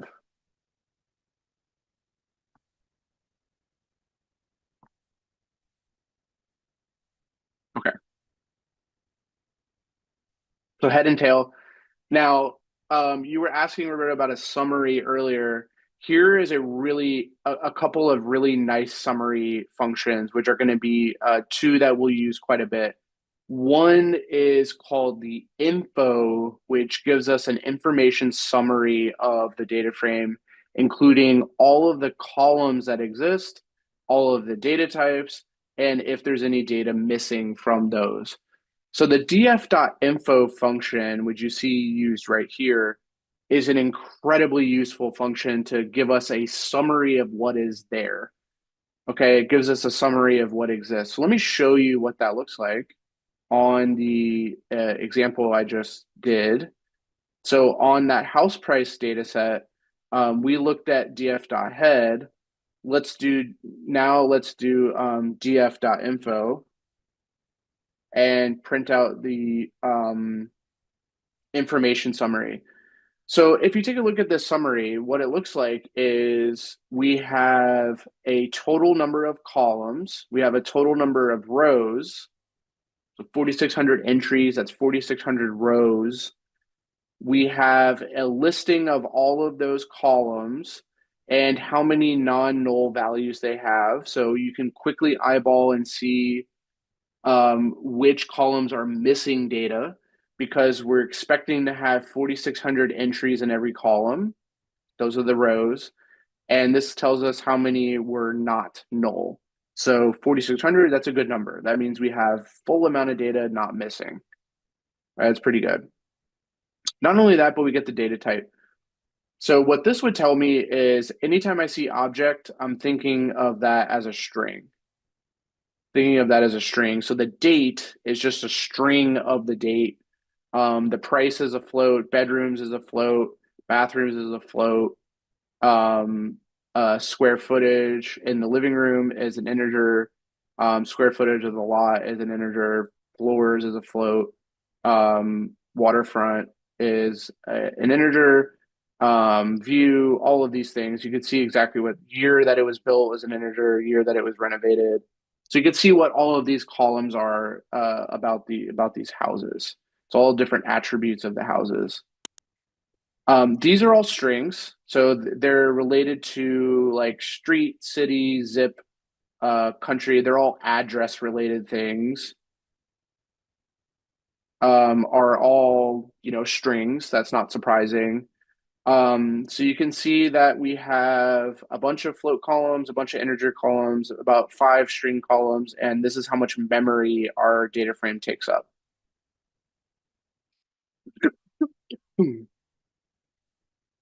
That's a pretty good summary, I would say.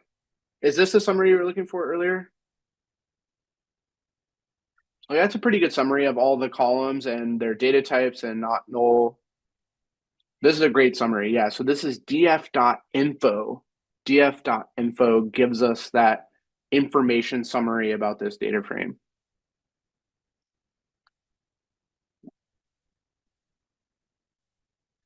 What is non-null? Non-null means not missing, like not null values, not missing.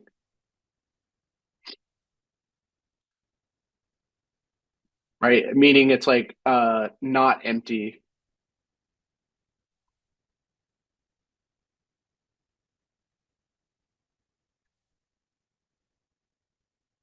Okay. So we have info, incredibly useful.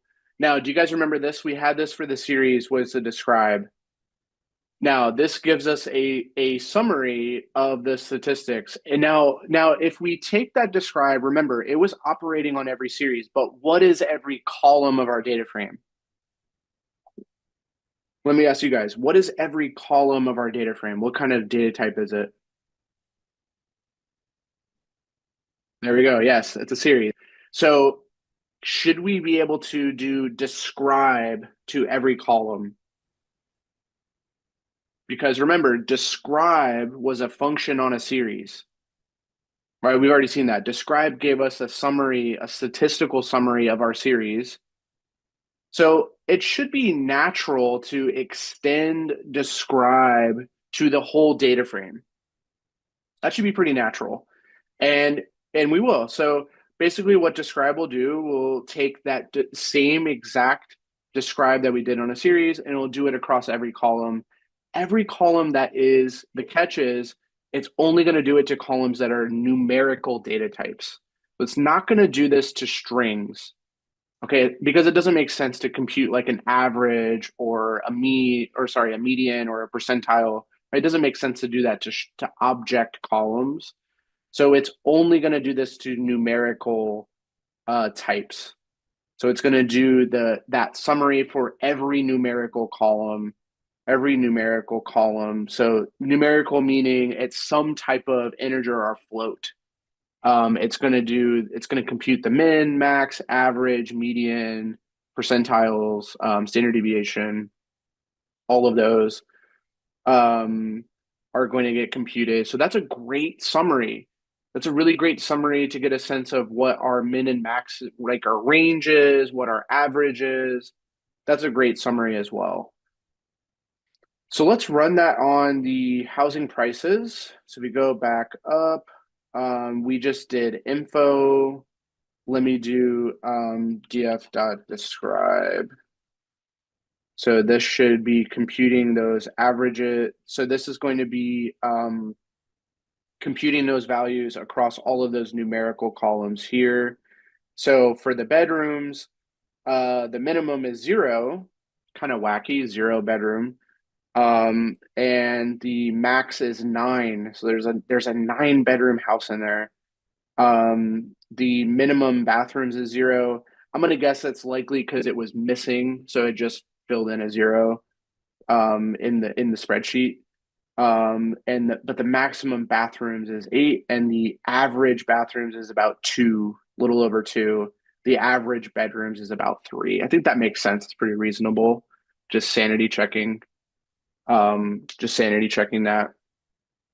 And then we see that the average price is sitting here about 55,000, or sorry, 551,000, I think is what that is.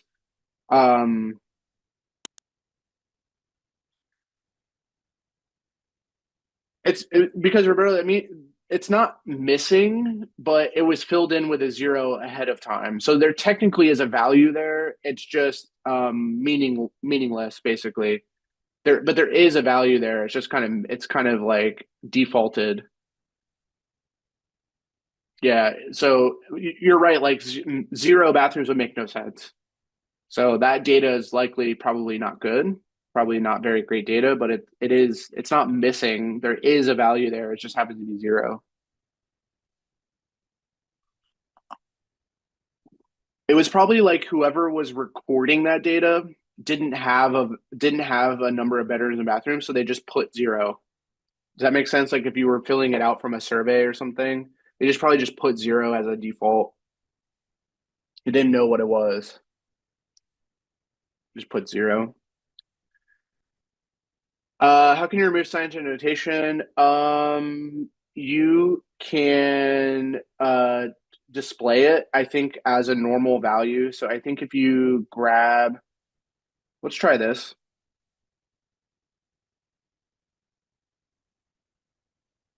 Okay, so if you set that at the Pandas level, which will default that for everything, yeah, that works too. I like the round though, because we can be a little more selective on when we do it instead of just doing it by default to everything. But thanks for, yeah, I agree that that should work, setting it at the Pandas level. Thanks for supplying that. Yeah.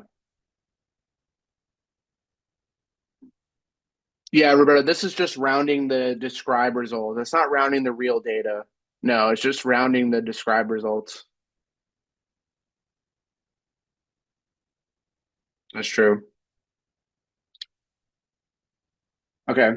What do we think about describe? Does it seem useful to you guys? Does it seem useful to have a nice summary view of the statistics? Like you get a mean, you get a min, you get a max, you get remember the 50th percentile is the median, right? You get the median, standard deviation. So about the average house price in this data set is about 551,000. Now there's a max that's way out there. Looks to be like 26 million. I mean, that seems like an outlier. I'm gonna guess it's this 9-bedroom, 8-bathroom one that has 13,000 square feet. But seems like seems like an outlier potentially. But maybe we'll study that later on when we get into the to get into identifying outliers and such, which we will. But that seems like yeah. And the square footage of the lot. I mean, this seems like a lot of land. Um, so that's we'll have to see if that's an outlier or not.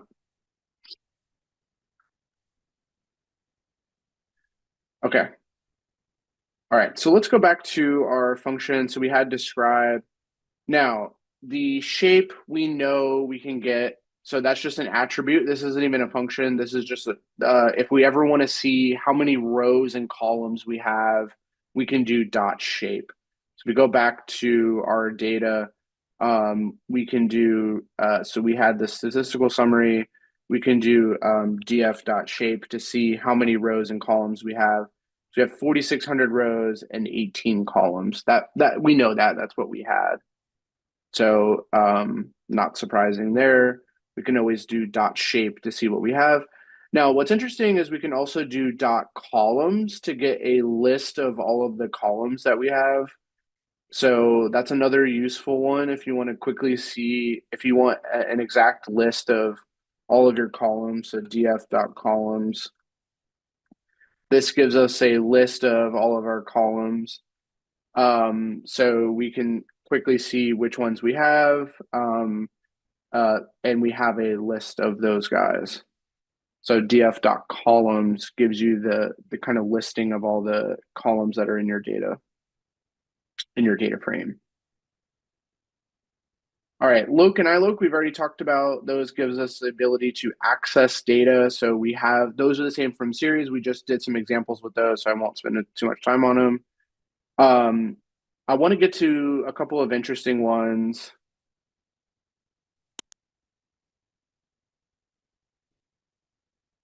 Any idea why I'm not getting my house price head or tail? Data load is complete.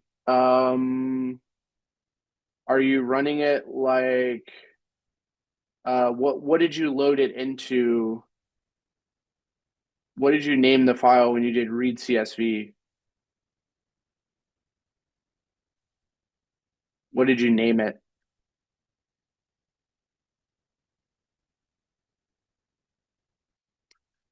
Okay, so you should be doing df csv.head. Does that work?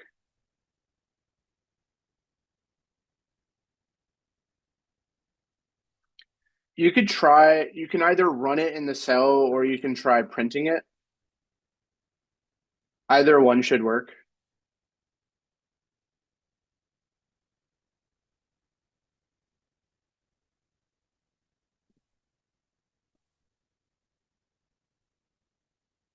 If it's not working for you, you could try restarting your session. You could, if you're in Colab, you could try restarting your session and rerun it. Maybe that'll work.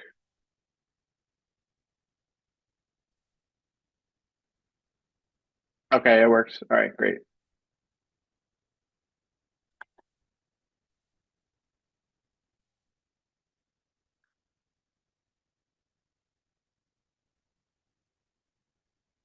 Yeah, that should work. Just df.head. That's what I did here. You don't need to do it with print. You can just do it in a cell and run it. Should work. Yep, should work.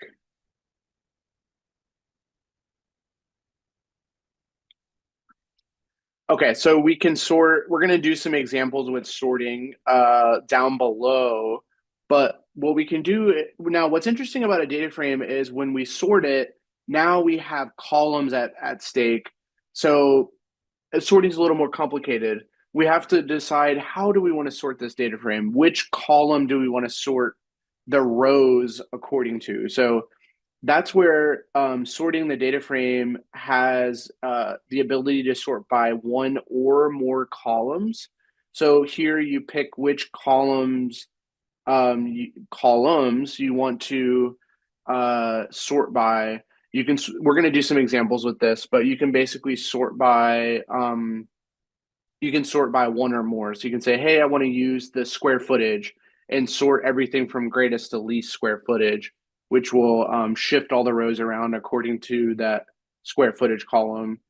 You could sort by the number of bedrooms, number of bathrooms, right? We can pick which columns we want to sort by. So that's the only thing is like when we're sorting a series, we just sort the data. It's only one dimensional, right? So we just sort it.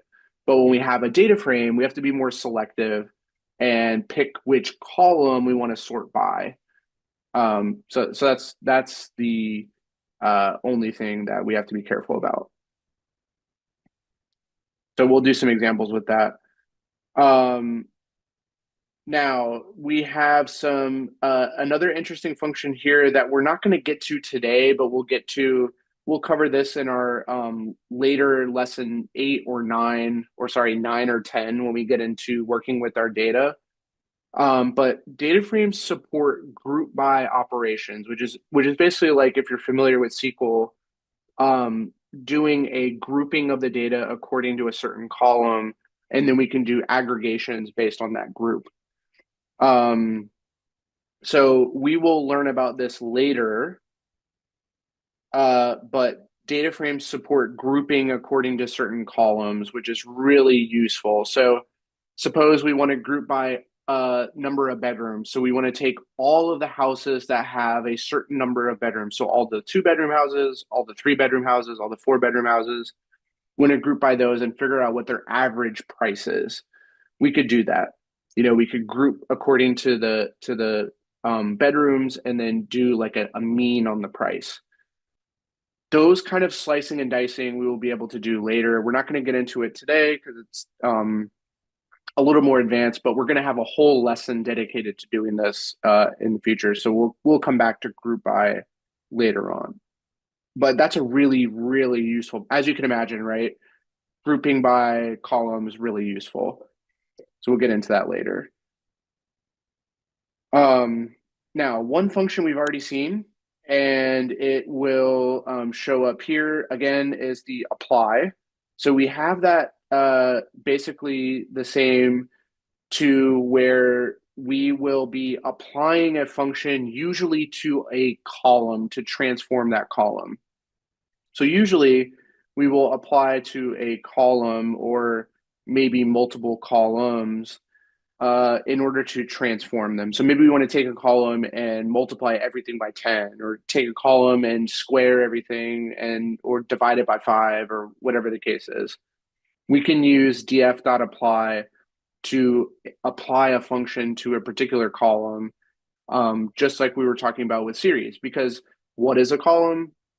It is a series. So it should make sense that we can apply a function to that series.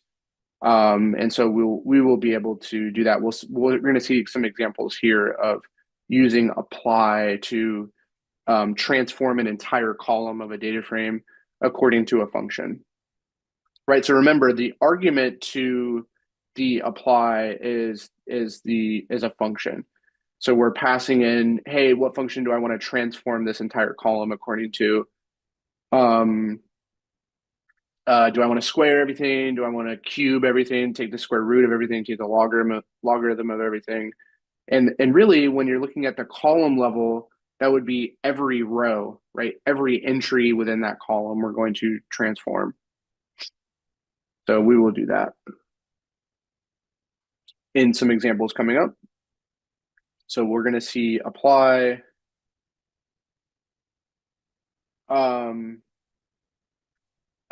Now, something we're going to see later on that that will be also in the same basic lessons that we're going to learn about group by is going to be the merge or concat. Now, this will be able to take multiple data frames and merge them together. That's incredibly useful. You can imagine like loading in data frames from multiple files, and those will create multiple data frames, and we want to bring them together in some way. So merge them, like join them together like you would kind of like a database table join. We'll be able to do that, or just actually concatenate them. Just maybe they represent the same column, so we just stack all the rows on top of each other in a concatenation. So the ability to merge or concatenate data frames, we'll learn about that later. I don't think we'll do any examples today of those, but we'll, again, whole lesson dedicated to grouping, a whole lesson dedicated to merging, concatenating. So we'll certainly cover that later on. Okay. By the way, any questions about any of these functions so far that we've kind of touched on? We're going to do some examples. We're going to do apply. We will do sorting. I'll show us that in a minute. But any questions about some of these functions so far?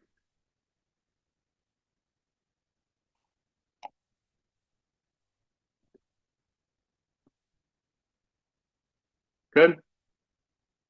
Okay. Nice.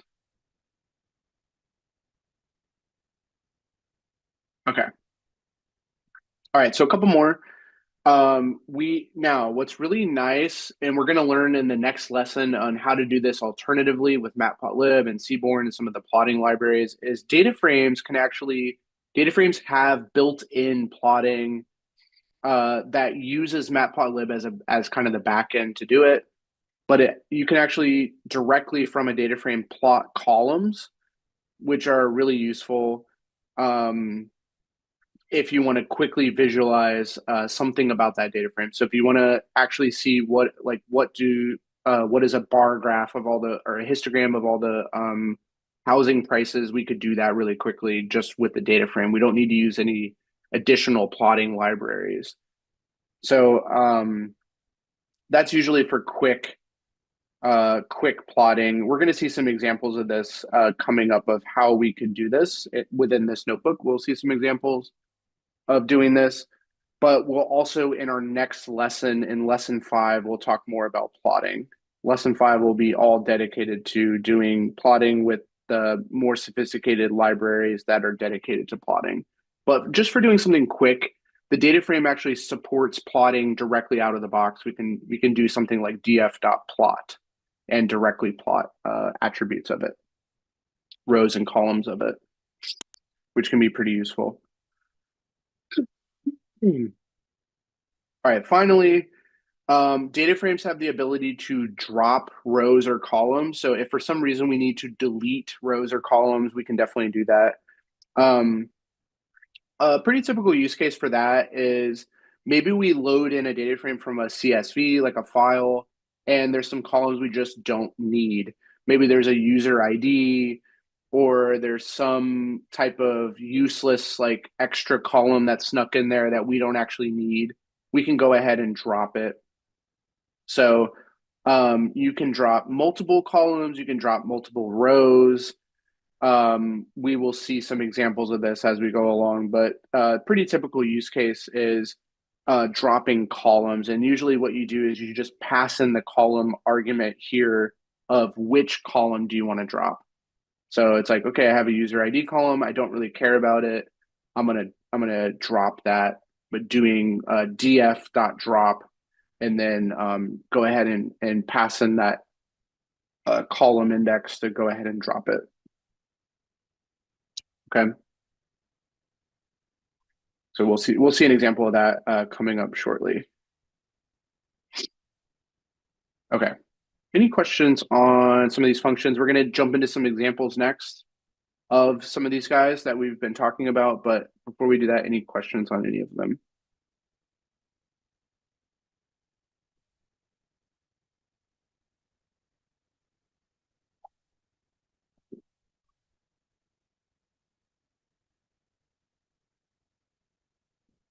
Okay.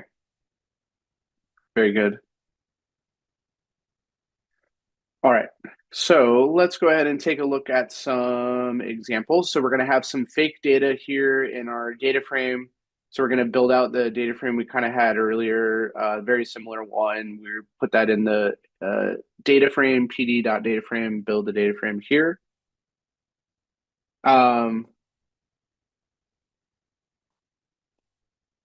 Oh, you had a question on the merge.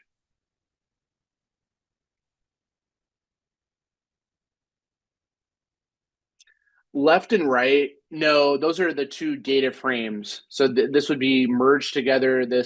So this would be df1 and this would be df2. We have two separate data frames and we're merging them together.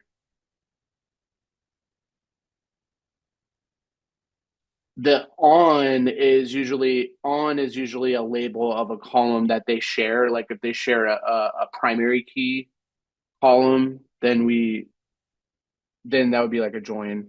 Yeah, Roberta, that's like a SQL join. Yeah. This would be an inner join between these two tables. And we have a join key here. That would be a column. This would be a column that we want to join on. We'll learn about that later. Yeah, we're going to have a lesson dedicated to doing that.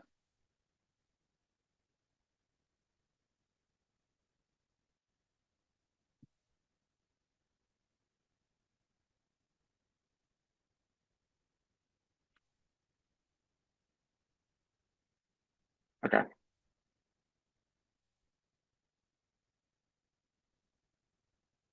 All right, so if we were to go back to this example, now head and tail, no surprises there. We can print out the head and the tail. This gets us the first two rows. This is the last row.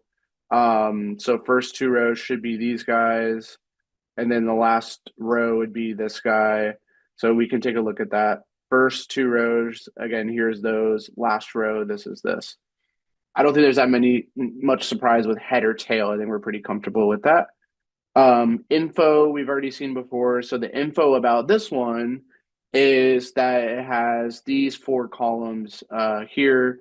It's not missing any values. It only has 3 rows. It's not missing any data there. It's a pretty small data frame, only 220 bytes. Makes sense because we don't have that much data stored in there, just some integers. It's not that big of a data frame. Only has 3 rows. And the shape of it, so we can print out the shape. It is a 3x4 data frame. It has 3 rows and 4 columns. We know that. It makes sense, right? Not that surprising there. But some of these things we will see, like, now let's sort it. We could actually sort some of this. Let's sort this data frame. Let's do some additional code here and sort it. So let's go ahead and do print, and then let's do df.sort values. Let's go ahead and sort according to, this is where we pass in the column that we want to sort by. So let's go ahead and sort according to this. Oops, I'm in the wrong section. Let me sort. I want to sort this one.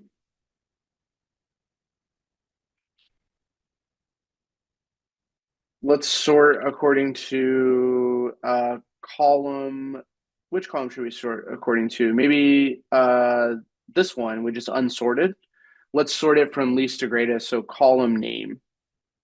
Let's use column name as the column we want to sort according to.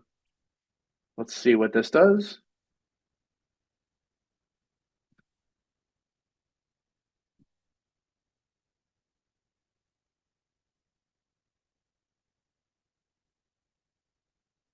Oops, this might need to be, sorry, this might need to be a list.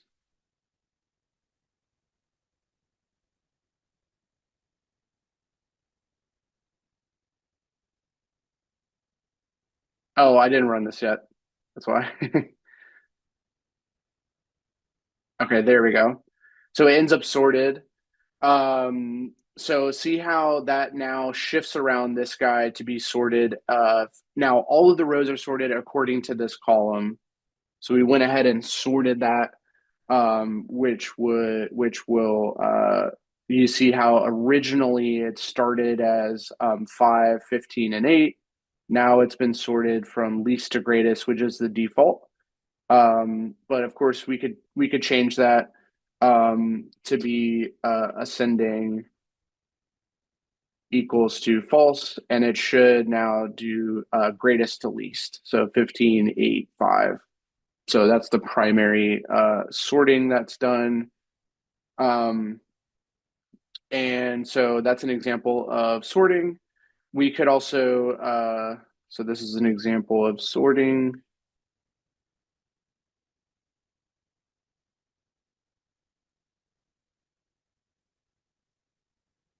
And then we'll do an example of dropping. So let's go ahead and do df.drop. Let's go ahead and drop the column. Let's drop column 1.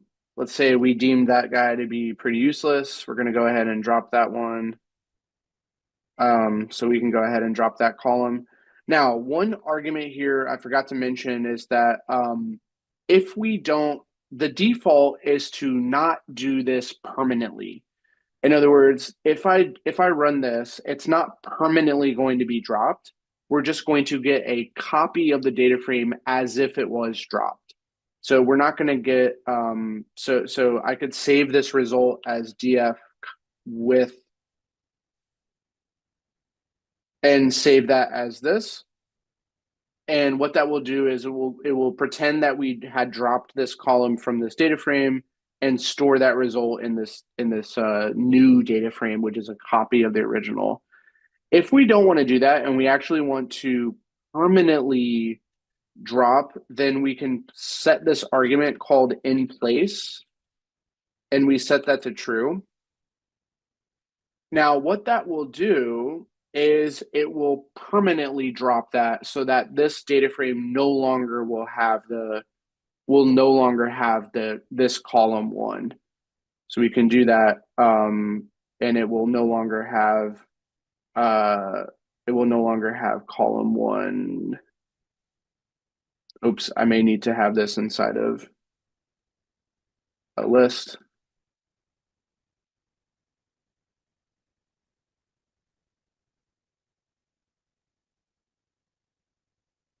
Oh, I think I need to do columns equals. There we go. So now if I go ahead and do df, it no longer has that column, right? It no longer has that column in there. So this is saying I want to drop this column, and I want to do it permanently. So therefore, I go back and print out the df. It no longer has that column in there. It's been deleted. I've like permanently removed that.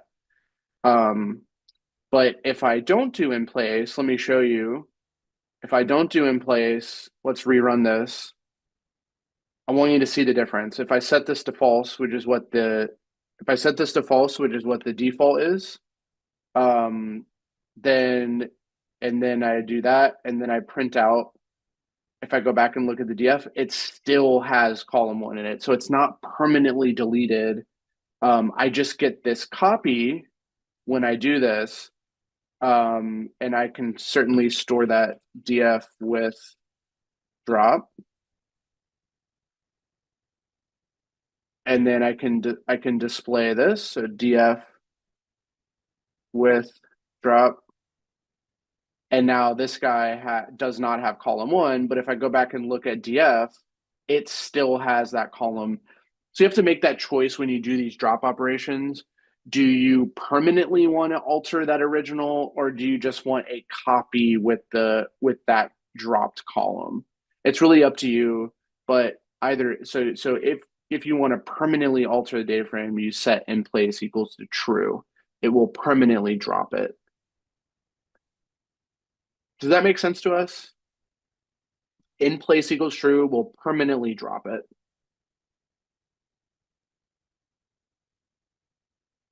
Any questions on that?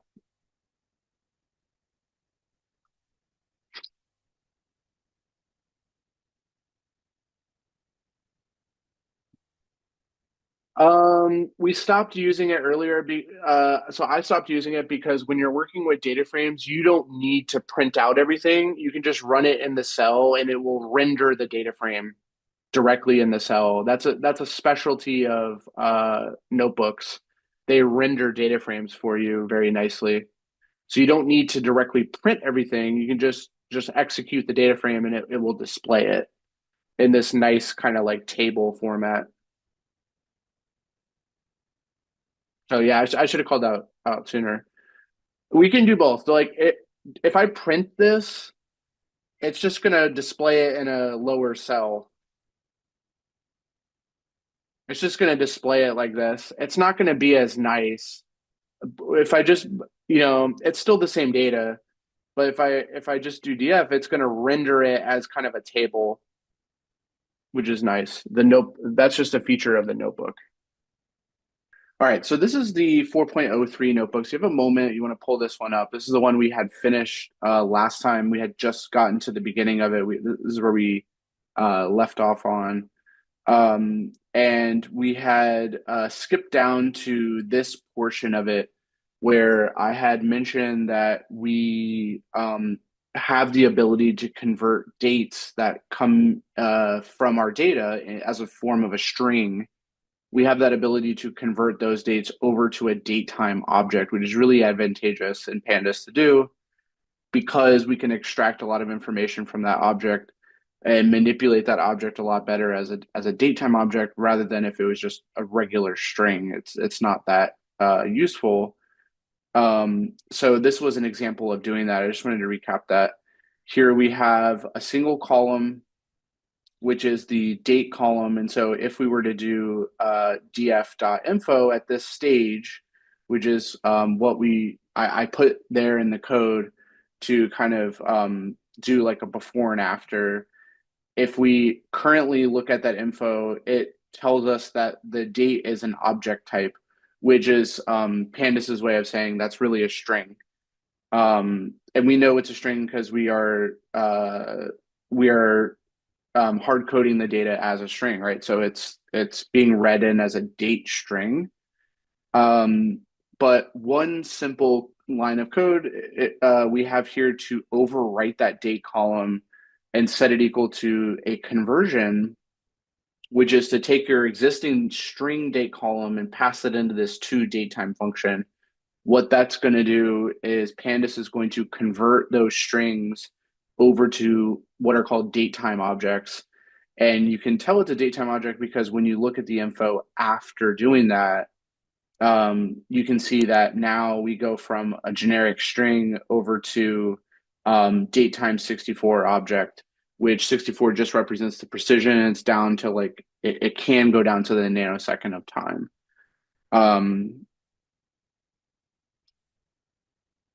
Yeah, Tim, it guesses. So there is an argument here in the toDatetime. There is an argument here to supply like a format string to say like here's the expected format of these here's the expected format of, so see how there's an argument called format, which would be something like this. We can do format equals and we can pass in a string to say like, okay, we should have years, months, days, something like that. So if we know ahead of time what it is, we can pass that in, but Pandas will take its best guess based on what the string looks like. So in this case, it is like this, right? It's years are first, then months, then days. So it is like this, but Pandas will guess at that and take its best guess based on the underlying string. But yes, you can change the format here that is expected when you're converting the strings into the datetime objects using this format argument of the toDatetime. Does that make sense? So you can override it, but Pandas does a pretty decent job of guessing what it is.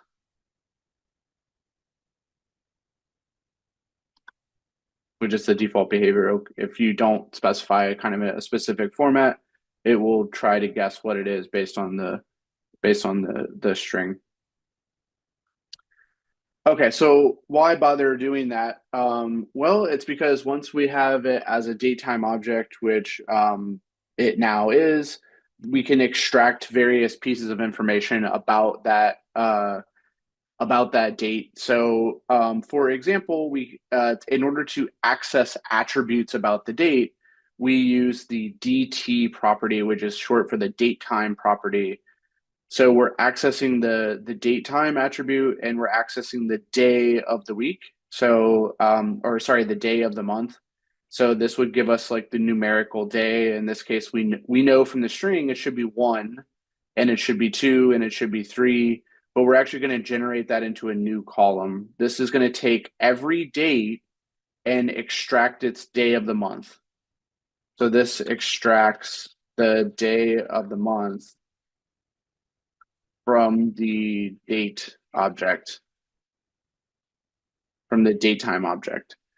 Okay, that's what this dot day does, is it extracts the day of the month. So, and we should end up with a column that has 1, 2, and 3 as oh, I'm sorry, not those. Should be 1, 15, and 20. Those are the days of the week.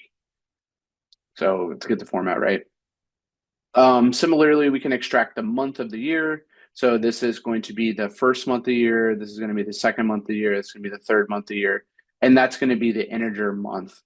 So this will extract the integer month of the year. So first, second, third, fourth, all the way to 12. And then this will extract the integer year.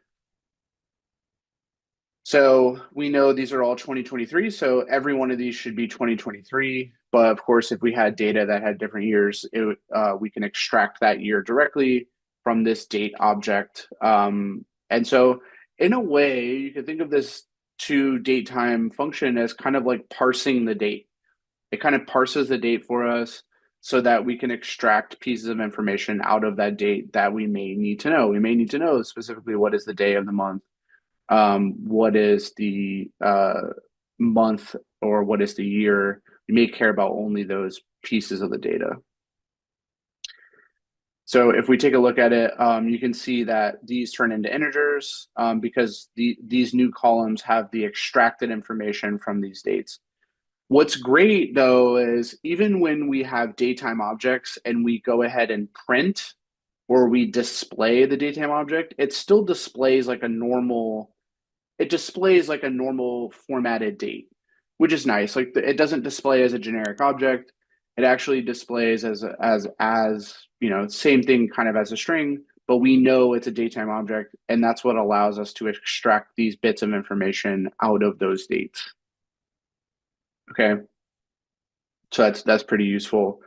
Now, these are not the only pieces of information we can extract. We're actually going to do some more examples with it, but those are pretty useful just to be able to extract the day, month, and year from the string. Any questions on that?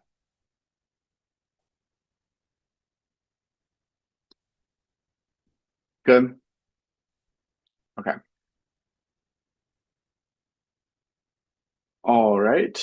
So let us continue then. We also can extract other things from the datetime objects. So we have an example right below where we actually, instead of converting strings over to datetime objects, we are going to basically build a date range. So Pandas supports building a custom range of dates if you want to build. So this will create a custom range of datetime objects. So what this means is we want to build a range that starts on this and has 5 days essentially. So the default is how many days do you want to separate from the start? So think of this almost like a slice of dates. We want to start on the first and have 5 days worth of data. When we first look at our data frame, it starts on the first and goes all the way up to the fifth because that is 5 total days. So if we change this to 10, that would be 10 days starting from the first. We could do 100 days starting from the first. Think of this as number of days that we want starting from this exact date. This builds a range of datetime objects using this syntax. Okay. So what's nice is we don't need to convert anything here to strings. Because we're building a custom date range, it already is going to be a datetime object. And because of that, we can extract something like the day of the week. So this is an integer. So we extract the integer day of the week. And something I should say about that is Monday is 0. Sunday is 6. Okay, so it starts on a Monday as a 0 and then goes Monday, and then Tuesday is 1, Wednesday is 2, Thursday is 3, Friday is 4, Saturday is 5, and Sunday is 6. So this just gives us the integer day of the week. Why might we care about that? Because that might be useful data to know is what day of the week is a particular date. We can always extract that if we know the datetime object. We can extract the day of the week, which is not immediately known. If you take a look at this date, like January 1st, we don't know what day of the week that is necessarily, but Pandas can compute what day of the week that should be by just extracting that from the datetime object. It can extract that. Okay. Now here's an example where we can use that day of the week to create a new column. So we're going to create a new column called is weekend, and we're checking here if we can if we divide by 5, if we get a remainder of if it goes into if the weekday, if we divide by 5, if we get 1, that means that it must be a 5 or a 6, right? That's what this means. But the alternative is to do something like df date, and then we could just do .dt.weekday is greater than or equal to 5. That would probably be the that'll be the same thing, because the only 2 days that are going to be a weekend is a 5 and a 6. So if it's 5, it's a Saturday. If it's 6, it's a Sunday. So I think that would be, we could just do that. I think that would make more sense, is to just check this condition if this is a true or false. That would be the same. That should give us the same result as this. So this is a way of doing it, is checking the integer division by 5. If we get a quotient of 1, that means 5 will divide at least once into that day, which means it must be a Saturday or a Sunday, right? If 5 goes into that day fully at least once. That's right, JD. Yeah, it's a quotient. Oh, I'm sorry, I missed your question, Roberto. Are periods always days, or they can be weeks? No, they can be different. In the date range, you can change the frequency to be you can change the frequency to be like a string. So the frequency can be like a day, it can be a week, it can be a month, um, it can be a year. Does that make sense? It's a character. The default is day, which is D. So this means 5 days starting from this day. That's what this would, if that's what you read with this. But we could change it to be months. So it'd be 5 months starting on this date. Um, does that make sense? That's a great question. Great question. Yeah. So it's this frequency parameter, which changes, like you can change it to weeks. So 5 weeks starting on this day. I think you can even do quarters. So like 5 quarters starting on that day. You can do Q frequency. But the default is day, 5 days.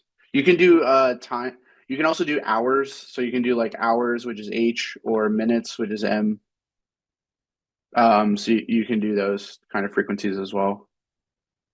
Um, Actually, I think it's lowercase m for minutes. Uppercase M is months. Yeah, we can. I mean, yeah, we can run this. So you see how we did every month it goes to the end of the month. So see how it goes to the end of the month for those 5 months. So monthly starting on this date.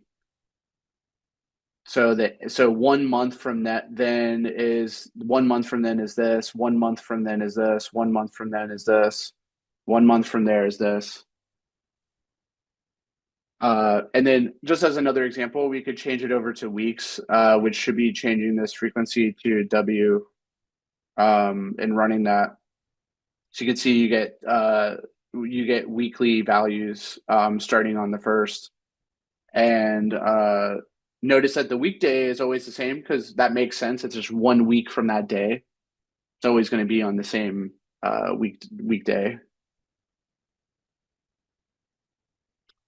For doing hours and minutes, yeah, that's true. So our date doesn't start that way. So it should be like, it should start like something like this. That's true. Our date should be something like this in order to use hours and minutes. But we're just working at like a daily level as a simple example.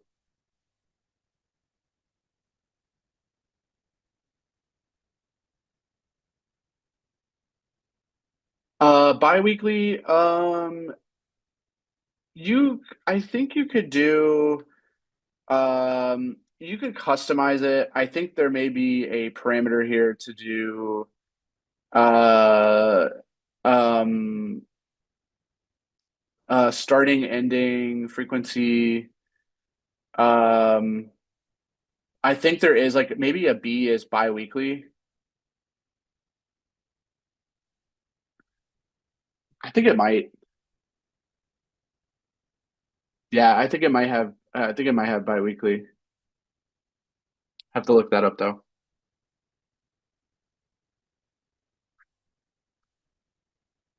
All right. Let me ask you guys though, does it make sense how we're creating this is weekend column?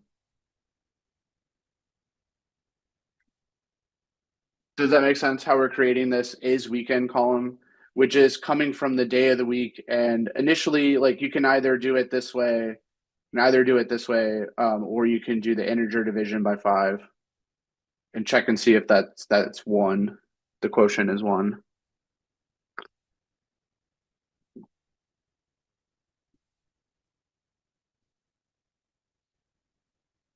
Okay. Oh, it's biweekly. Yeah, it is 2W. Makes sense. Every other week. Yeah, biweekly.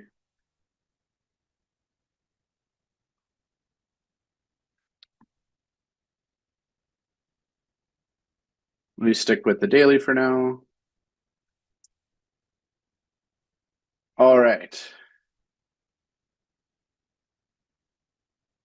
Okay. So what I want to show you next is the ability to add and subtract periods of time from an existing date.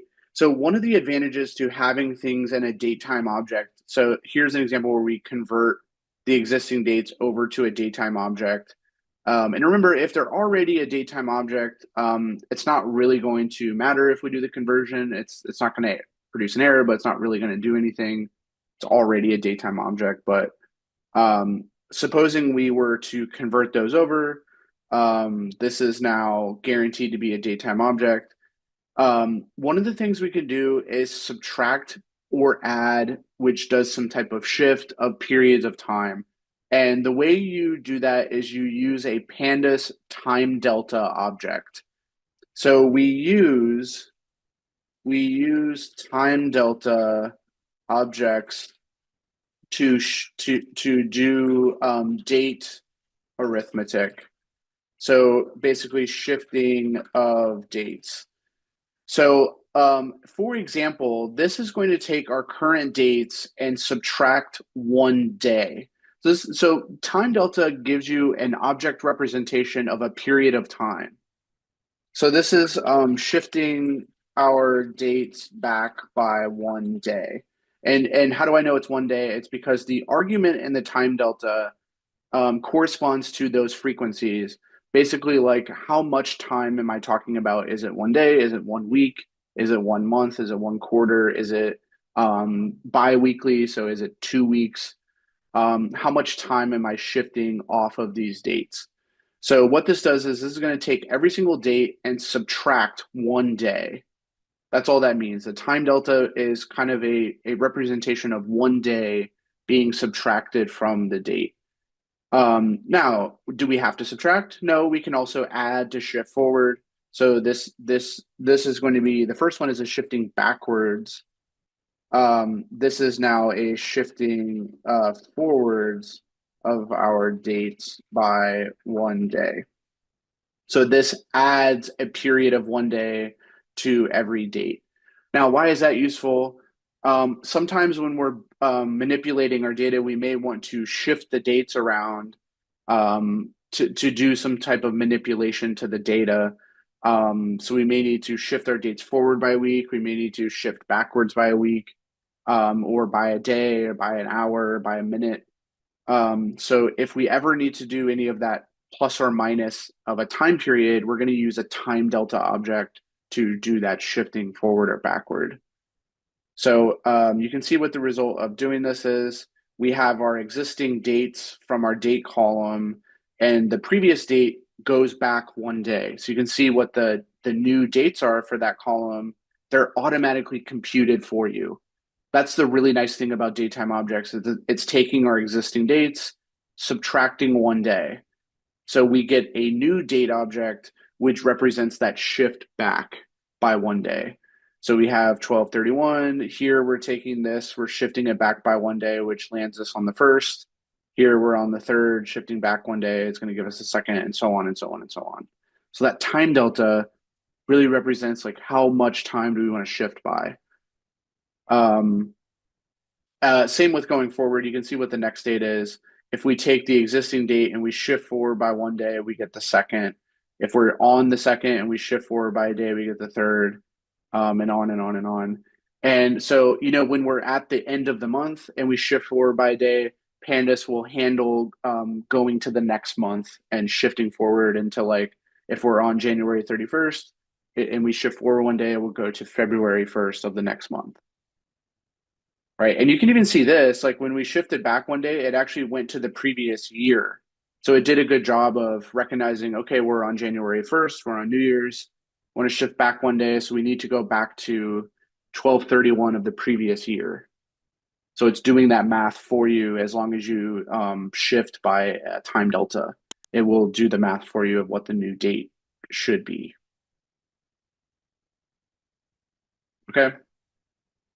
Any questions on these time deltas? Do those kind of make sense? Time delta represents a period of time, and you can manipulate existing dates by adding or subtracting time deltas to existing datetime objects.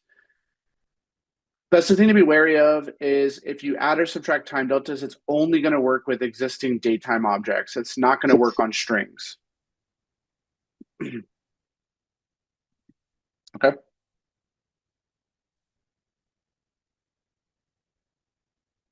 All right. So here's an example where we have a couple more time delta examples. This creates a frequency. This creates a date range that starts at January 1st, but has 10 hours of time. So it's going to generate 10 hourly intervals starting on the 1st, which assumes that it's at 000 of the 1st, goes forward 1 hour 10 times.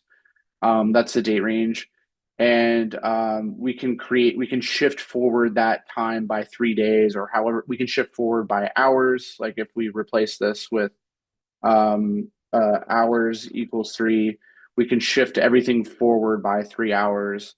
So time deltas you can just pass in different arguments here to represent different periods of time, like weeks, months, hours, years, quarters, those kind of things. So here's an example where we take all of those existing dates and we actually shift them forward by kind of an arbitrary amount here, which is shifting forward by 2 weeks, 3 days, and 12 hours. So you can see the starting date is the 1st. The starting date is the 1st, and then we shift forward by 2 weeks and 3 days and 12 hours. So we go 2 weeks is 14 plus another 3 plus another 12 hours. So that brings you into the 18th at 12. And this was the 1st hour. This shifts forward to the 18th at 1300, on and on and on. Okay.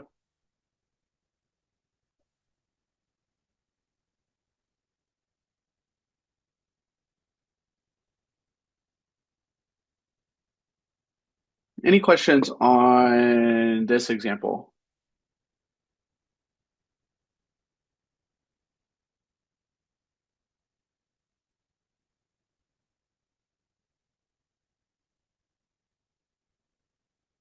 Good. Okay. So hopefully we're comfortable with time delta.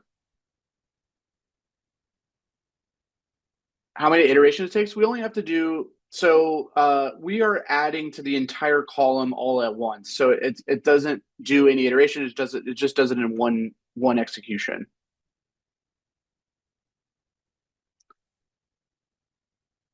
So really just one execution to add all the time delta to all of those dates.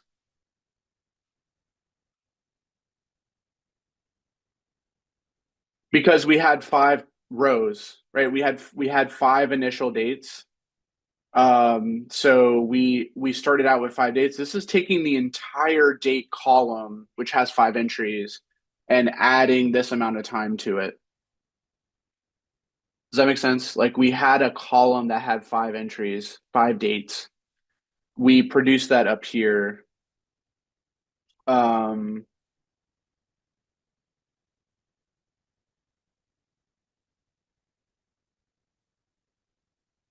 We produced that. Actually, I realized I didn't run this. So if I rerun this, this should be the proper, yeah, there we go. It should print these does that make so sorry, now it has the proper number because we had 10 periods. This data is based off of running this cell first. That should be proper now. What is range 1020? So range, do you remember what range means? Range is a list. So a list of values that start at 10, go to 20, but doesn't include 20. And it increments by 1. So this is just a list of numbers 10 to 20. And this is a list of numbers 0 to 9.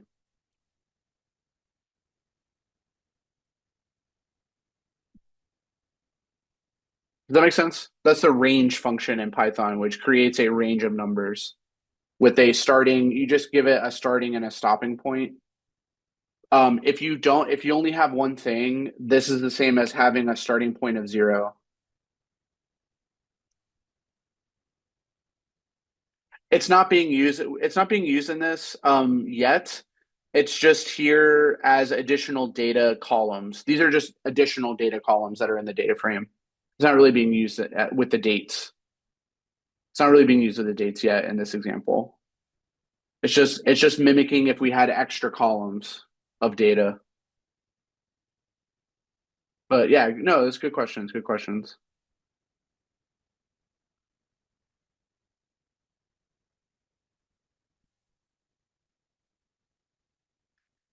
Yeah, well, because there's 10 rows, but yeah, if that's what you mean, yes, there's 10 rows, so it'll do 10 shifting of dates by this amount.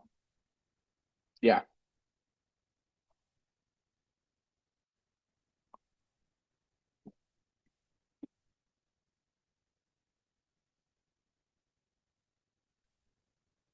Okay. Any other question about the time delta?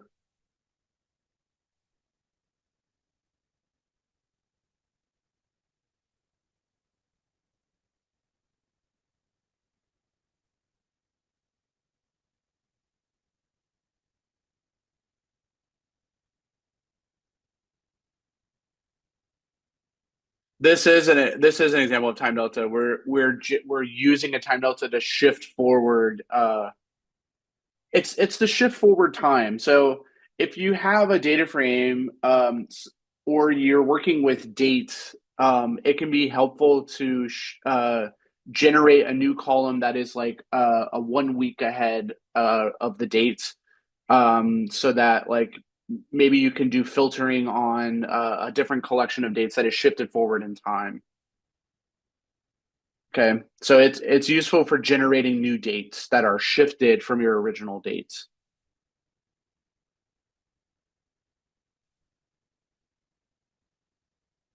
That's the purpose, is to generate new dates from the existing dates, which comes up in data analysis. It comes up in plotting. It comes up in a lot of scenarios. Yeah, I can go back. You can subtract. If you subtract, it goes backwards, right? Yeah, you can go backwards. You just have to subtract, right? Because subtract will take the existing date and go back by 2 weeks, 3 days, 12 hours. If you subtract. If you add, it goes forward, right? By that amount of time in the time delta. So I think we had an example earlier of going backwards, like here. This goes back 1 day. This goes forward 1 day. Yeah, so to go back, you just have to subtract a time delta.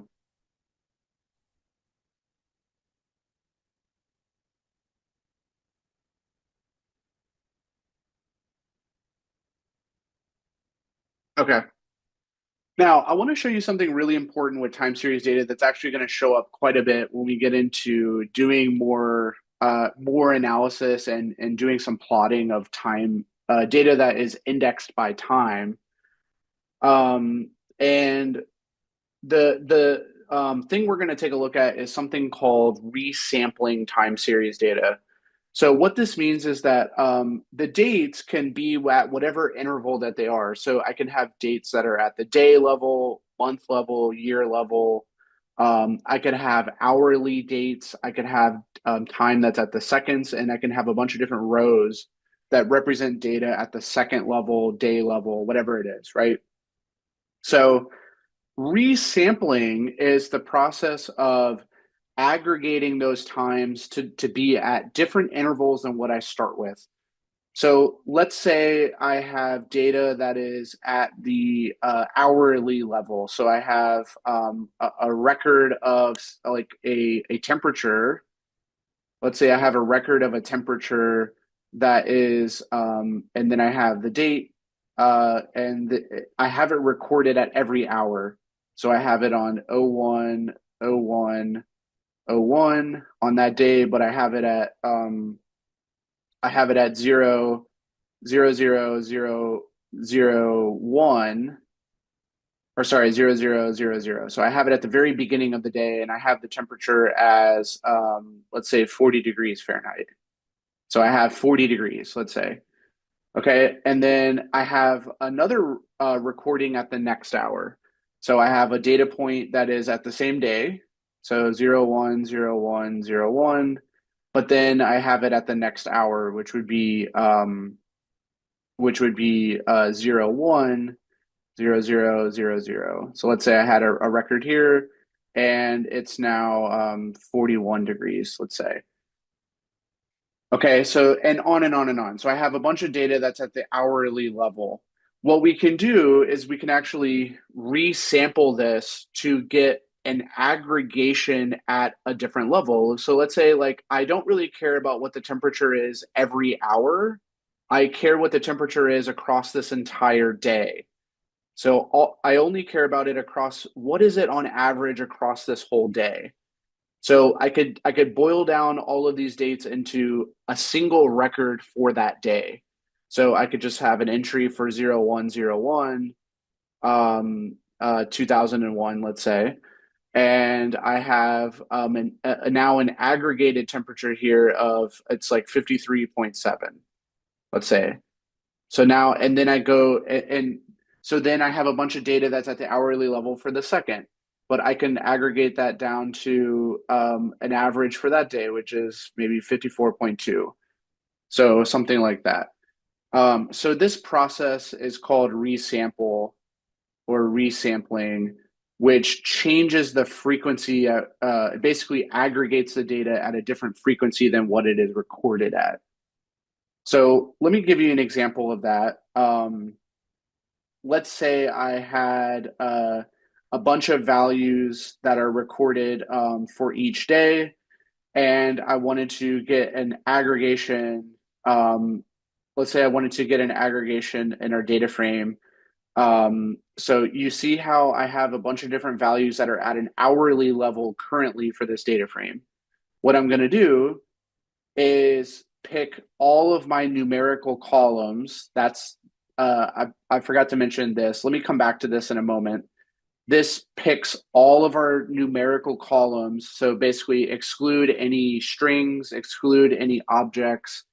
Let's just pick all of our integers or float columns that we have. And what we're going to do is we're going to resample those at a daily frequency.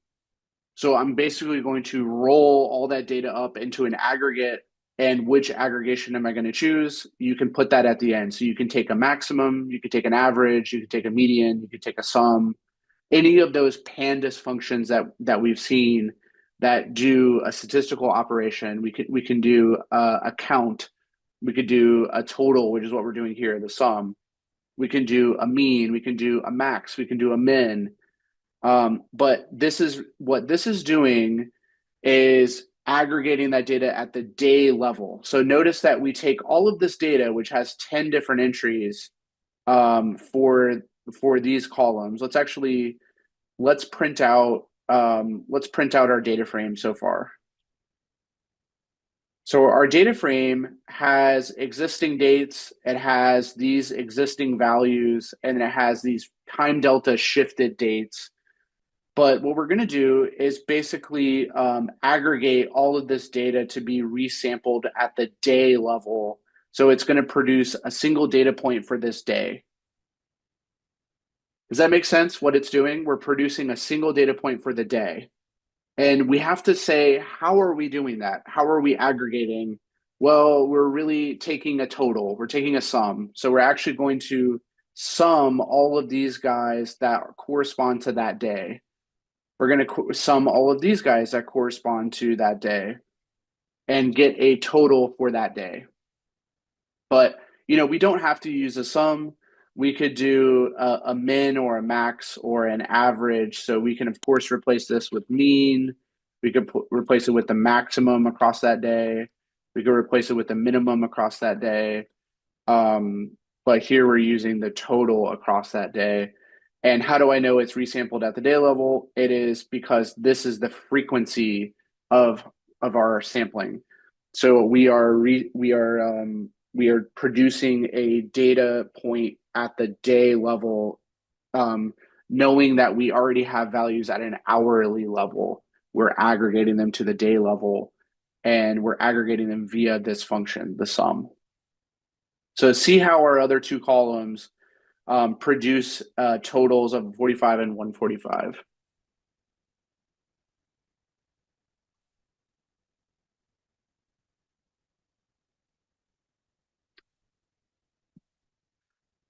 Yeah, you can. So yes, what you would do is you have to do it in two steps. You basically would generate the resample data frame, which is just this, and then you can do an apply. So actually that might be worth taking a look at, is then you kind of do like an apply, and then you can do a lambda or an apply your function here. Does that make sense? Like you can do an apply to basically apply your function to the resampled rows that you get, to like the aggregated rows. Yeah, you can apply a function to it. But the pretty typical thing is to do some type of aggregation to it, like a statistical function. In this case, we're doing sum to get the total for each day. Something I should mention is that doing resample assumes that the dates are actually the index of the data frame. So that's a big assumption. So you can only resample if the dates are the index of the data frame. So one of the things that we do first is we actually set the index to be the date column.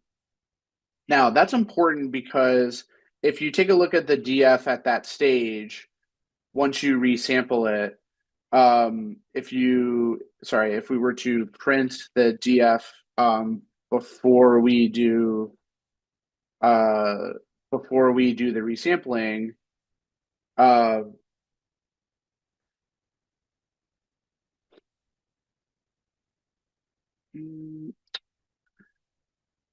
oh, because I already ran this one, so I have to redo it. Let me redo it. Sorry.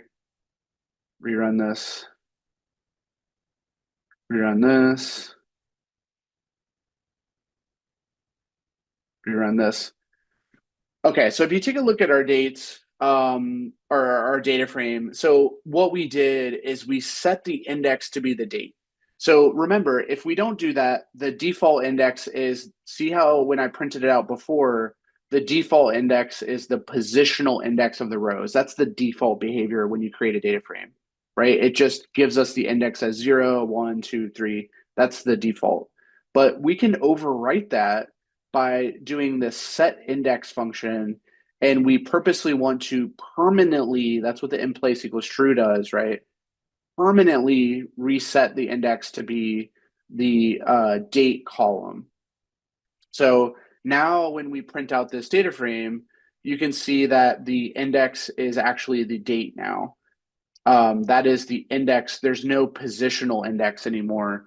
The date is actually our index. And once the date is the index, then we can do resample. So resample assumes your data has the index as some type of datetime object. So it's not going to work if you just have if you have the default positional index. Resample won't work. Yeah, Roberto, let me explain that. I'll explain that in a second. Do we see what I'm saying by resetting the index? Where this is a way to set the index on a data frame to something that we like an existing column. So saying, okay, set the index to the date column. That's what I want the new index to be, and I want to do that permanently, which is why I have the in place equals true here. So let me write that down as a comment. We permanently in place equals true. Set the index to be the date column. Permanently do that so that resample will work.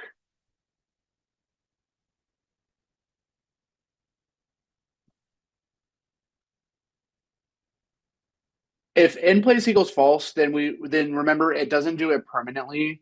It gives you a temporary copy of the result.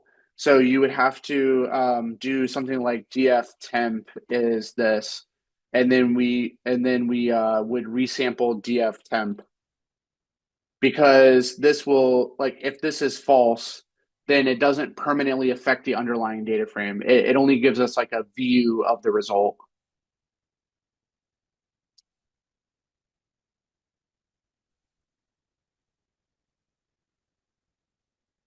So that's why usually, yeah, we don't need to do this. If we just put in place is true, that will permanently alter it. And then we could just operate directly on the regular data frame. Yeah, you could set the index back. So once you're done doing that, you can reset the index. Let me show you how to do that. So you can reset the index to the default by using this, which is you can do df.reset index, and then you want to do in place equals true. Okay. So you want to do in place equals true.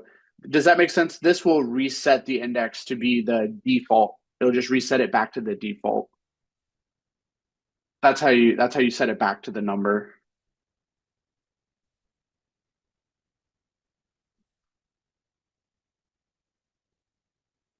Okay, let me go back and explain because it's a good question. What does this mean?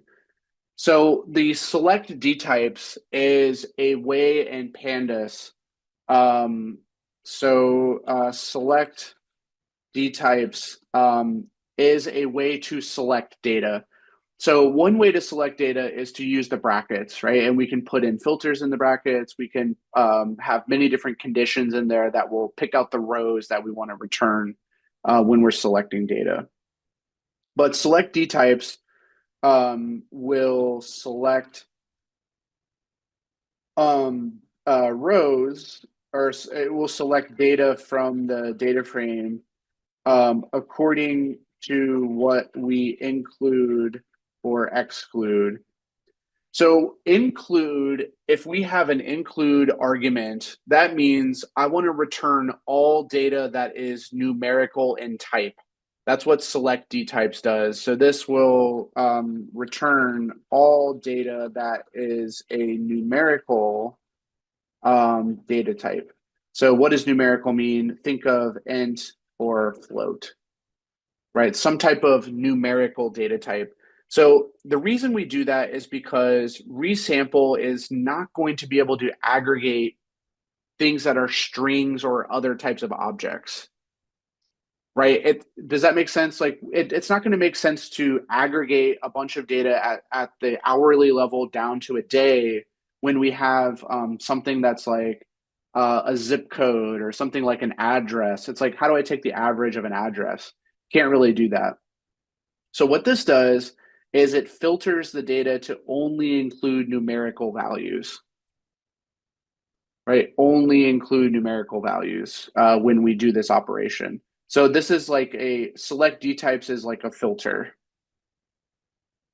It's like a shorthand. It's like a shorthand.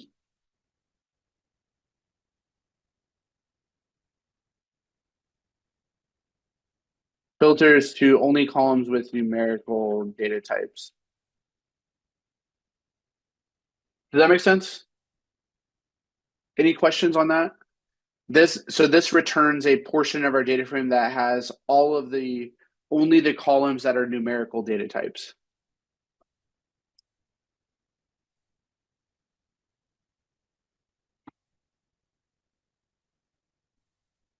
So if I were to read this out loud, and this might be helpful, is like if I read this out loud, what this is doing is saying, okay, take our data frame, filter our data to only the numerical columns, aggregate it at the daily level, and aggregate with a sum. That's how you read that, right? That's how you read that from left to right. Take our data frame, filter out only the numerical columns, aggregate it at the daily level with a sum. The date isn't a string. We've changed it to a datetime object. We've changed it. It's a datetime object. It's not a string.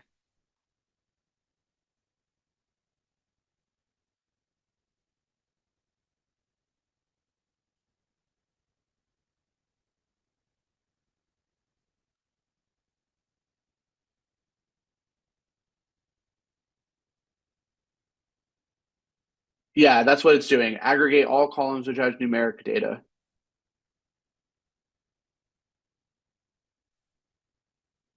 No, the date. So that's the thing is the datetime object has been put as the index. It's not a column anymore.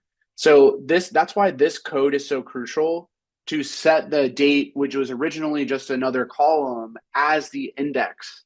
So it's not going to get aggregated because it's the index. We set it as the index on purpose to facilitate the resampling.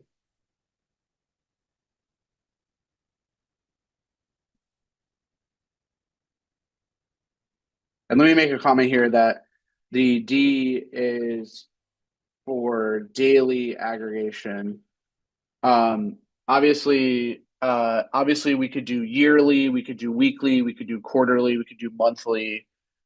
We can do different types of frequencies there. Basically, the same frequencies that we could do earlier in the date range, we could do here in the resample. So see how the main takeaway to this is we go from data that looks like this at an hourly level to a single value for the day. We go down to a single value for the day for those numerical results. Now, that is extremely powerful. Like that resampling operation is extremely powerful to be able to aggregate time-based data at different frequencies. Really useful, right? For summarizing, for generating reports like quarterly reports or like yearly summaries. Like it's extremely useful function. Categorical data is, data that belongs to usually a distinct number of categories or discrete number of possible values that it can be. So for example, we may have data that is usually this would be like in the form of a string, and there's only a certain number of possible strings that data can be. So like, for instance, what if we had a column that had values that were like this, where the entries in that column were only things like low, medium, high, and those are the only three values we saw. That is definitely a good example of a categorical column or categorical data. Because in that setup we only have three discrete possibilities, the data points are only going to be these three possible categories, which are low, medium, and high. Pandas does support allowing you to convert objects into categorical data into a categorical data type. And the reason you may want to do that is to have a sense of ordering or be able to sort based on those categories.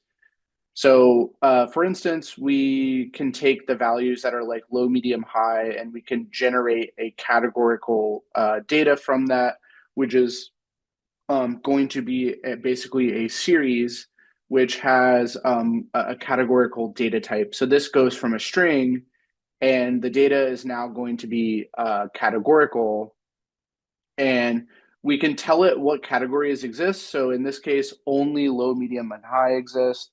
And we can say that there is a natural ordering, and the ordering follows the order that's inside of the categories list. So low is first, then medium, and then high. And it goes from least to greatest. So low is the least value, medium is the next, high is the highest categorical value. So all of our data now can be converted into a categorical series, which can be useful for sorting it, because now instead of sorting it alphabetically, which we may not want, because if we were to sort this, it would just be treated alphabetically as strings. Now, if we were to sort this, it's going to be sorted according to these rankings of the category, low, medium, high. So putting things in a categorical type often has a benefit of allowing us to then have some natural order amongst the categories, which can help us whenever we are doing analysis or sorting that data, or grouping that data and slicing and dicing it. Okay, so let me run this. So the what I want you to see is now the categorical variable is now it now is data that looks like this, and has three categories ordered from low, medium to high. So it goes from regular, the data starts out as just a list of strings, and it turns into basically a series that then has categorical data. So pretty useful. What we can do with categories as well is we can count how many unique values there are from each category. Now, we saw this, I think on Monday I showed us this, but showing you guys this again is you can take categorical data like we have here, or you can take data that's just regular strings. It actually doesn't matter if it's in categorical format or not. We can take data that's just regular strings, and we can compute the value counts on that column, which generates the number of occurrences of each unique discrete category. So in this case, we have data that only belongs to A, B, and C, but we can see C only shows up once, which is what this count is. B shows up twice, which is here and here. So you can see what that count is. And then A shows up the most, which is 3 times. You can see that's what that count is. Remember, you can pass in a normalize equals true argument here to create percentages. So half the data, this is signaling that half the data is category A, which makes sense. There's 6 entries and 3 of them are A. And then 1/3 of them are B, because 2 out of the 6 are B, and then 1 out of the 6 is C. So you can produce percentages. The default behavior is just to give you the total count of how many are each category. Now, this is extremely useful. Like when we get into modeling, this is going to be extremely useful, because often we're going to care about our data from the perspective of like, how many examples do I have of things that are like pictures that are cancer or not cancer. And maybe it's we run this value counts function on it, on the cancer column, and we see that most of the data is actually not cancer, which would be a pretty typical scenario. And then some of it, like some percentage of it is, but we can see that the majority of it is not. So this is a good way to kind of figure out what those relative amounts are between the members of the categories. So this looks like, there's mostly it's A, but there's a few examples of B and one example of C in this data. So value count is an extremely useful function on a column. Usually you run this on one column to kind of see what the categories are. So not only does it give you the counts, but it also will give you the unique categories within that column. Here we have an A, B, and C. We know that because we can see it. But if you imagine you loaded in this huge spreadsheet, you may not know all the discrete values that are in a column. You may not know that right away, but if you run value counts, you can actually get those. And not only that, you can get a frequency of how often those show up in that column. So pretty useful. Okay. Any questions about value counts?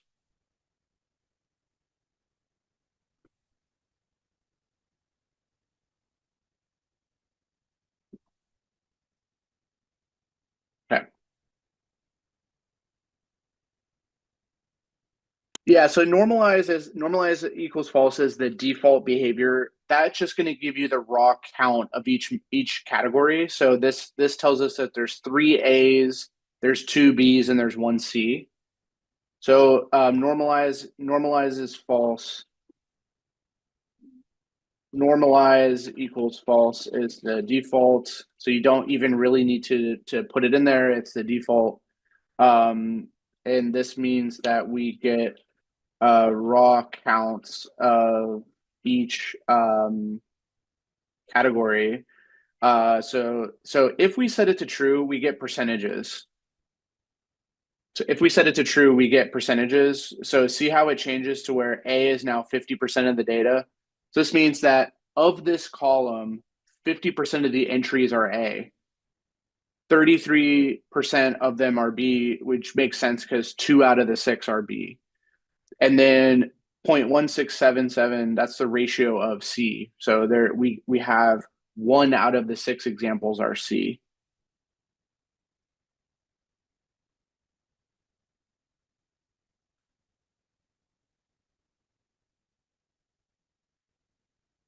No, Tim, value counts is really a function on a series. So you should only be doing it on a single column because remember, what is a column? It is a series. So really should only be doing it on a single column at a time. Certainly you can do it on more than one column, but you're only accessing a column at a time and then doing it. Yeah, it's because it's a function on a series of categorical data.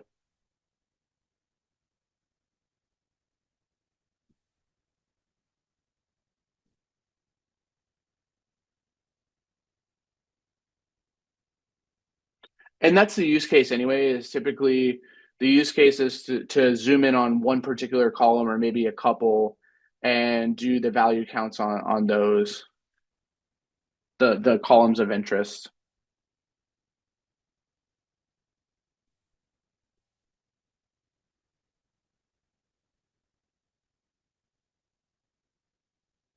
All right, cool.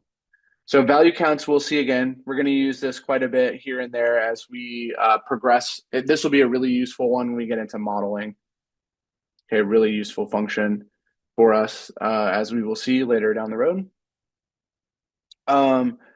Let's talk about another really useful thing for modeling, which is to convert data from categorical into numerical. Now, this is an extremely I really want us to understand this because this is something that is going to be extremely useful as we get into modeling. Is machine learning models are going to not really be able to make use of these categories as they are because it's not going to know how to work with strings out of the box, right? So because they're mathematical models, they're going to struggle to make sense of, well, what is an A string? What is a B? What is a C? What is a D? It's not really going to know what those are. So what we want to do is convert those into a numerical collection of data. And the way that we do that is we actually generate new columns which indicate the presence of that category or the absence of that category. Let me give you an example. So if we have this original data here, so let's just say we had a column called data, and it took on these values like we see here. We have an A, we have a B, we have an A, we have a C, we have a B, we have an A. Okay, let's say we had that. Now, what we are going to do to convert this to numerical is generate some new columns that indicate the presence of each one of those discrete categories. So, for instance, we're going to create a new column that is basically going to be do we have data underscore A?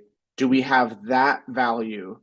Do we have data underscore B? Do we have B? Data underscore C? Do we have C? Now, in this first row, do we have A? Do we have the presence of A? And we take a look at it and we see that, yes, this entry is A. So I should have a 1 here and a 0 here and a 0 here because I don't have a B, I don't have a C, but I do have A. So this is going to indicate the presence of A. And this is going to indicate the presence of B, as you can imagine. And likewise, this is going to indicate the presence of C. So in this first entry, I have A in our data. That's the first entry in our data. So I have presence of A. So I marked down a 1 for that column and a 0 for presence of B and a 0 for presence of C. Let me ask you guys, what do you think presence of A column is going to be for this next entry? So if I look at this entry, what's going to be the presence of A? It's going to be 0. Yes, perfect. You guys are right on top of that. This is going to be 0. Now, what is going to be presence of B?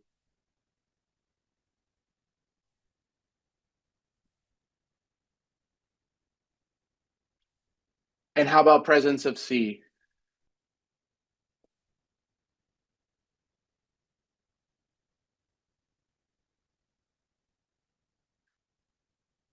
Perfect. So presence of C would be 0. Perfect. So now, does this process make sense how we are converting? So look at what we're doing. We're converting our categorical data into numerical data because now this is all integers,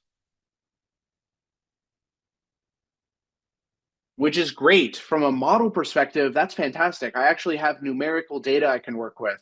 So that's fantastic. Now, what was the cost of doing that? I have 3 new columns. It's not for free. There's a cost to doing that. And you are going to always have that scenario where when you are converting your data over from categorical to numerical, you are going to get as many columns as you have discrete categories for your data. So this data here only has 3 possibilities. So I need to make 3 new columns that represent the presence of those 3 categories. Does that make sense? The presence of those 3 categories. So I have 3 new columns.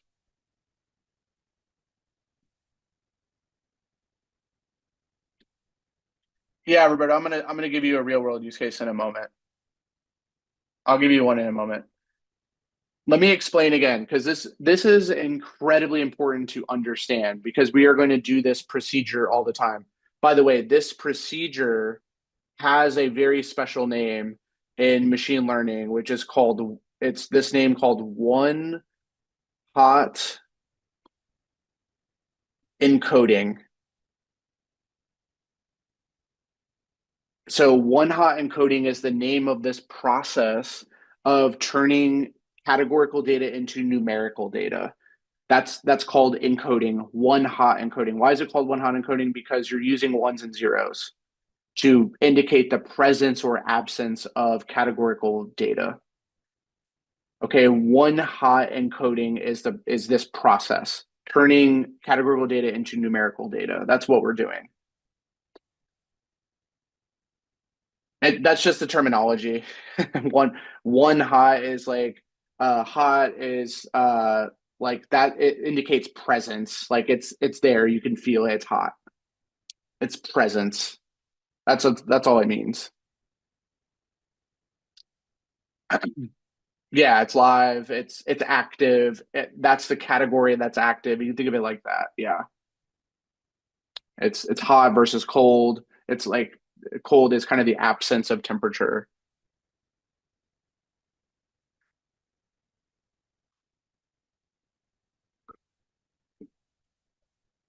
Okay, so let me walk through that again because it's really important that we walk through this and understand it. So this data example has a column called category. Okay, it has a column called category, which only has 3 discrete values. It can only be A, B, or C. And you can see the data here. The first entry is A, second entry is B, third entry is A, fourth entry is C, fifth entry is B, and last entry is A. That's what I have here with this data, right? I have that data there listed in a column. So for any time we have categorical data listed in a column and we're going to do modeling with it, we want to do one-hot encoding. We have to do one-hot encoding. The model will not be able to make use of the string. We have to do one-hot encoding. So we have to turn this into numerical data. So the trick to doing that is to generate 3 new columns. These columns represent the presence of those unique categories. So we have a column for presence of A, we have a column for presence of B, and we have a column for presence of C. Let me pause there. Does that make sense so far of the setup? So in order to convert our data to numerical, I'm saying let's create 3 new columns which indicate whether or not we have one of those categories, A, B, or C. The presence of A, presence of B, presence of C. That's all I'm saying is we're going to set up 3 new columns to represent this one column of data. We're going to generate 3 new columns called presence of A, presence of B, presence of C. And the way we're going to fill out those columns is we're going to look at our data. We're going to look at our data and we're going to say, what is the value of that data? It's an A. So therefore, presence of A should have a 1 because that means, yes, we have presence of A in that first entry, in that first row. Presence of B, no. We actually have absence of B. So we should have a 0 there. There is no presence of B. There's 0 presence of B. And there's no presence of C. So that also should be 0. So we have converted A into a 3 different columns, presence of A, presence of B, presence of C, where there's a 1 in the presence of A spot and a 0 in the other 2 spots.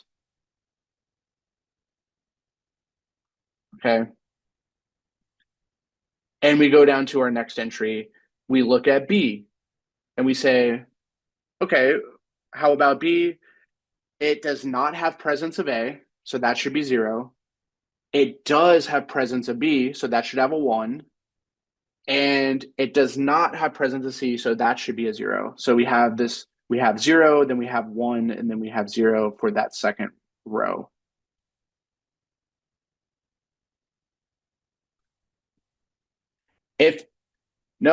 If you have, so you're thinking correctly that if we have 10 discrete categories, we have to generate 10 new columns. It's going to be 10 new columns that we have to create to indicate presence of those 10 categories. Yes. They have to be 10 new. And we're going to have a Pandas function that's going to do that for us. So if you're asking, is there a shortcut? Pandas will do it for us. Yeah, Pandas will do this for us. I'll show us the function. Luckily, Pandas does this for us. We don't have to do it manually. I'm just trying to show you the procedure of one-hot encoding and what it does so we understand it. Okay.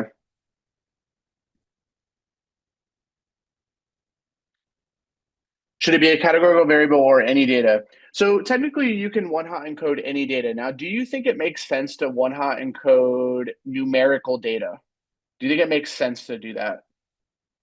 Like, would we want to do presence of 2.3, presence of 3.5, presence of 4.7? Like, would we want to do that if we have a lot of, because what's the issue with floating point numbers? What can they be? What can floating point numbers be in general? Like, what's their range? Or even integers for that matter. Like, what's their range?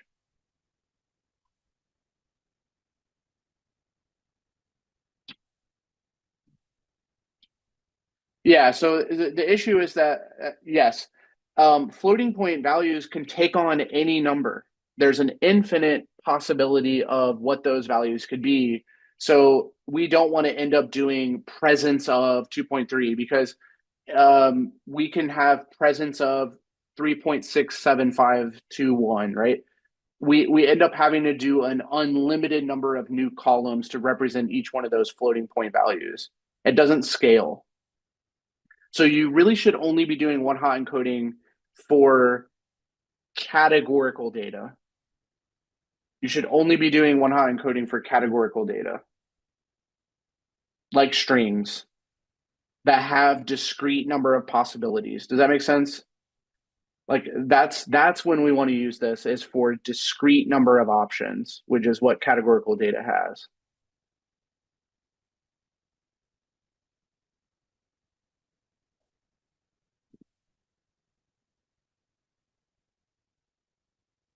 Okay.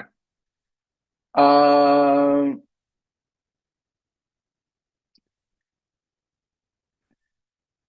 yeah, I saw a question. 1 or 0 are constant with these numbers, no matter how many yeah. And does it make sense that only one of them is going to be a one, and because you're only going to have presence of one of them in every row, and then every other one has to be 0. So you're only ever going to have a one once, and then every other entry has to be 0. That's what it has to be because you're only going to have presence in one place. You're only going to have presence of one of these categories, and then every other entry is going to be 0. Is there a limit? And basically, until you run out of memory, that's the only limit. So technically, Pandas doesn't enforce a limit. Basically, you can, if your data frame grows too big, like if you have too many unique values, and your data frame grows too big, you are injecting too many new columns. That's when you would hit the limit, like the memory limit of the data frame of your machine.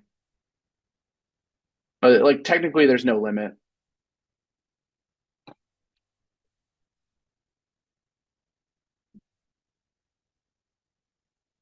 Okay, so let me do two things. Let me give you a real world example. Okay, let me give you a real world example, and then let me show you the pandas function that will do this for us, the one-hot encoding, okay? So I'm going to give you a real-world example first. So in the real world, there are a lot of categorical features that are, or I should say variables that are going to be useful for predicting something. So, for example, there's a lot of things that are discrete when it comes to recommendations. So think about something like Netflix. The genre of a movie is a discrete categorical variable, isn't it?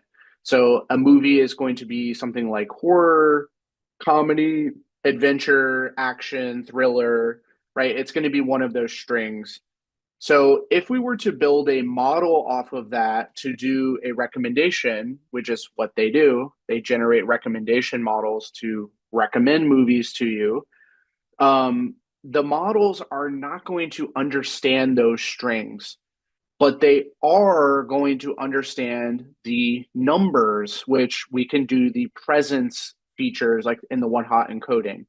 So a realistic example is to take like a movie genre that could be a unique category like comedy, action, romance, whatever it is, and convert that over to a one hot encoded column so that a model can use that for recommendation. So movie genre, and then we could have genre. We could have a new column that's genre comedy, genre action, and then genre romance. And then we have, but these are like our presence. These are like our presence features, right? Or I keep saying the word feature, which I haven't taught you guys what feature means yet. But let's say column. These are presence columns. So genre comedy, there's going to be a 1 here, 0 here, 0 here. Action, there's going to be a 0 here, 1 here, 0 here. And romance, 0 here, 0 here, 1 here. So now a model is going to be able to work with these numbers. So a model is going to like a recommendation system is going to like that data a lot more than it likes this. It's not going to like strings. And we're going to see that when we get into machine learning. When we actually build our own recommendation systems, we'll see why. The numbers are so much more useful to the model than strings. So that's a real world example. And that's not just for recommendations, it's for a lot of different predictive models. A lot of predictive models care more about the numerical data rather than strings. So it's in our best interest to convert any categorical data into numerical data prior to building a model. It's really important to do that. So we haven't learned that yet. We haven't learned how to model or do anything like that yet, but we will. Give us some time, we will. Can Pandas use drive space as memory? Like, what do you mean by, like hard disk space? It can cache things, yes. Yes, it can cache things to the disk. Yes. So you will add those features to each. Yes, we will add those to. We will replace the strings with that and basically get rid of the strings. We will just have this and completely drop this because it represents the same data.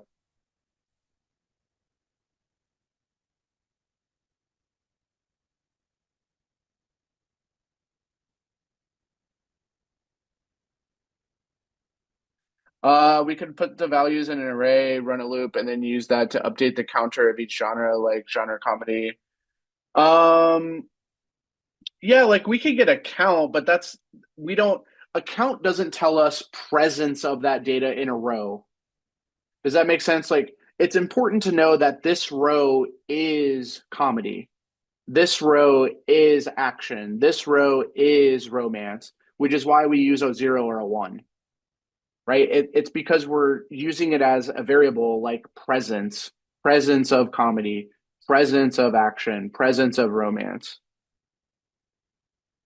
We use a 0 or 1 for that. So you're thinking more about like counting the total number that we have, which may be useful for analysis. But I'm thinking more about it from identification, right? Yes, exactly. Very good, very good.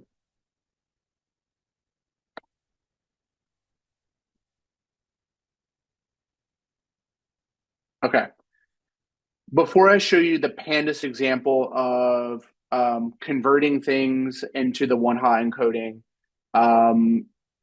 any other questions about the mechanics of it? Does it conceptually, does one hot encoding make sense to us? Like what it's doing? Any questions on it? I'm going to show us the Pandas example of how we can do it in the code in a moment.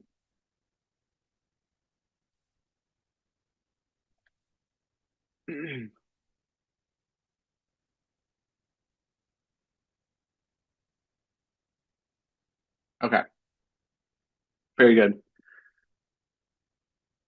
Okay, so the way that we can do this in Pandas automatically to do the one-hot encoding is a function called getDummies. So in Pandas, there's a function called pd.getDummies, and all we have to do, all we have to do is pass in this column of your numerical data. And actually what getDummies can do, getDummies is a very flexible function. You can pass in more than one column at a time. So you can pass in multiple categorical columns and it will convert all of them into their one-hot encodings, which is pretty useful. But in this case, we only have one column. So we're just going to pass in this category column. And now you can optionally, you don't have to do this, but you can specify a prefix, which is the prefix is for the new generated column name. So that the prefix is the new generated column name during the encoding. So when we do the encoding, we could name this whatever we want. We can name it presence. We can name it, typically the default behavior is just to name it the column. So the prefix is just the column name. In this case, it is category. So for example, this means that our new columns are going to be category prefix and then whatever the category value is. So category A, category B, etc. So whatever the discrete options are for that column, we can have the prefix. Now, one other important part of this is by default, the getDummies is going to use Booleans. It's going to use true or false to indicate the presence or absence. But we want to use numbers like 1 or 0. So the way that you do that is you change the D type to be an integer.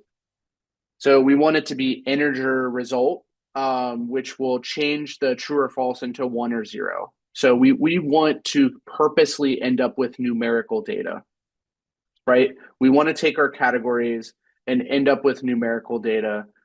So when we run this, you can see what we get. We get the, now this should make some sense to us, this result, because what we're getting here is the first entry is an A. So we get presence of A, 0 presence of B, 0 presence of C. That makes sense for the first entry. If you go to the next entry, it's a B. So we should have a 1 here in the category B column, which indicates presence of B. And so then the next entry is A. We get presence of A. That makes sense. The next one is a C. So we get presence of C there. The next one is a B. We get presence of B. The next one is an A. We get presence of A. So getDummies does the one-hot encoding for us. And the only thing we generally want to remember is to put in this data type of integer in here, which will ensure that the results end up as 1s and 0s, which is what we want. We want to convert those. Strings into numerical values. How it is used. I was kind of describing how it's used. I mean, so let me ask you this, like from a mathematical perspective, if we're building a model, how does a model that does mathematical equations, excuse me, how does a mathematical equation know what to do with a string? This is the fundamental issue of why we have to do this, is it's not going to know what inherently to do with a string. It doesn't know what to do with B. It doesn't know what to do with A. It doesn't know what to do with C. It doesn't know what to do with B, right? There's no way to really incorporate that as a number into a model. It's not really a way currently. Now, do we think that we can incorporate ones and zeros?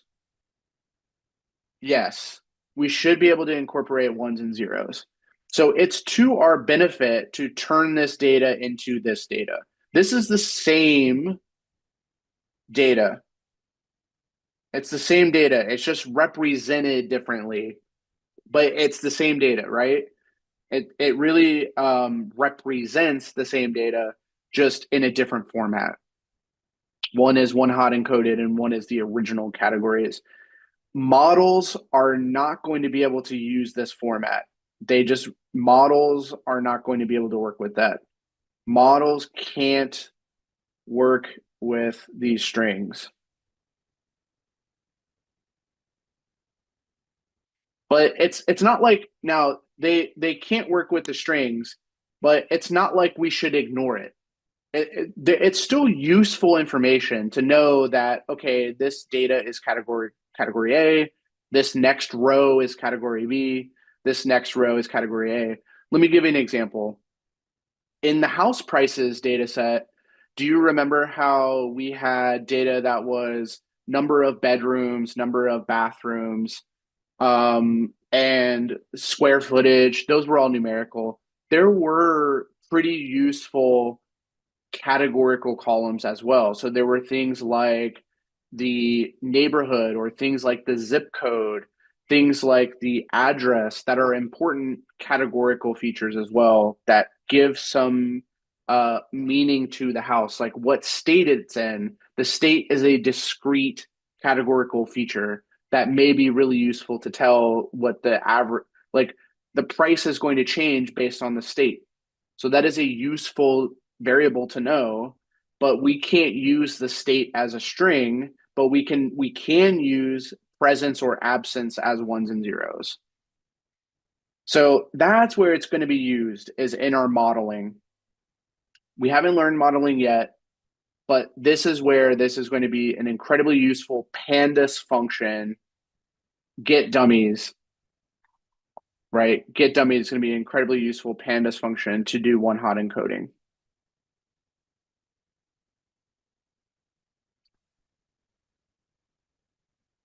Okay. Any questions on the get dummies function? By the way, the get dummies returns a data frame. You can see that here, that we generate our new columns, category A, category B, category C. Those all get generated based on this input categorical data. So it spits out those. And of course, we're going to get as many columns as we have discrete values for this data. So if we had 10 different values in here, we're going to get 10 different columns that get produced.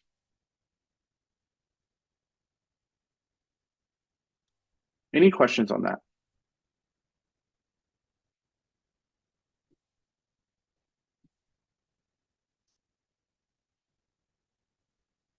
Okay. All right. So as an alternative, something that we can also do that is going to be useful when we are doing modeling, and we want to, instead of doing presence or absence, maybe we want to assign each unique category with a numerical label that increments. So for instance, we could have a mapping here that says, well, A should be assigned to 0, B should be assigned to a label of 1, and C should be assigned a label of C. Oh, poll came up. Okay, thank you. C should be assigned a label of 2, let's say. So we can encode this way, which will also change over those strings into numbers by assigning a label to every unique category. So what we're going to do is assign A to 0, assign B to 1, assign C to 2, and on and on and on. Like if we had a D, we would assign that to 3. If we had an E, we would assign that to 4, and on and on and on. So we can do this, and then it instantly maps our data to a new column that would be like 0, 1, 0. It's exactly this data here that you see, right? All of those values get mapped into their labels.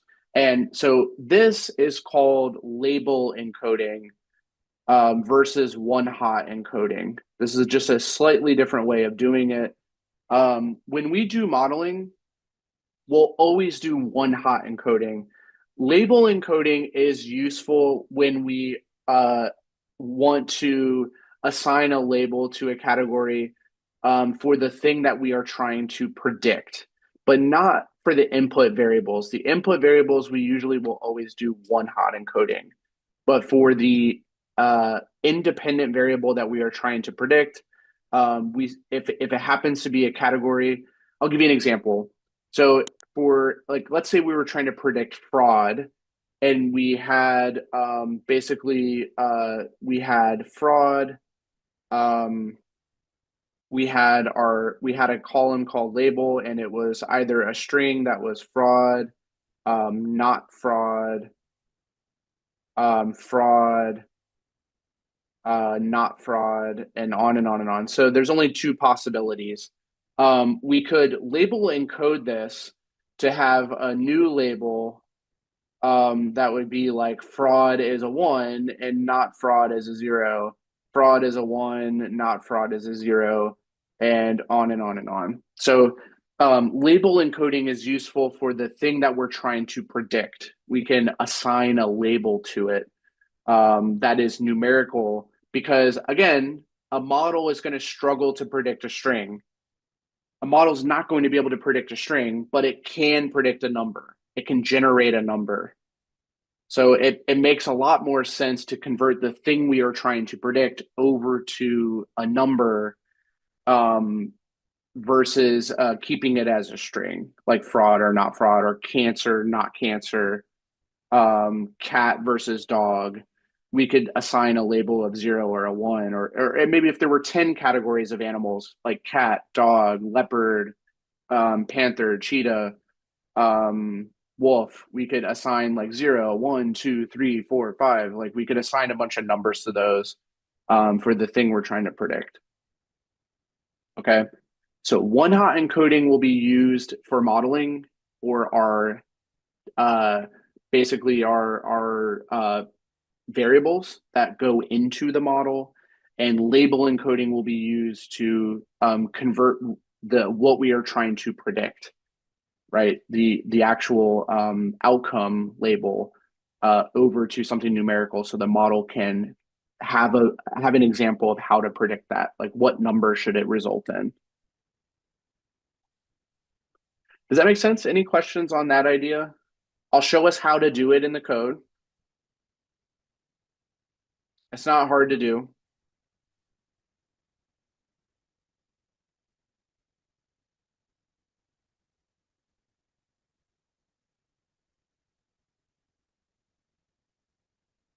Which part? Which part, Roberto?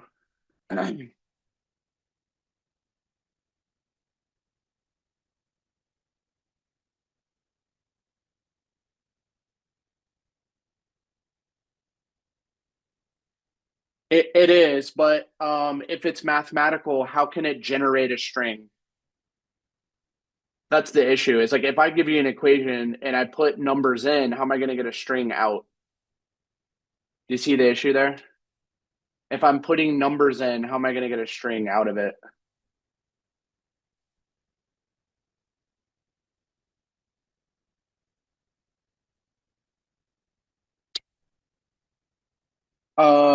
Yes, exactly, JD. So one-hot encoding is used for inputs. Label encoding is used for outputs because we need to convert those strings into numbers. Yes. Yeah, it is. It is, Roberto. So label encoding is also generating numbers, the same as one-hot encoding. but it's for a different purpose. One-hot encoding is specifically to say, do I have presence of this variable or do I not? Right? But the label encoding is just assigning a label to something to directly convert it over as a mapping. So think of the fraud, not fraud example. I'm going to relabel that to a 1 and a 0.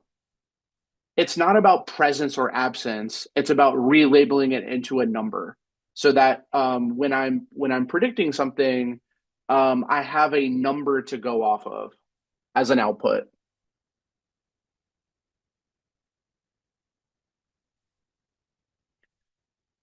Yes, they go off. So the default behavior is to assign them to their index.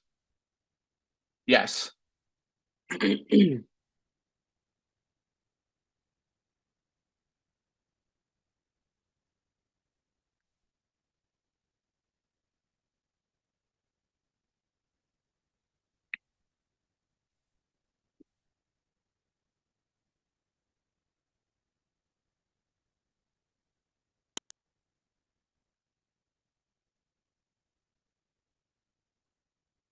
Yeah, exactly. But high-priced house from a mathematical model perspective is likely going to be mapped to a 2, and medium would be a 1, and low would be a 0.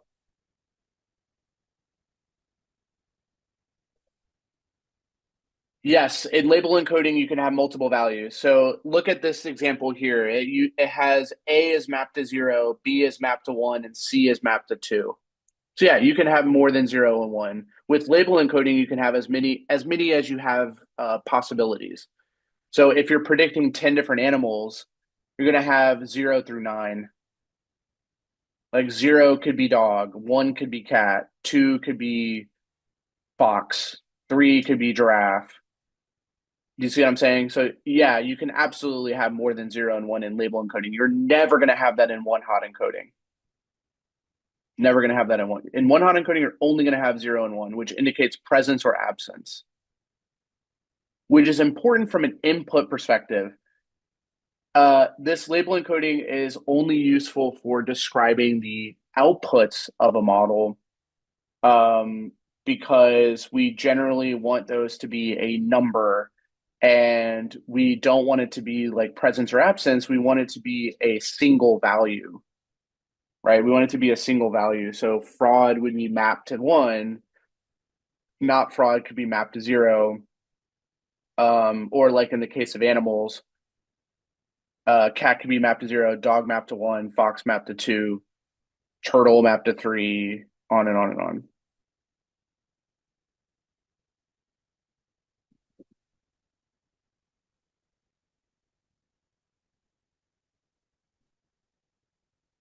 Okay. Let me show you how you can get the labels. It's actually not that hard to do. There's actually multiple ways to do it. We're going to see a different way to do it down the road that involves the Scikit-learn package. But for right now, we're going to just use Pandas. So the way we can get the label encoding is we can first convert our data to a categorical type. We've actually already seen this using the pd.categorical is an alternative to convert to categorical. But once we convert to categorical, we access the categorical attributes by using, so we access .cat to get the categorical attributes, such as the label encoding, which is from the codes.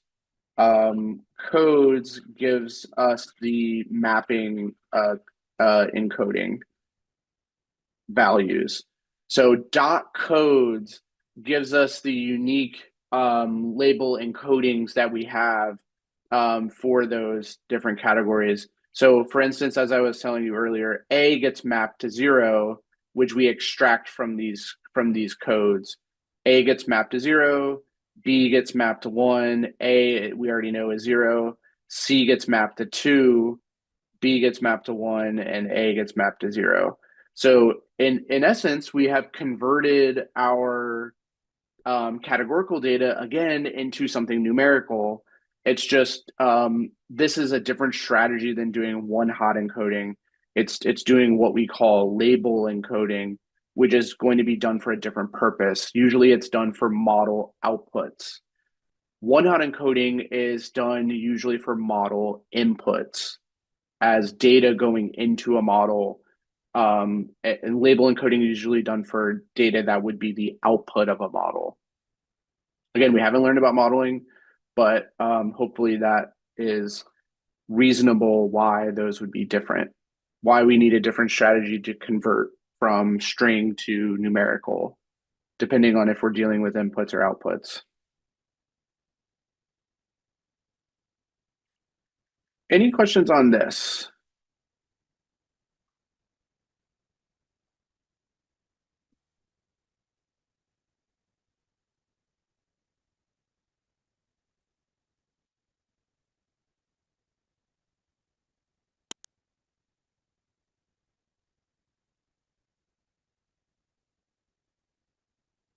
That's a great question. It's because some of the functions come from Pandas. So the functions that come from Pandas are going to come first. Like this is you know that because it's from the PD package, right? So get dummies is a function from Pandas. The things that come after are functions on an object, like a data frame or a series. Like a series has a value counts function, or like a data frame has a sort values function. So those come after the data frame because they are methods or functions of that object. Whereas this is a function coming from the Pandas library directly. So pd.getDummies comes from Pandas and we pass data into it as an argument. Versus like if we already have a data frame, we can operate on that data frame by sorting it, by doing value counts, whatever the case is. Does that make sense? Yeah. So that's now you as you practice more of this, you start to remember which things come from Pandas and which things are inherently done on a data frame once I have the data frame. Like there's a bunch of functions we've already seen that operate on a data frame, like head, tail, info, describe, right? Those are functions on a data frame once we have the df. So usually you see it as df.describe, df.info, df.head, all those things. But this is a function that is generically from Pandas, and we pass in a column or maybe a collection of columns to do the one-hot encoding.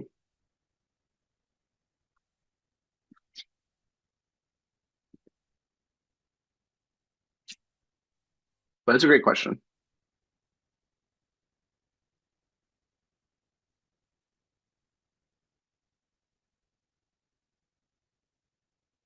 All right. So there is some extra practice here that, again, I will leave to you guys. Feel free to do this between now and next Monday. This is just extra practice for you to work through doing some converting of existing columns in the this is, by the way, this is for the housing price data set. So you're going to be doing some practice with the house price data set to analyze the year built and year remodeled ad, to convert those to datetime format, and extract things like the year, month, or day, because these are dates. Calculate the difference between when the house was built and when it was remodeled. So you can subtract those dates, calculate the difference, which will give you a time delta object. Count the number of categories in the categorical features. So some of that data, if you remember, is going to be categorical. So those are going to be things like the zip code, the state, the address. So sometimes we want to know how many of those houses are from Massachusetts, how many are from New York, how many are from California. We should be able to do value counts to determine those numbers. And then we also I would encourage using something like the states to do the pd.get dummies to get some practice with building one-hot encodings of the data. So I'd recommend picking one of the categorical features or categorical variables and doing the get dummies with it. Yeah, the house price is CSV. That's what this wants you to practice with. This is with the house price CSV. Housing data set, which is the house price CSV. Yeah. So this is going to be our last notebook in Pandas, so inside of lesson 4. But as I said earlier, by no means will it be like the last time that we work on Pandas. We will be working on it quite a bit as we continue because most of the time, anything we do is really going to be working with Pandas in general. So this definitely won't be the last time we work with it. But I wanted to wrap up with some additional topics in Pandas. One is going to be working with text data. There may be sometimes a need to work with strings, like some of our columns could be strings and we need to manipulate those strings.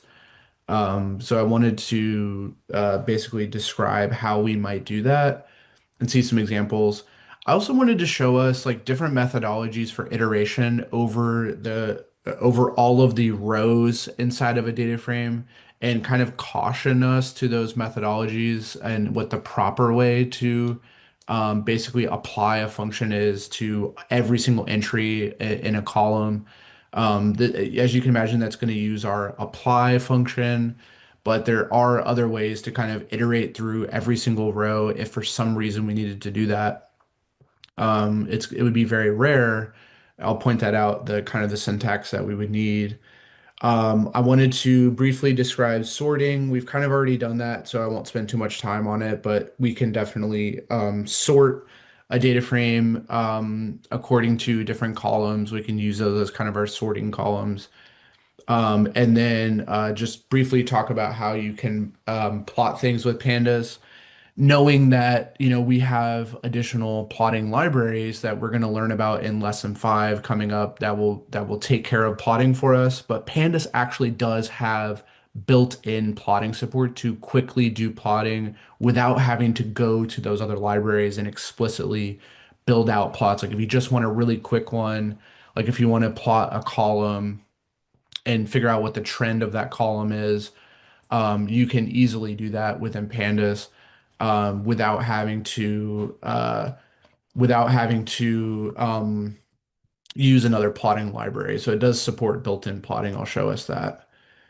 But let's start with text data. So if we have strings, kind of just like with series, we can access string attributes by using the .str attribute of that column. So this data is all string data. So we can access the str, which gives us access, kind of like how dates are the .dt. They give us access to things like day of the week. And month, day, year, those kind of things. If we do str, we can do different operations on the string and access different attributes of the strings. So for instance, we can uppercase everything, we can lowercase everything, we can get how many characters there are in that string. So for instance, like the hello string has 5 characters, so its length is 5. World has 5 characters, its length is 5, and on and on and on. You can do different operations. So this finds the length. Um, and notice that we are getting that from the str attribute and then doing different operations on it. So if you're ever working with strings, you're likely going to find yourself using the str attribute and then doing functions on that to kind of operate on that whole column. As I said, you can lowercase everything. So here we're creating a new column called lowercase, which takes the existing column of data we have and lower cases it. So it removes all those uppercases and lower cases everything. You can see there. We could uppercase everything back, which would do upper. So you can see how that like that uppercases every single character. Um, but we can also lowercase every single character, which is what we had before. So pretty straightforward. Like working with strings isn't something we'll do that often. Most of the times when we're doing data science and modeling and we have strings, we normally won't work with it too much. We'll actually just convert it over to one-hot encoding to use it with models. So it'd be very rare that we have to do operations like this, but just pointing them out to you that we can operate on strings if we need to. Okay. Um, So another one is like we can check and see if strings contain any other substring. So this can be like checking if this data is within this existing string. So the only one that would return true on, this is something that's going to return a true or a false, is going to be that last one. So data science definitely contains data as a substring of that full string. So it returns true. So you can check and see if certain strings contain certain elements, which would be like certain characters. Like we could see if it contains an O, if it contains an L, if it contains a P. So we could do things like that. So we could check and see if things contain the P. Of course, Python is the only one that does, so it returns true in that example. Okay. Pretty straightforward, I think. Any questions on these kind of things working with strings? There's more functions. I'm not showing you all of them, mainly because again, it's going to be very rare that we would ever really need to work with strings. Usually, we're just going to convert them over to one-hot encoding because the strings are usually going to represent some type of categorical variable for us when it's in our data. Identify space? I think so. Well, we can check that out. So I have a single white space here, and data science contains a space. So yeah, the substring of just a single space character. Space is a valid character, like white space. It is a character, so it is. This is the one that has space, right? Okay, cool. Any other questions about working with strings?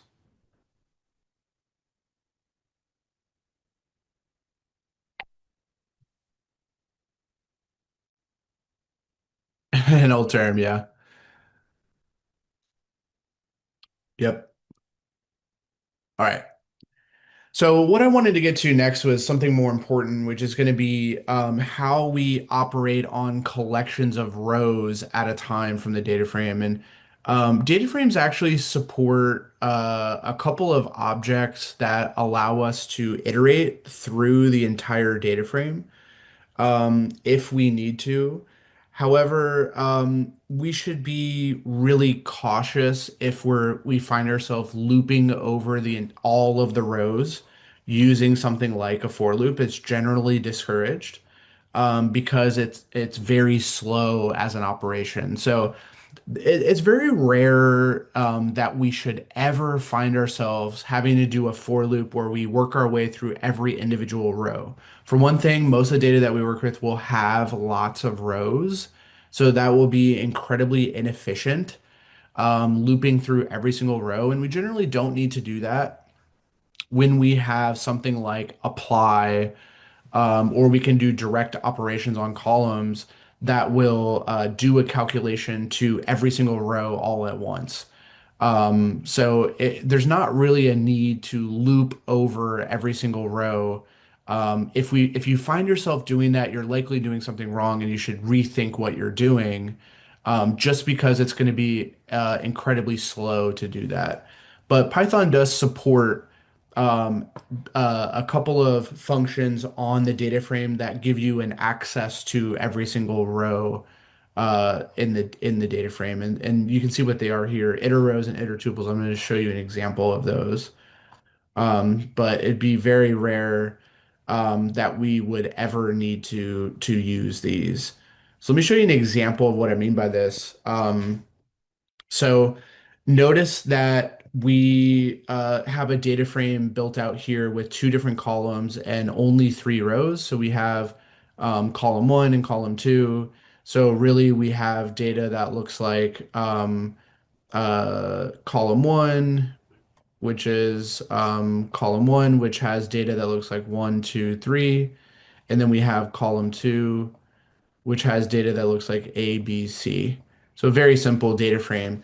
Now, what this code here is going to do, this df.iterRows, it's going to give us the ability to access the index and the row as a tuple. So essentially what it's going to do is loop over the entire data frame, all rows, one row at a time, and give us access to the entire row. Not only that, but the index, which is index 0, this is index 1, this is index 2, and it gives us that in a tuple.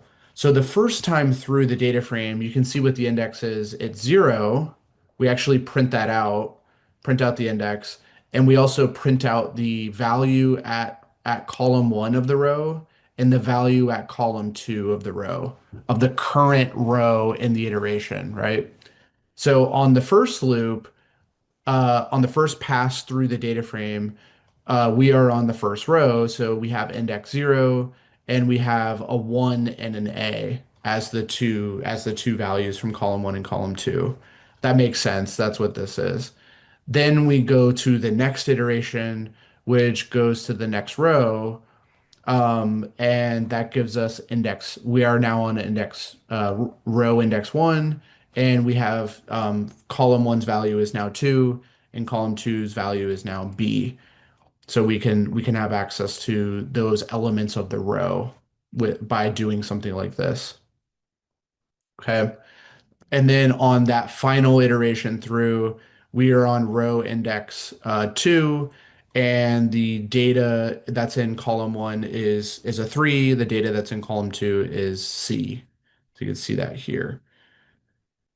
Okay, so iterRows gives us the ability to access the entire row at once, and then we can access particular items of that row based on the column name, just as we would like in a data frame where we put the bracket and put the column name.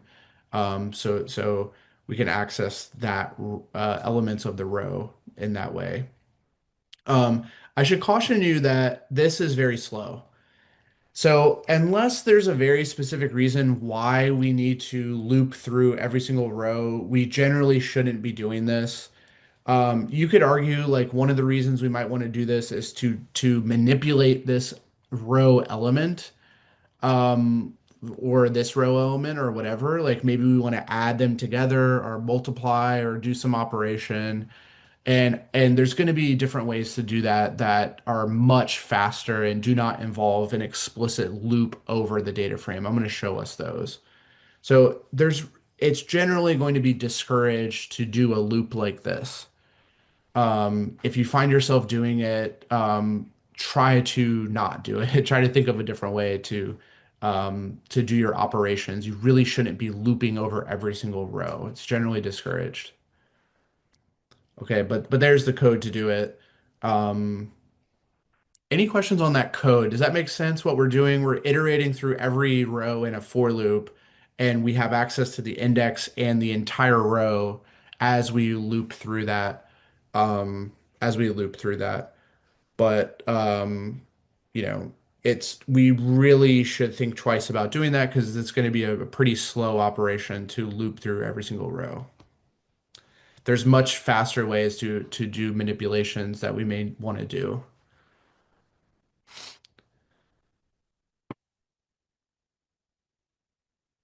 Any questions there? Okay. All right, so let me give you an alternative. So like if for some reason we wanted to go through every single row and multiply everything by 2, well, we have a way to do that that does not involve looping through every row. That's going to be much faster, which is using the apply function. So we've already seen this with a series. Remember, what is a column? A column is just a series. So of course we can do apply to any column in the data frame, and that will allow us to manipulate that column and multiply every element by 2, square it, take the logarithm, whatever we want. This is a lambda function that we are applying to every entry in this column that will take the entry, which is what this argument is, x, and multiply it by 2. That's what this lambda is doing, is saying take your value and multiply it by 2. So when we apply that to this existing column, we are going to get a new column that has every element multiplied by 2. So we have a 20, we have a 40, and we have a 60.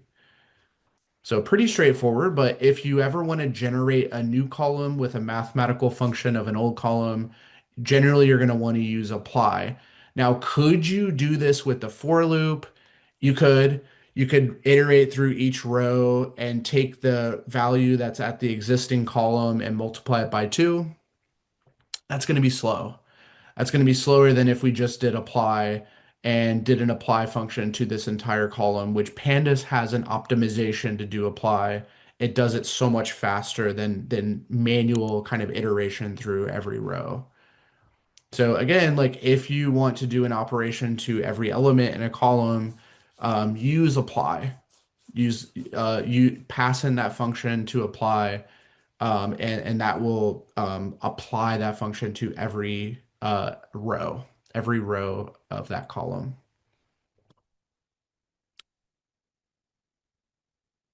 Okay.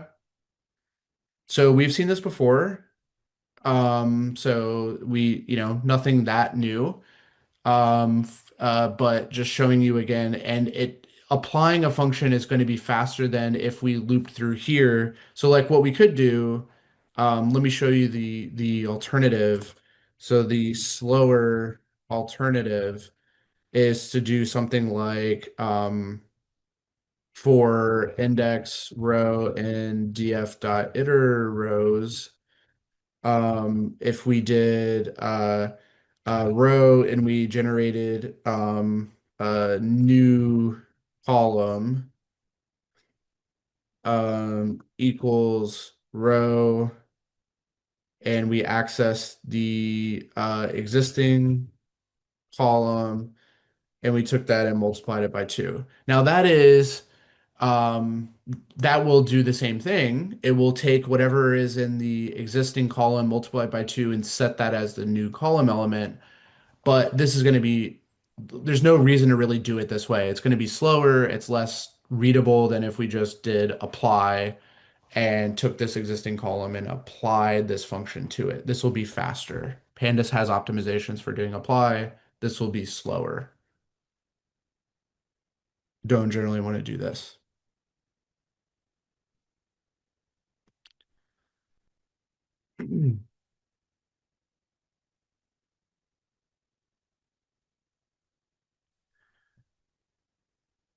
All right.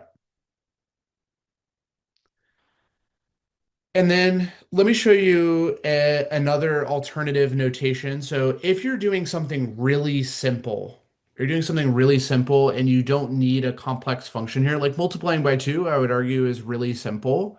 You don't need anything that fancy. Like something simple could be like adding 2 columns together, or multiplying 2 columns together, or dividing 2 columns, or subtracting 2 columns. Those basic arithmetics between columns, or even with a column and a constant, like multiplying everything by 2. You can do what is called a vectorized operation, where you actually take that whole column and you do arithmetic with it to another column. And Pandas will optimize this. Pandas optimizes this operation to be really fast. Now, why does it optimize it? It's because it uses NumPy under the hood, and it turns out to be an incredibly fast operation that would be so much faster than looping through every row and adding this row element with this row element. Like we could do that and get the same result, but it would be so much slower than if we did it this way. So taking the entire column of A, adding it to the entire column of B, we don't need to loop to do that. We can just directly do it. We can just directly do that arithmetic between the columns, and that will give us the new result, which adds those together. So that is called doing a vectorized operation because we think of the whole column as a vector, think of the whole other column as a vector, and we're adding two vectors, which is a really simple, it's like adding two NumPy arrays. It's a really simple operation.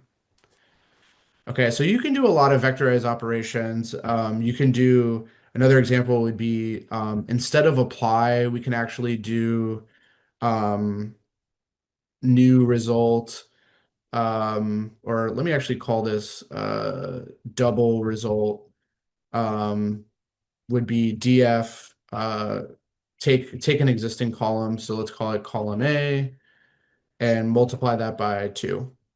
Okay, or multiply it by 3, whatever your favorite constant is. And that will generate a new column that takes the column A and multiplies it by 3.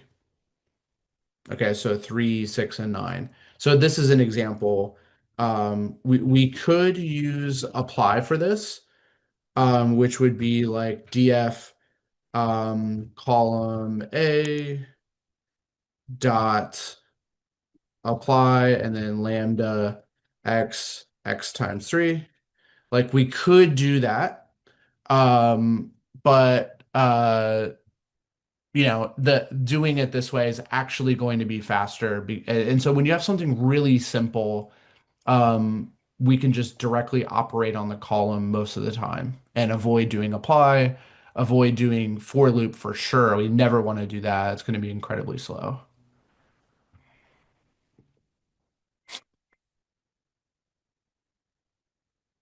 How would you average a set of columns? So that would be using the built-in mean function. So you pick a set of, like, you pass in a list of column A, um column B,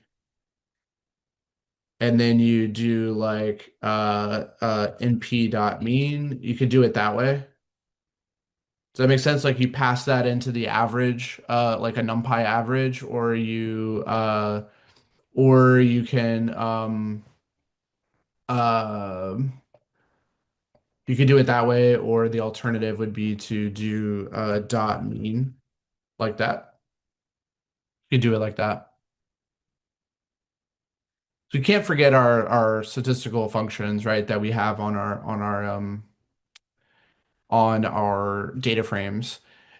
Could we do this by looping through every row? Sure, but it's going to be so much slower and inefficient. I would never recommend doing that.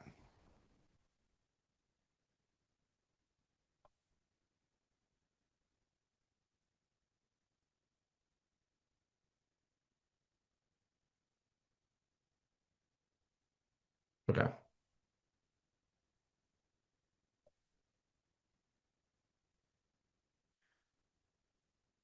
All right. So, just like with now we mentioned this example here to say you can also iterate over a series, um, just in the same way. So as an alternative, um, as an alternative to iter rows, you can loop over an individual column. You can loop over an individual column because remember, every column is a series. So you can grab the what are called the items, which gives you the index of that series. It's basically the index of that row and the corresponding data point in that column. So you can iterate over an individual column instead of all rows, which is a little bit better, but still there's very rarely a need to do that. Very rarely a need to ever do that.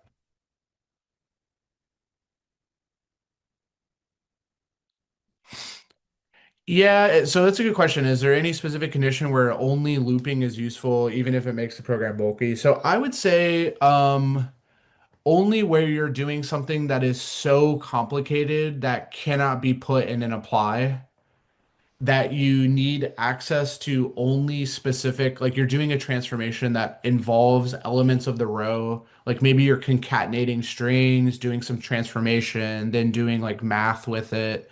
You're doing something so complex that you actually have to loop through every row, and it can't be encapsulated in a simple lambda. That'd be the only scenario I could see. Just something really complex.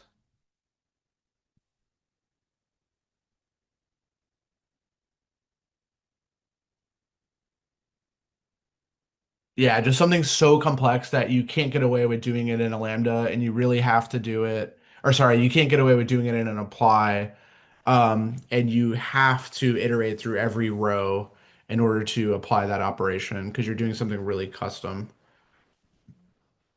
That's the only scenario. But again, like that's going to be something so complex, which would be very rare that you would do something that complex that you couldn't do in just an apply.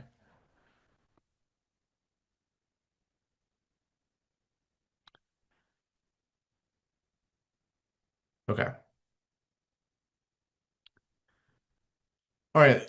Any questions so far about iteration or doing operations kind of on the at the column level? Hopefully, so your options. So just to recap this actually, your options when you're working with columns is your first choice. If it's something simple like doing arithmetic or multiplication by a constant or applying a simple function like an exponential or a logarithm, you can actually just do that directly to the column like this. So if you can do that, that's actually going to be the fastest and most efficient way is to just directly operate on the column. If you can do that and your operations are really simple, you can get away with doing that. That should be your first choice is directly operate on the column. If you need to apply a more specific function, you can use dot apply. That should probably be your second choice, is to think about if I have a custom function, can I apply it to every entry in this column? That is going to be maybe you need to do that because you have a custom function you want to apply, and it's not so simple to just operate that on the entire column like a basic arithmetic here. So that would be your next choice is apply. Last resort, last resort, something so complex that you can't use apply and you can't use direct arithmetic would be looping through every row. That would be last resort. Iterating through every row, and then utilizing those row elements to do some custom operations with. Okay, that should probably be the last resort. Okay. Any questions on that though?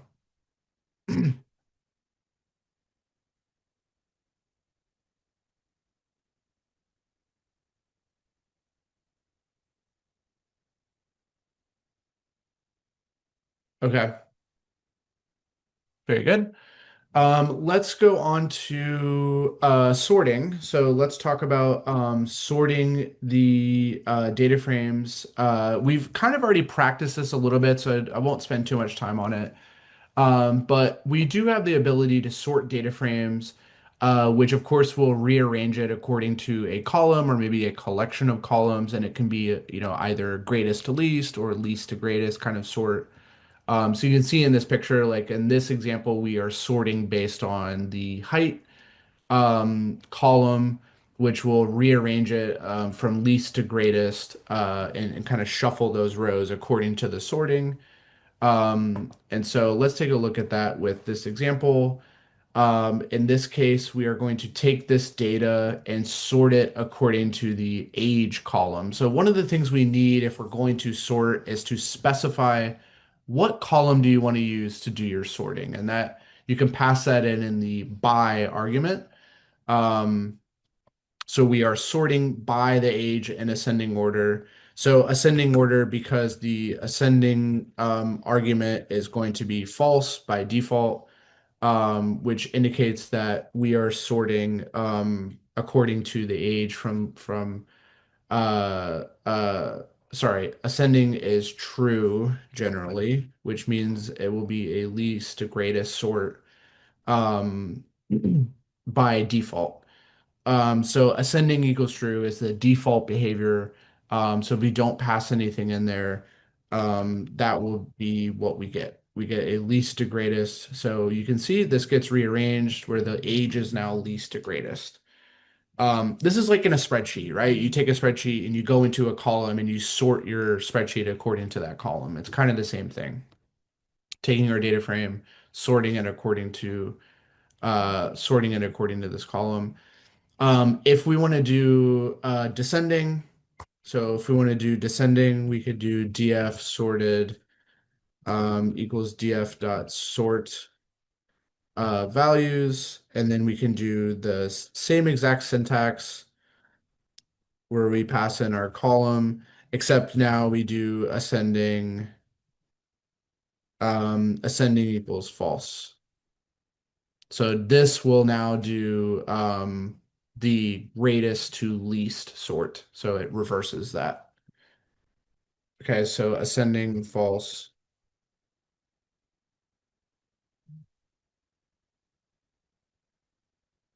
Does a greatest to least sort. Okay. Pretty straightforward, I think. Nothing, terribly interesting going on there.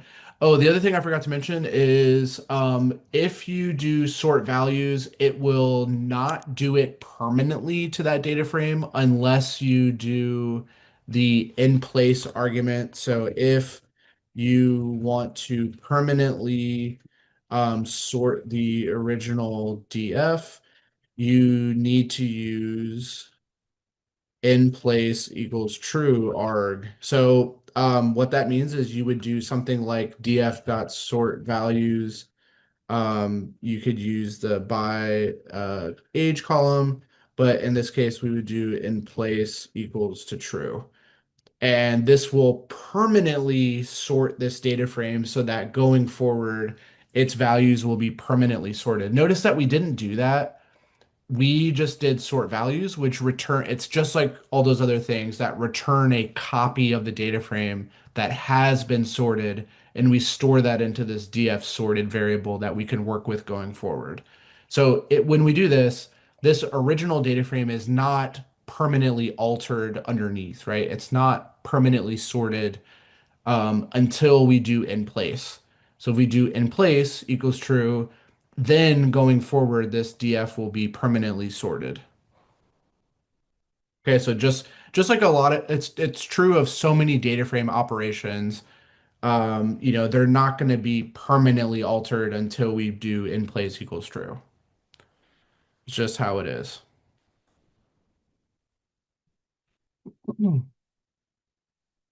Okay. All right, so the other thing is you can sort according to multiple columns. So all you have to do is in the by argument, just pass in a list, and it's going to go in order of the list. So what that means is it's first going to arrange the data frame according to this first column, which is the age, and then it's going to secondarily sort according to this, if it can, right? So. Um, the age is the primary sorting because it is first, and then the salary would be kind of like the secondary sorting for any like tiebreakers. For instance, like if the age was tied, then we would sort according to the salary from least to greatest. However, you can change the greatest to least or least to greatest as your primary or secondary sorting.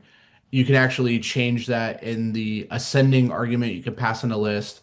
So what that means is the age here should go from least to greatest because that is ascending true, but the salary would be kind of reverse sorted.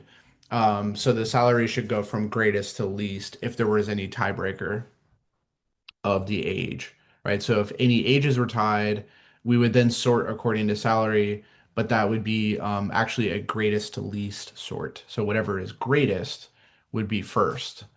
Um, does that make sense? Like multiple columns can be used for sorting.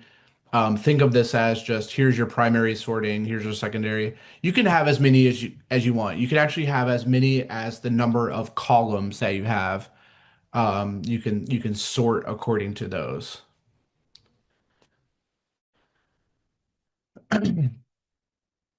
Any questions on that?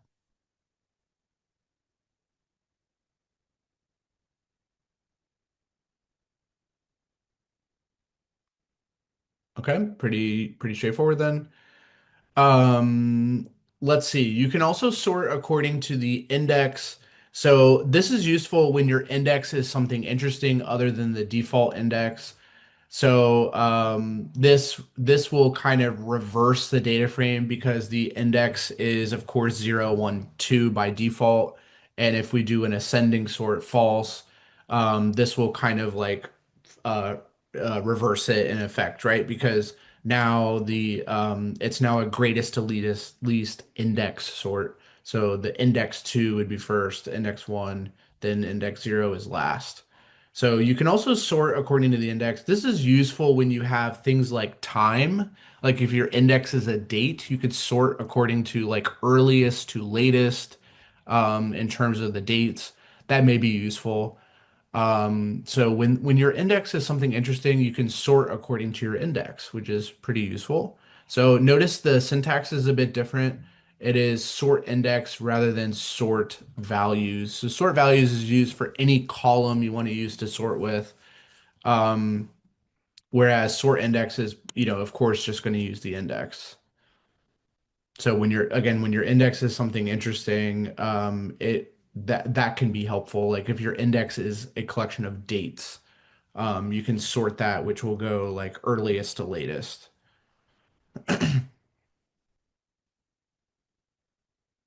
Okay. And we've already seen an example of sorting a series, so I won't really spend any time on this. We know we can sort a series. We've already seen that. The reason we're calling that out again here is because, again, what is every column? Every column is a series, so we can go into an individual column and sort it if we need to.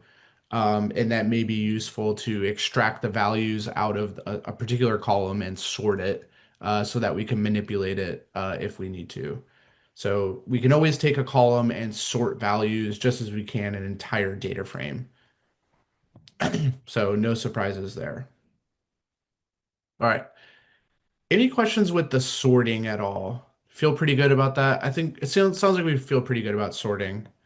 I think it's pretty straightforward. Again, it's just like if you had a spreadsheet and you were to sort your data according to specific columns. It's the same exact concept in Pandas.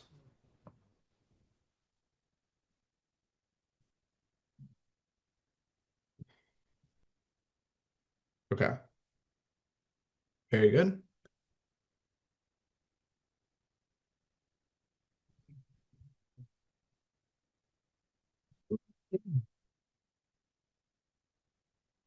For large data sets, do you know if our data set or Pandas is faster overall? It depends on what you're doing to it. What did you have in mind?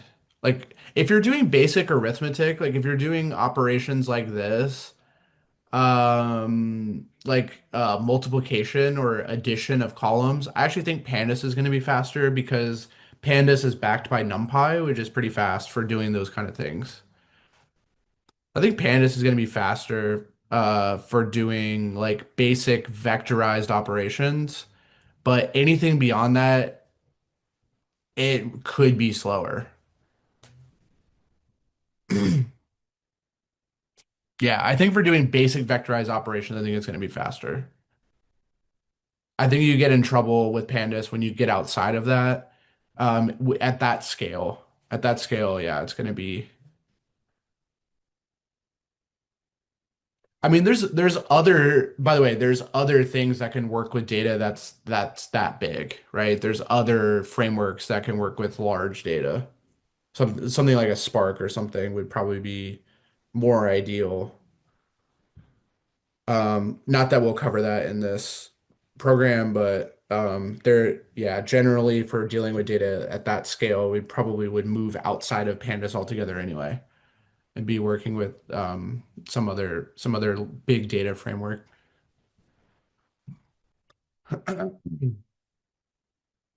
Okay. Um, all right, so let me finish up Pandas by telling you guys a little bit about some plotting. So if you have a data frame, you can actually quickly plot the column data by just doing df.plot. So a very simple function which will generate the plot. Now we haven't learned about Matplotlib. That's going to be in our lesson 5, which we're going to get to next. But suffice to say that df.plot uses Matplotlib in the background. Pandas will use that, but we don't have to explicitly go into Matplotlib and build an entire plot to quickly generate one off of a data frame. So df.plot will build a simple line graph of each column. So it's plotting A and B, um, where we have the x-axis is just the basically the row index. So I should mention that here, the x-axis is the row index. So that goes from 0 to 4. And then the y-axis is the data. Y-axis are the column values.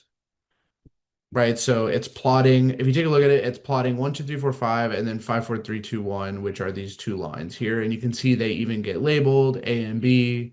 Something we're gonna learn about how to make plots.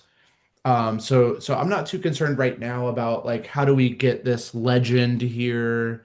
How do we make these different colors? We're gonna learn about that in a few minutes. But again, Pandas has the ability where we don't really need to do anything that fancy. We can just quickly plot a data frame if we need to do that. If we need to quickly plot it and we don't want to spend time setting up an entire plot, we can just do df.plot. One thing that I'm going to talk about in a little bit is this plt.show. So this code is the equivalent of print. This is basically the equivalent to print when working with graphs. So it's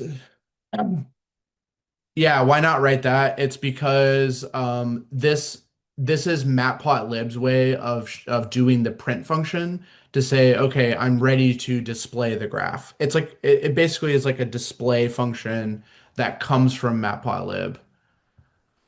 So I'm gonna show us why in lesson 5. So hold on to that thought. I'm gonna show us why this is important in lesson 5 when we actually talk about Matplotlib. We haven't covered it yet, so I don't want to go too down that road. But it's in the next lesson. It's gonna be in lesson 5.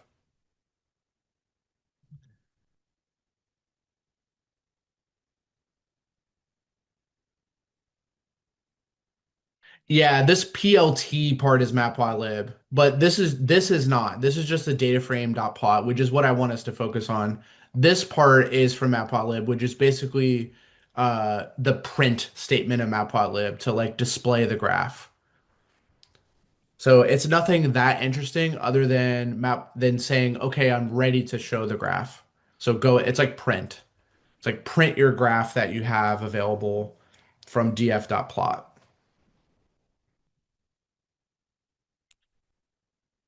df.plot generates the plot. So this code generates the plot uh in the background. And then we don't actually display it until we do plt.show, which will print it out. So this like renders the plot data and gets it all ready to be printed. And then plt.show is kind of like our print function that will actually then display it. So this code kind of generates the plot. This actually prints it out.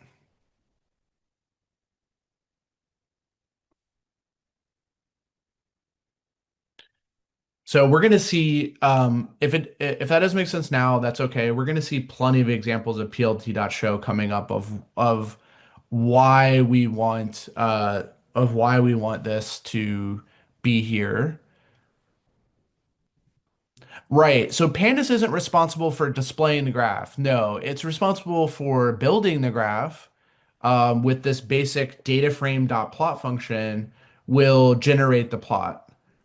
But it's not responsible for displaying anything. That doesn't happen until we run this code.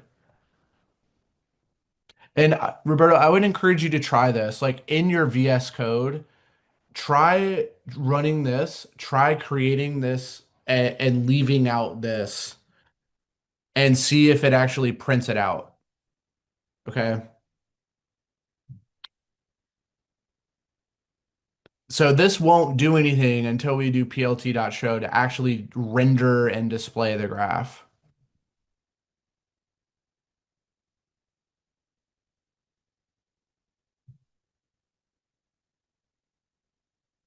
Okay.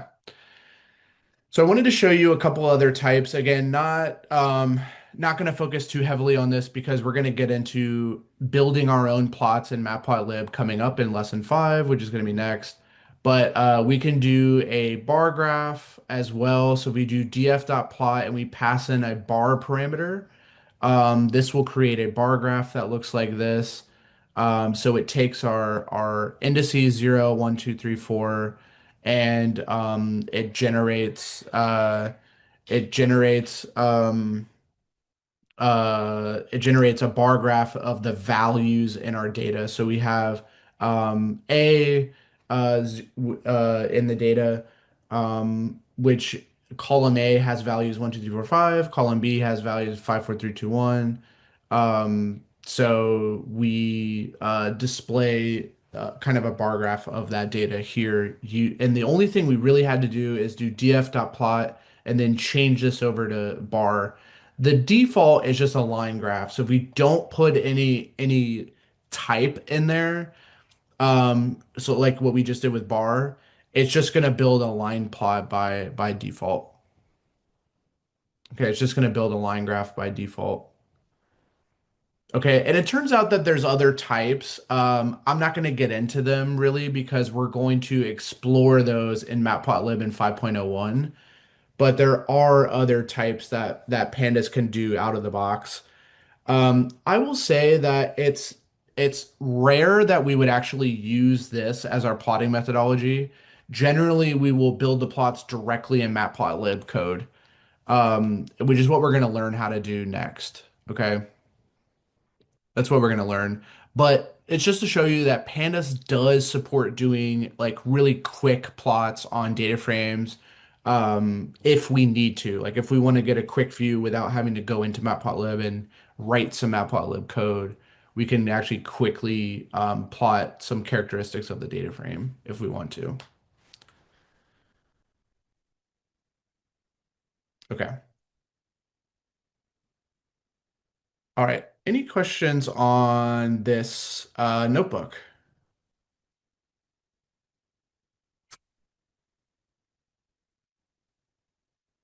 PLT is the industry shorthand for Matplotlib. Again, we haven't covered that yet. We'll cover that next.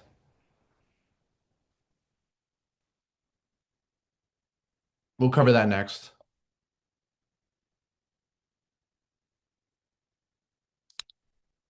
Yeah, Roberto, I was afraid of that. I think it's because the notebook, the notebook plugin in VS Code automatically renders graphs.